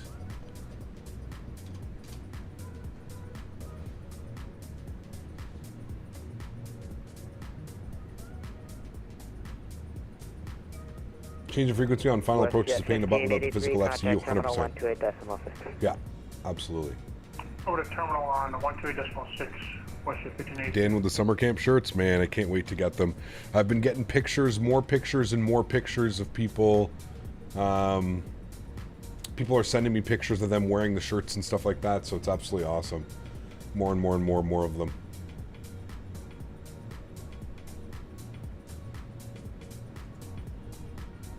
been really cool, man, to see people with them.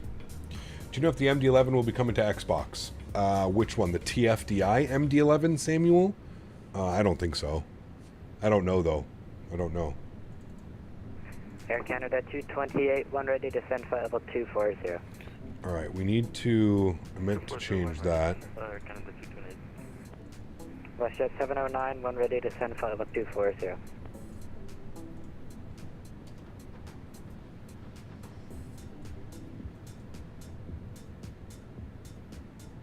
Ready to send flight level 290 for correction 240 for WestJet 209. Mine still shows printing. I got a pink one. Okay, when did you order it, Steven? I think the pink ones and the green ones seem to be taking quite a bit longer for the printing process. Vancouver said, I ordered basically one of every color and then a couple extra ones to bring down to the expo with me. All of them have shipped except the pink and the green ones. So, I'm assuming it's maybe a different printing process. They don't have as many shirts, so they don't get printed all at the same time. I'm not sure. Yeah. Hopefully they get. It might have been in printing and production or whatever for, yeah, almost a week now.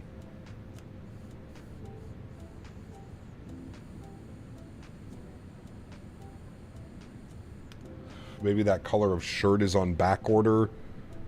I don't know.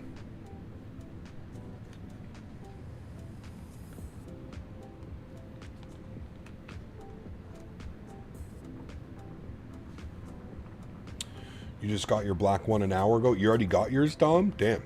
Nice. I'm still waiting for all of mine.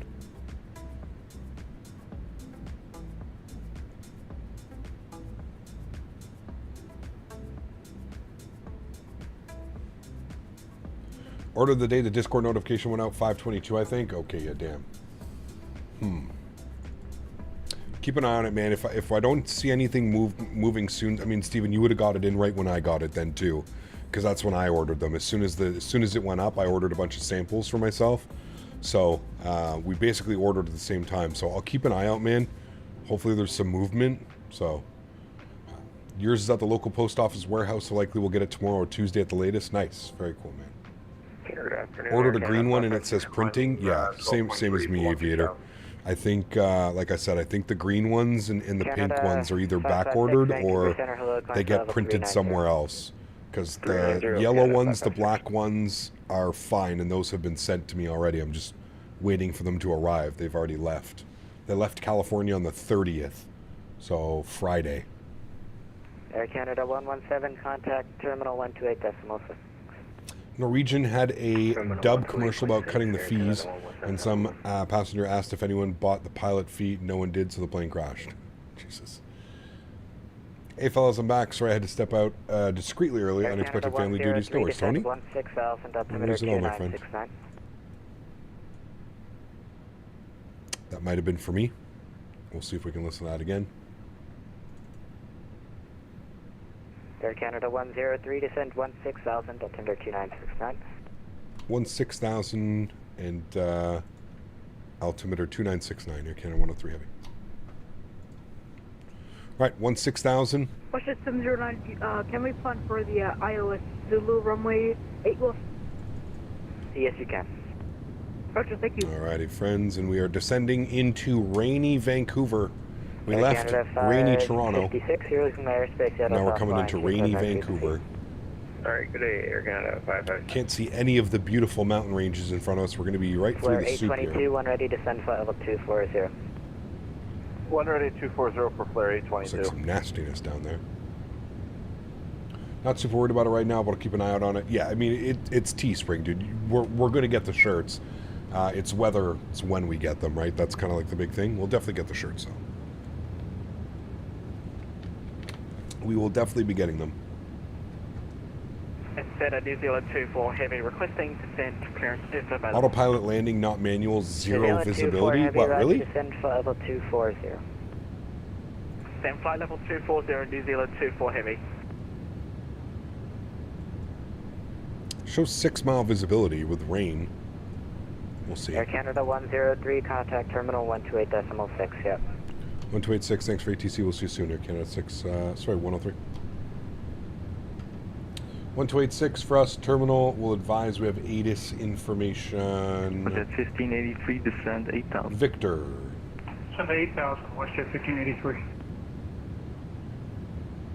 The texturing is awesome. Yeah, the clouds are beautiful. Canada 117, looks like you're off the arrival here. What's your next waypoint? Our next waypoint is View. We should be heading right back to it. Visit.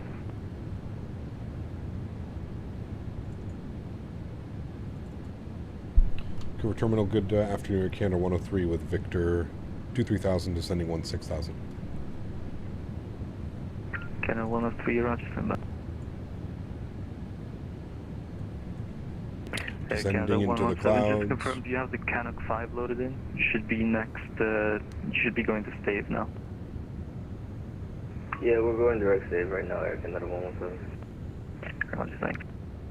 Canada 103, Vancouver terminal, Vancouver altimeter 2969. You can expect the ILS Zulu 0 left approach and descend 12,000. Oh, descend 12,000. Looks like the ILS Zulu 8 left. Air Canada 103. All right, 2969 on the altimeter. We'll bug that up. 2969, good. Canada 109, contact tower 118. Can you make your way into the U.S. With a Canadian citizenship? Yes. Thank you for your service. Great job. Canada 227, vectors to final turn. Towers online 18.7 as well, so we'll bug up 18.7. Canada 227. Good. Look, good chat. Although we're going into that mess. Vancouver approach, WestJet 705. Which doesn't look good. I mean, it looks good from here, but it looks like it might be a bumpy arrival into Vancouver. It's 705, Vancouver arrival. Hello. Remember, guys, if you haven't done so as well and you are enjoying, don't forget to smash down that thumbs up. Expect the ILS Share love on the channel. ILS Zulu 08, left approach. Switch, nice.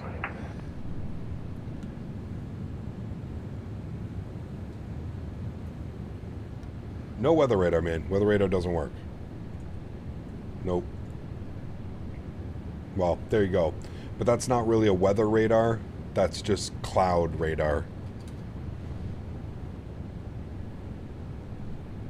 Canada 117, proceed right fast on course. But yeah. Direct Basra on course, Air Canada 117. Canada 227, apologies for late turn. Turn left heading 095, and you'll clear the ILS 08 left approach. Obviously, if we'd be probably avoiding all of that. If that was actually red, we'd be avoiding all of that or being sent like this and around or something.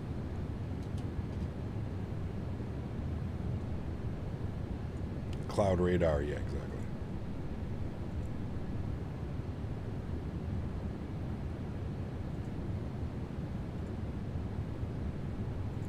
All right, 29er, 69er.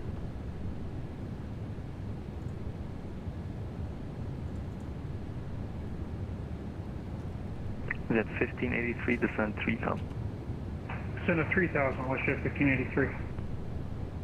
Canada 117, descend 8000. Canada 8000, Air Canada 117. Canada C27. Into the soup chat. Here we go. Canada checklist, altimeters, set, landing. Canada 227, thanks, contact tower 118.7. Speed brakes armed, landing gear down, and then flaps. Has our... Canada 103, descend 10,000. 10,000, Air Canada 103. Vancouver approach, good afternoon. WestJet 10,000 for us. with you descending. We're getting bumped around already, chat. Right now at 210. What's that, 711? Around in the soup. Vancouver terminal, Vancouver altimeter 2969. You can expect the island. You wouldn't even be landing? I don't know. I feel like they're still landing in real life. I don't know if they're... 2969, we can expect the ILS Zulu 8 left for WestJet 711. Jet 705, descend 12000. 12000, WestJet 705.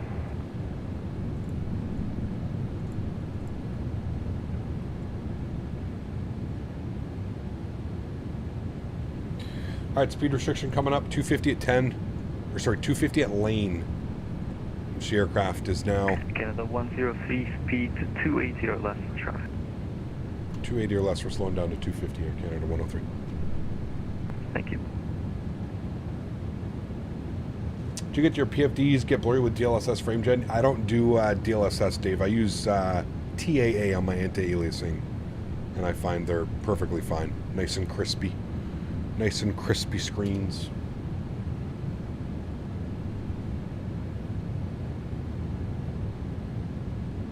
Good alternates? Oh, don't worry, dude. We're putting this bad boy down. Do not you worry, my friend.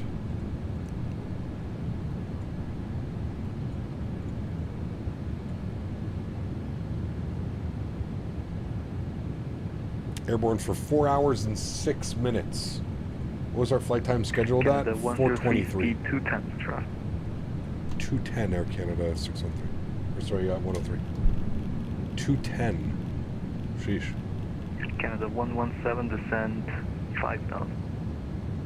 And 5,000 Air Canada 117. 210, and I'm going to have to get some ground spoilers out here, guys. Just to help with that descent. Canada 103, descend 8,000. 8,000 Air Canada 103. 8,000 is in and set. Speed's rolling back now. Descend 10,000, Westjet 705. Jet 711, descend 12,000. 12,000 for Westjet 711. Alright, ground spoilers in. Flaps 1 degree. Vancouver, hello, this is United 784. Ground spoilers armed again. We are 210 on the speed is good. 7, and we continuing the descent down to 8,000. Yeah, it's 784 Vancouver Terminal. Hello, Vancouver altimeter 2969. Back the ILS 08 alternate airport right is planned and for 5,000. 5,000. Back altimeter 296. I believe it's Calgary. I don't know if we have enough fuel to get there, to be honest. It'll be close. It's actually planned for Coquitlam, which is just across the... or Courtney? I don't know. One of those two. We're not worried about that. I have zero fuel for a go-around. Yeah, you've been pushing it too, right? Man, it's bumpy. Like... Look at the wing flapping out there. 250 or more. 250 or more, Canada 117. It is bumpy, chat. We had to divert in the sim. Yes.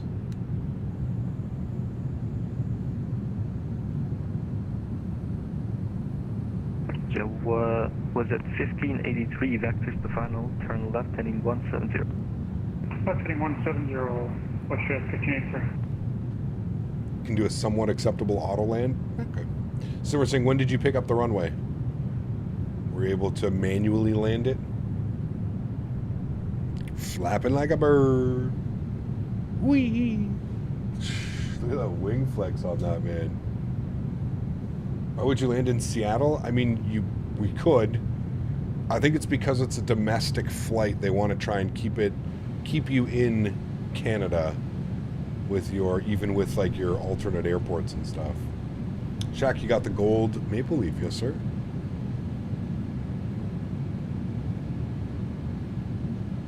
Two-mile short final, you picked it up. Okay. Speaking of which, 1583 turn left heading 110 cleared ILS. Minimums are Left heading 110 cleared 213. ILS 8 left, Westjet 1583.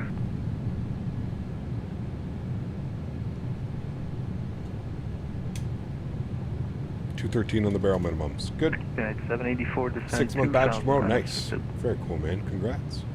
2000 United 784.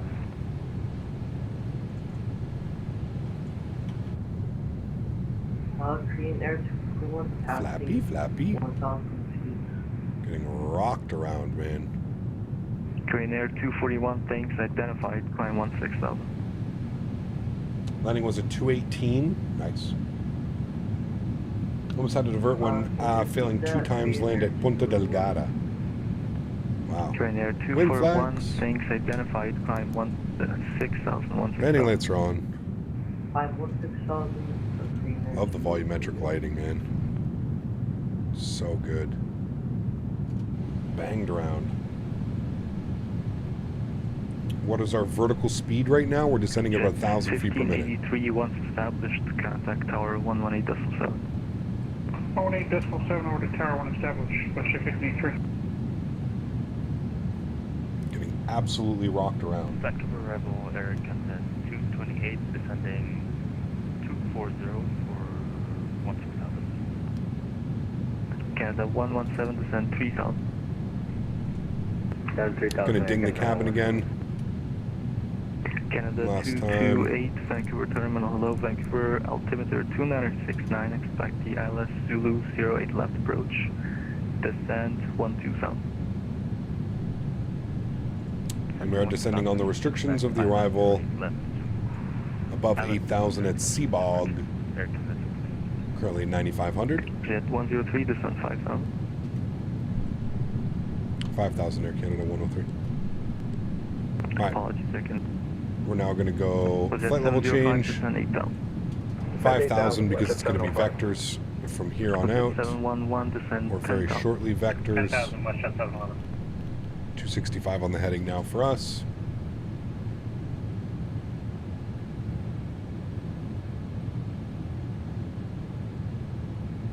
Alrighty. Giving a little bit better descent rate, 1,700 feet per minute. 5,000 or above is the next restriction at Aplex, but then he can end up vectoring us in, so keep that as an option and possibility. I rearmed the ground spoilers, I did.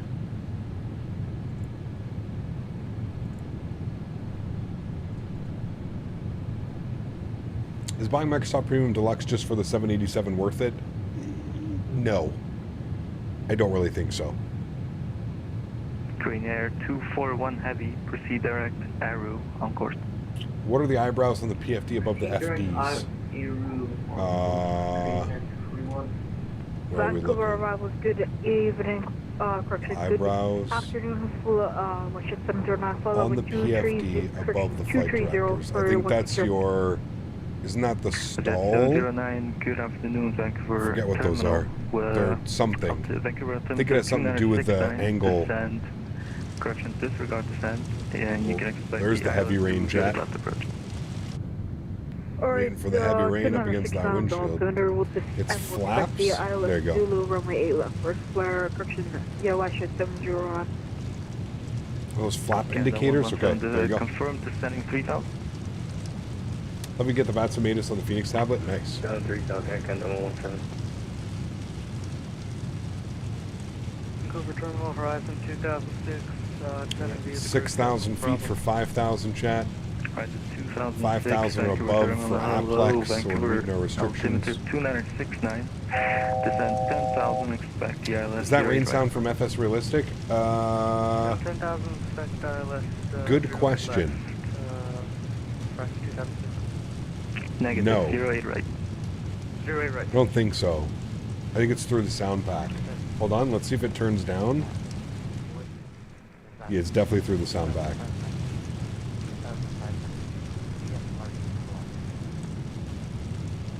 Yeah. Okay, that 37 squawk right then.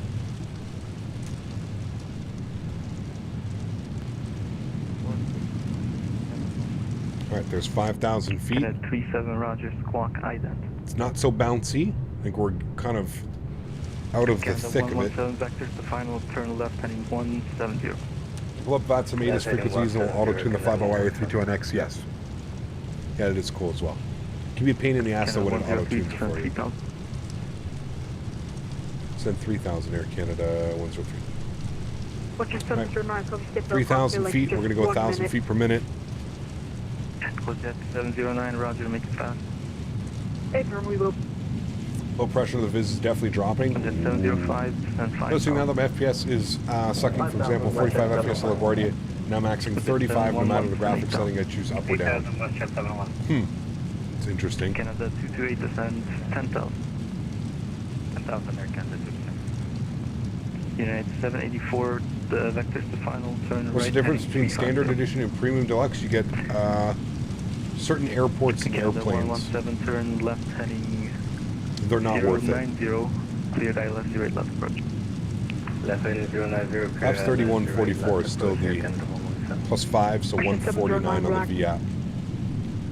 Just hitting your top of descent? Oh, baby. He's going to give us a left turn 784, here in a right second. heading 350. Just going to get this pre-programmed in. Vancouver Terminal, hello, New Zealand 24 Heavy, maintaining flight level 16, correction, maintaining 16,000 with information Bravo. After 24 Heavy, Vancouver Terminal, roger.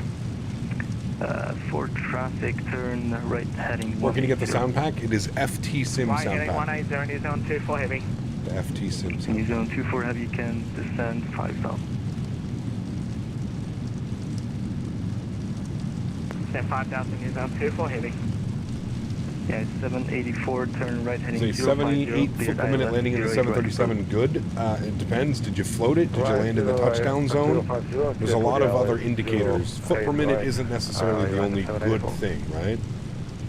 Is it 709 descent? You're looking for a whole approach, you know, were you too white, too red the entire way in?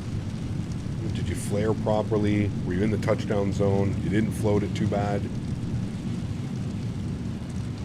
It's got to give us a left turn behind aircraft here.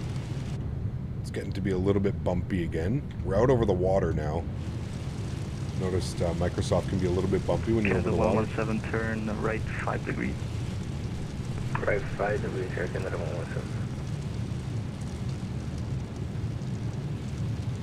United 74, continue the Does right the turn, default 747 right have a sound pack? 075. Yes, it does. It's quite good. 7,500, 784. Quite good. Sector approach, hello, it's Flare 822, we're speed 240 and through 20,000. Canada 103, vectors to final, turn left heading 170. Left turn 170, vectors to final, Canada 103. Alright, left 170, there we go. Descending 1,000 with you. The 822 Vancouver Terminal, thanks. Can't see nothing down there, Jack. 2969 descent. This would be a nice approach because we'd be flying over the Pacific Ocean right now. We're flying right over the Pacific Ocean. Should have some beautiful views down there, but instead it is gross and raining. Canada 380, disregard. Canada 103, turn left heading 110, cleared ILS 08 left approach. Left turn 110, cleared ILS 8 left approach, Air Canada 103. Alright, left turn 110.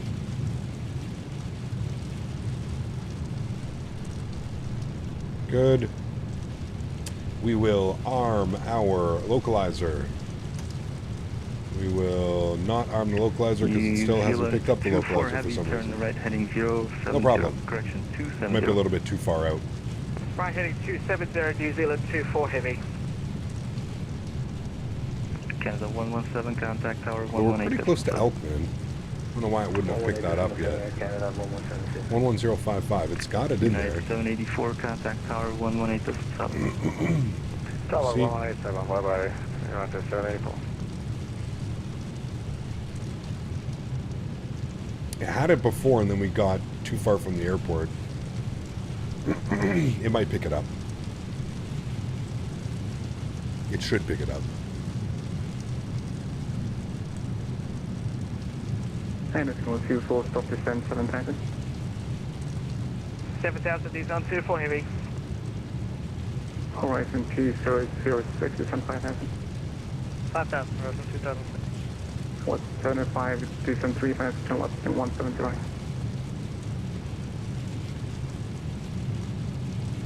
Here it comes. What's 75, Low armed. descent 3,000, turn right heading 170.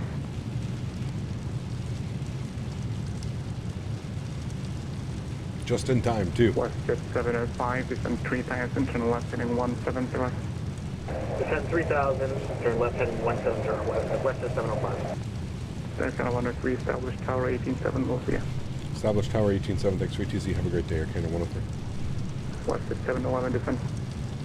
Alright, we're still with him because we're not fully established yet. Fully established will be with tower. We're 17 miles out, chat. 17 miles. Approach, good afternoon, Air Canada 111, checking in, descending 16,000. Nice little quartering headwind. More of a nicer headwind. 10 tanks, increasing total Faten, Vancouver 229ers, 600, expect the AlexSiu 0 left approach.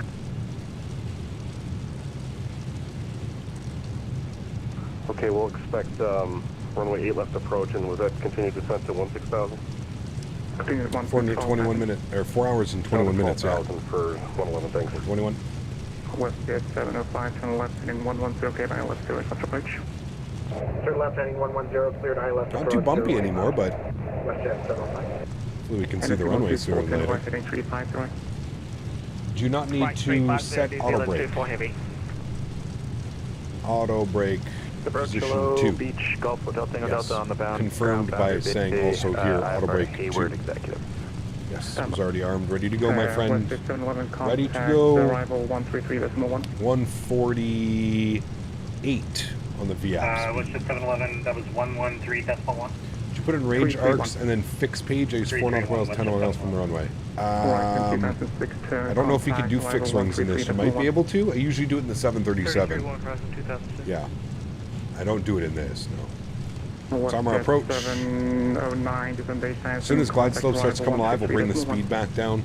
Actually, we're about 10 miles now. We can bring that down.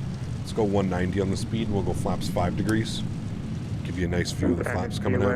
2410 right, heading 050, AlexSiu, right approach. Do you want me to record your landing? I'll be recording my landing. Right, New Zealand 24 heavy. And then New Zealand 24, VAP 148 chat.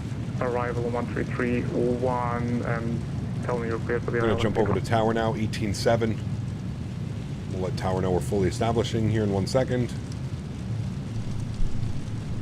Tower, good afternoon, Air Canada 103, fully established, 8 left. Air Canada 103, Vancouver Tower, welcome. Wind 060 at 11, gust 16, altimeter 2967. Following the company Greenliner on short final, your number 2 cleared land, runway 08 left. Number 2, clear to land, 8 left, Air Canada 103, thanks. Joe, what's up, man? Good to see you, dude. Welcome back. Hope we're doing well. All right, let's go gear down. Flaps 10 degrees. Speed coming down to 170. We do have somebody right in front of us on short final.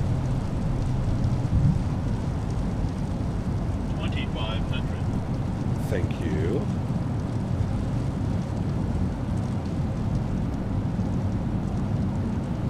Let's go flaps 15 degrees. Speed to 148. Good. Flaps 20 degrees. Flaps 25 degrees.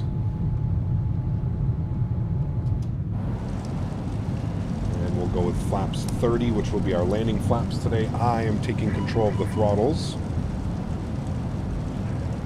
Air Canada Good. 117, welcome Checklist to Vancouver. complete. Taxi Done. Mike, Juliet, Good. Juliet Charlie, Vineyard Swift. Cool. Wait to see a visual, chat. 1,800 feet. Juliet Charlie. I ain't got nothing. You're in the soup, my friend. Yes, we are. Yes, we are. The soup indeed. It's okay. We like a little bit of soup. 900 feet and you'll get it? Okay.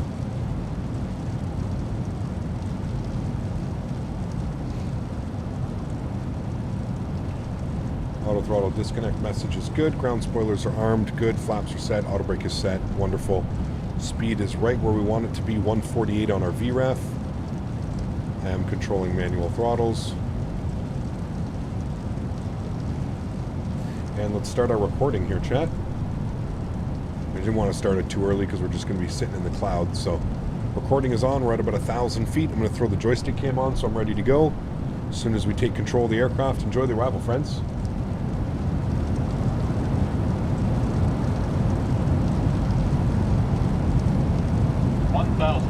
Thank you.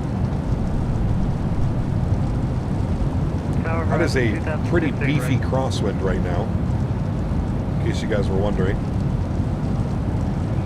Rising 2000 6.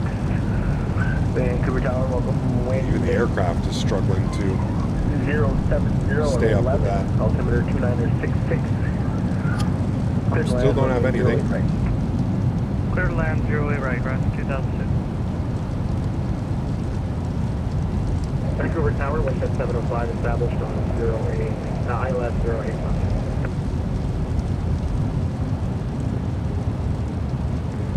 WestJet 705, Vancouver Tower, wind 070 at 11, altimeter There's the lights, chat.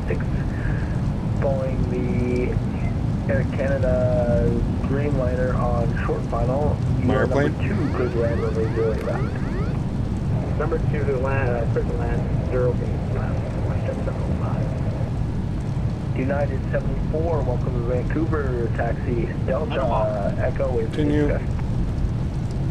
Delta at Echo to stand of our discretion, United 784. 50, 40, 30, 20, 10.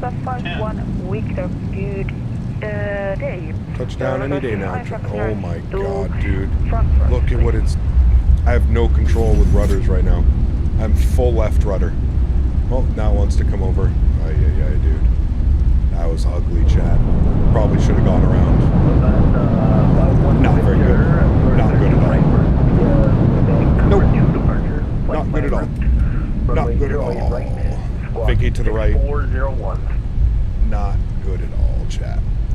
Not good at all. I had absolutely zero control over that.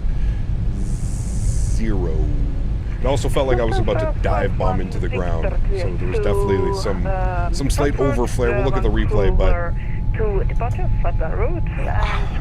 And that's why, friends, 2 days of flying this airplane is enough for me.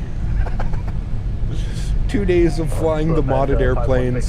Thank you. I've had enough. It's all I need. It's all I need to remind me of what I'm flying. Thanks. Air Canada 103, welcome to Vancouver, taxi Mike Juliet Charlie, apron your discretion. Mike Juliet Charlie, apron our discretion, Air Canada 103. Thanks for your TC, man. We'll see you soon. No problem, sir. Yep. Alrighty, friends. Mike Juliet Charlie. We're making our right turn on Mike Juliet Charlie into the ramp. Good, let's go. Inbound ILS, runway 8 right. Yeah, that was ugly, chat. That was big time ugly, man. Like I said, I had no control over the airplane. I had full rudder deflection. The only time really the rudder kicked in and did anything was when we were like descending, coming down through like 100 knots. It was Embraer on 2 mile final. Your number 2 cleared land runway 08 right. Big time interesting. Right, clear to land, New Zealand Big time. Big time interesting. Let's go ahead and spool up the APU. Good. That's okay, chat. We flew it for 2 days. We enjoyed ourselves. We had a little bit of fun. It's something different, but yeah. I think this was just a reminder of why I hadn't flown this airplane in so long and why I was waiting for a proper long hauler like the PMDG 777 or TFDI MD-11 or something like that, you know? I think this was just the reminder that I needed, you know? So... The rudder not reacting also happened to Jamie. Well, it's a known bug with these airplanes.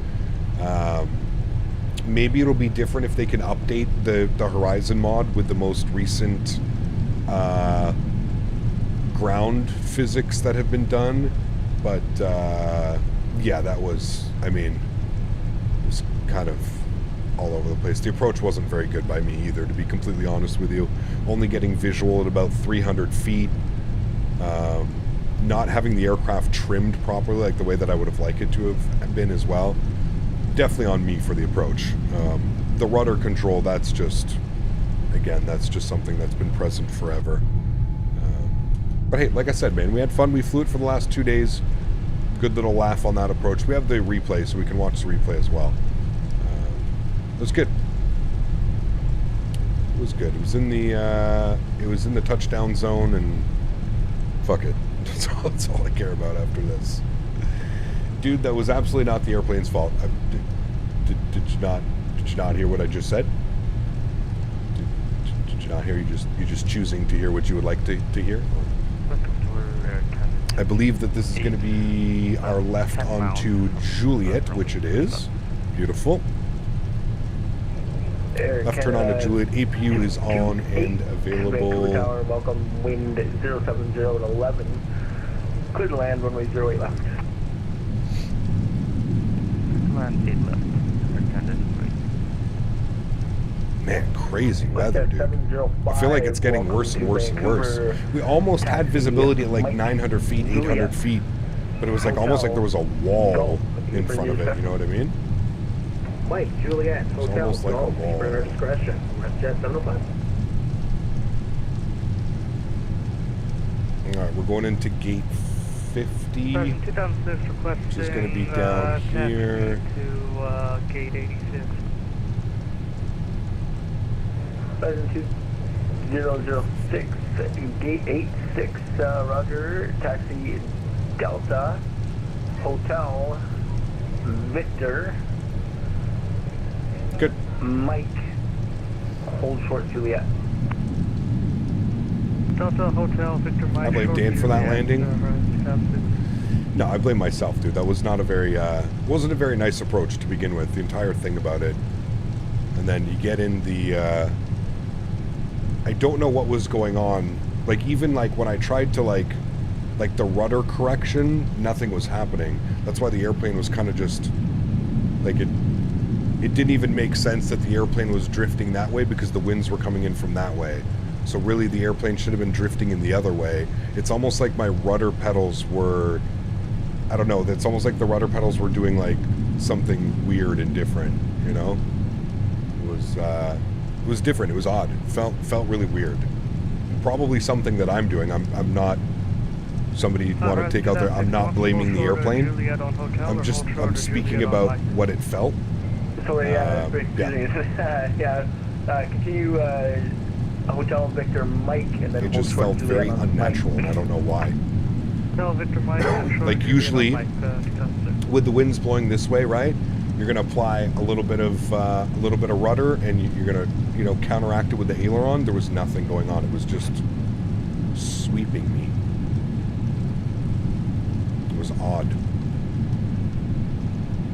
With winds this way, you're gonna apply a little bit of left rudder, a little bit of right aileron. That should have corrected the problem. It was, yeah. It's weird. Unless the winds completely shifted, which it could have happened as well. Unless the winds completely shifted on short final and I was not paying attention to the winds, but yeah. Flight plan route, runway 08 right, squawk 6415. I almost wonder if it would have been better to fly. You know what we should have done actually? We should have just flown we should have flown the default 787 and seen if it has any difference to the see if it has any difference to the flight model compared to this one that we've been flying the last couple of days. That's what we should have done. Shit, should have thought about that. Definitely should have done that.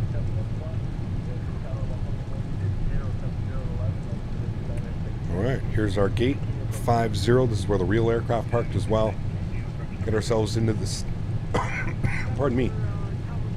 Get ourselves. I'm not going to turn off the engines, chat, because we have to do our replay. I'm also going to get all the flaps all the way down full again as well. And we shall be able to watch the replay.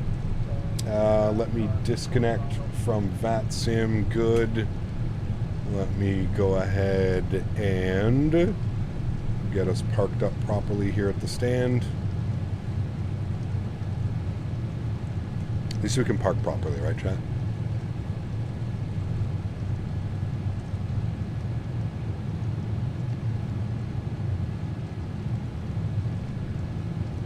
Maybe not. We'll call it good enough right there. Okay, good. I'm going to put that on for a second so it doesn't roll on me. Good. Flaps should be all the way out. Good. Let's go ahead and stop our recording. Good. Let's go ahead and check out the replay, shall we? Because this one's probably going to be a tad interesting. You guys don't see me struggle all that often that much with airplanes. That was, like I said, the to me, there was something very weird with what's going on. I have to be very careful about what I say, because if I say that, if I say the aircraft was behaving weird, everybody just assumes that I'm being negative or overly negative. So I have to be very careful with how I approach situations like this, because there's always those people in chat that are ready to jump down my throat for anything that I say. I'm not a real pilot, but that didn't feel like any other approach that I've flown before. Again, it may be completely different because I'm flying a 787 and I'm not flying a 737, but most airplanes, when you apply rudder in one direction and aileron in the other direction, they tend to, the nose is supposed to, like, you know, kind of kick itself over, and you're supposed to be able to, like, center yourself on that. So, yeah, that entire approach just felt extremely unnatural. We had wind blowing this way on the aircraft, which in return would make the nose go like that, because the wind hits the tail of the aircraft and turns the nose. So when we're coming in on approach like this, we're slightly off center. When I applied left rudder to kick the nose and a little bit of right aileron, the aircraft just went like this and literally just swept itself off the runway. So like I'm saying, unless I misjudged something and like the winds had completely shifted, I was watching the winds the entire way down. The last time I checked, there were 21 gusting out of like a little bit of a quartering nose crosswind. Anyways, it just felt very unnatural. I'm not upset or mad in any way. It just, the whole approach just felt very unnatural. Maybe it's because I wasn't able to take control of the aircraft early enough to get like the hand sense of flying it. Could have been. But yeah, the whole thing just felt very, very, very weird, to be honest with you. We're going to bring it down like this. I don't even know what we're going to be able to see. Like, we'll be able to see it from here, and we can kind of jump outside and see what's going down. We'll be able to kind of judge it from here, but felt weird. Yeah. Sounded like it tried to do a side slip even though you didn't have it set up to do so. Well, like I said, it should have performed naturally. It didn't. And you can see, like, as soon as I start kicking in the rudder, watch, here comes the rudder. As soon as we kick in the rudder, look what the airplane does. It literally just, like, it's falling off the side of the runway. Like, it's not, and this is full rudder. Not until my nose touches down does the airplane actually want to center itself on the runway.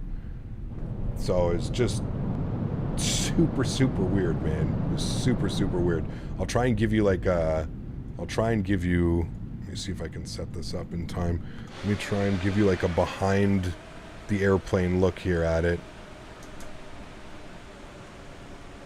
Like, watch, we're set up for the crosswind perfectly. It's not even that much. There's not even that much of a component on the aircraft. You can see our nose wheel is slightly pointed off center here.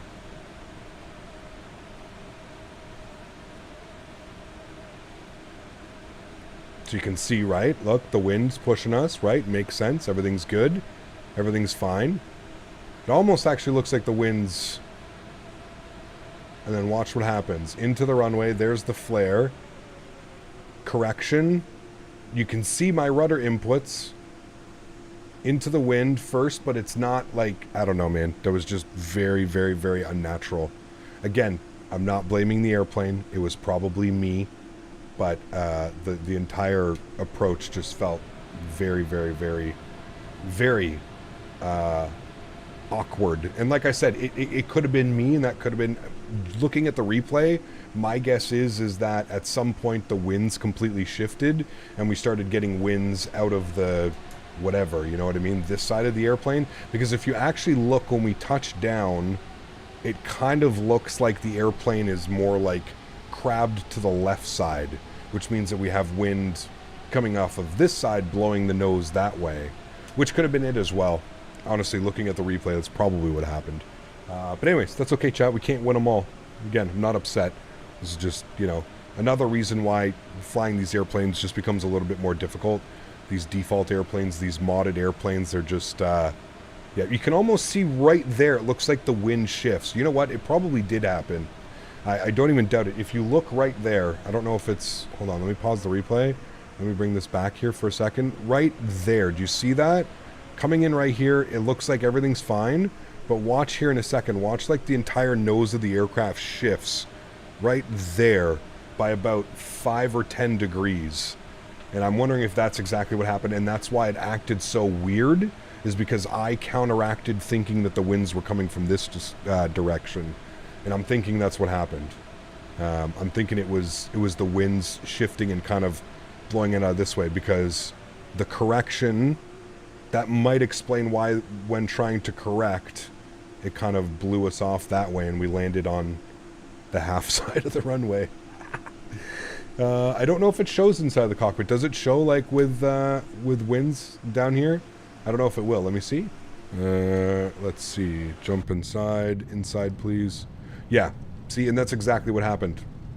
That is literally exactly what happened, as I figured. You can see when the winds shifted in the replay. You can literally see when the winds go from blowing that way to blowing this way, and that's exactly what happened.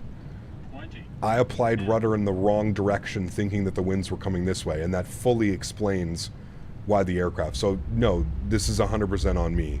I wouldn't necessarily blame the aircraft. Maybe the aircraft doesn't have the best... maybe the aircraft doesn't have the best, you know, flare physics through that. But again, like, you can totally see it. Again, watch here. Watch the airplane on very, very short final. The wind's completely changing. You'll see the aircraft goes from like this to like this. To like a 10 knot, almost quartering cross. It's coming up right here. You'll notice it. Right there is where the winds fully shift and are start blowing out of the kind of the northeast. Yeah, I should have came in a little bit left of center line.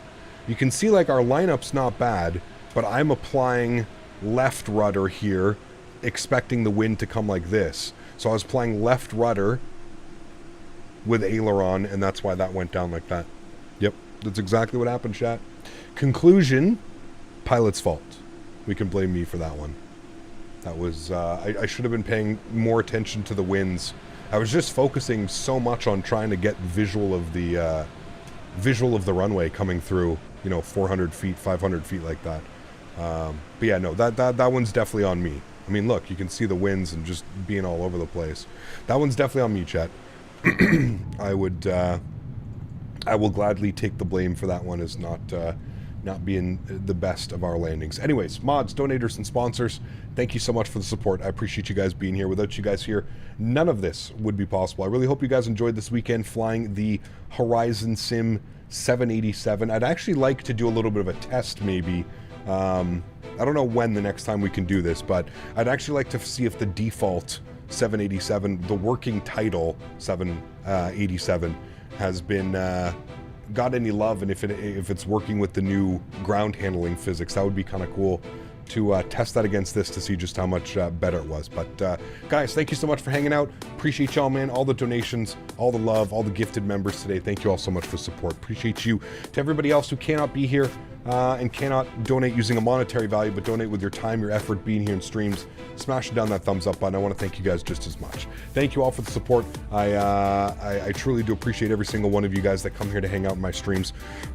We are live again tomorrow. We're back in the A300. We're going to finish off the week in the A300. We started the week in the A300. We're going to finish the week in the A300. I hope you guys enjoy these kind of weird replays for that weird arrival. And I look forward to seeing you all, hopefully, tomorrow in stream. Happy landings, my friends. See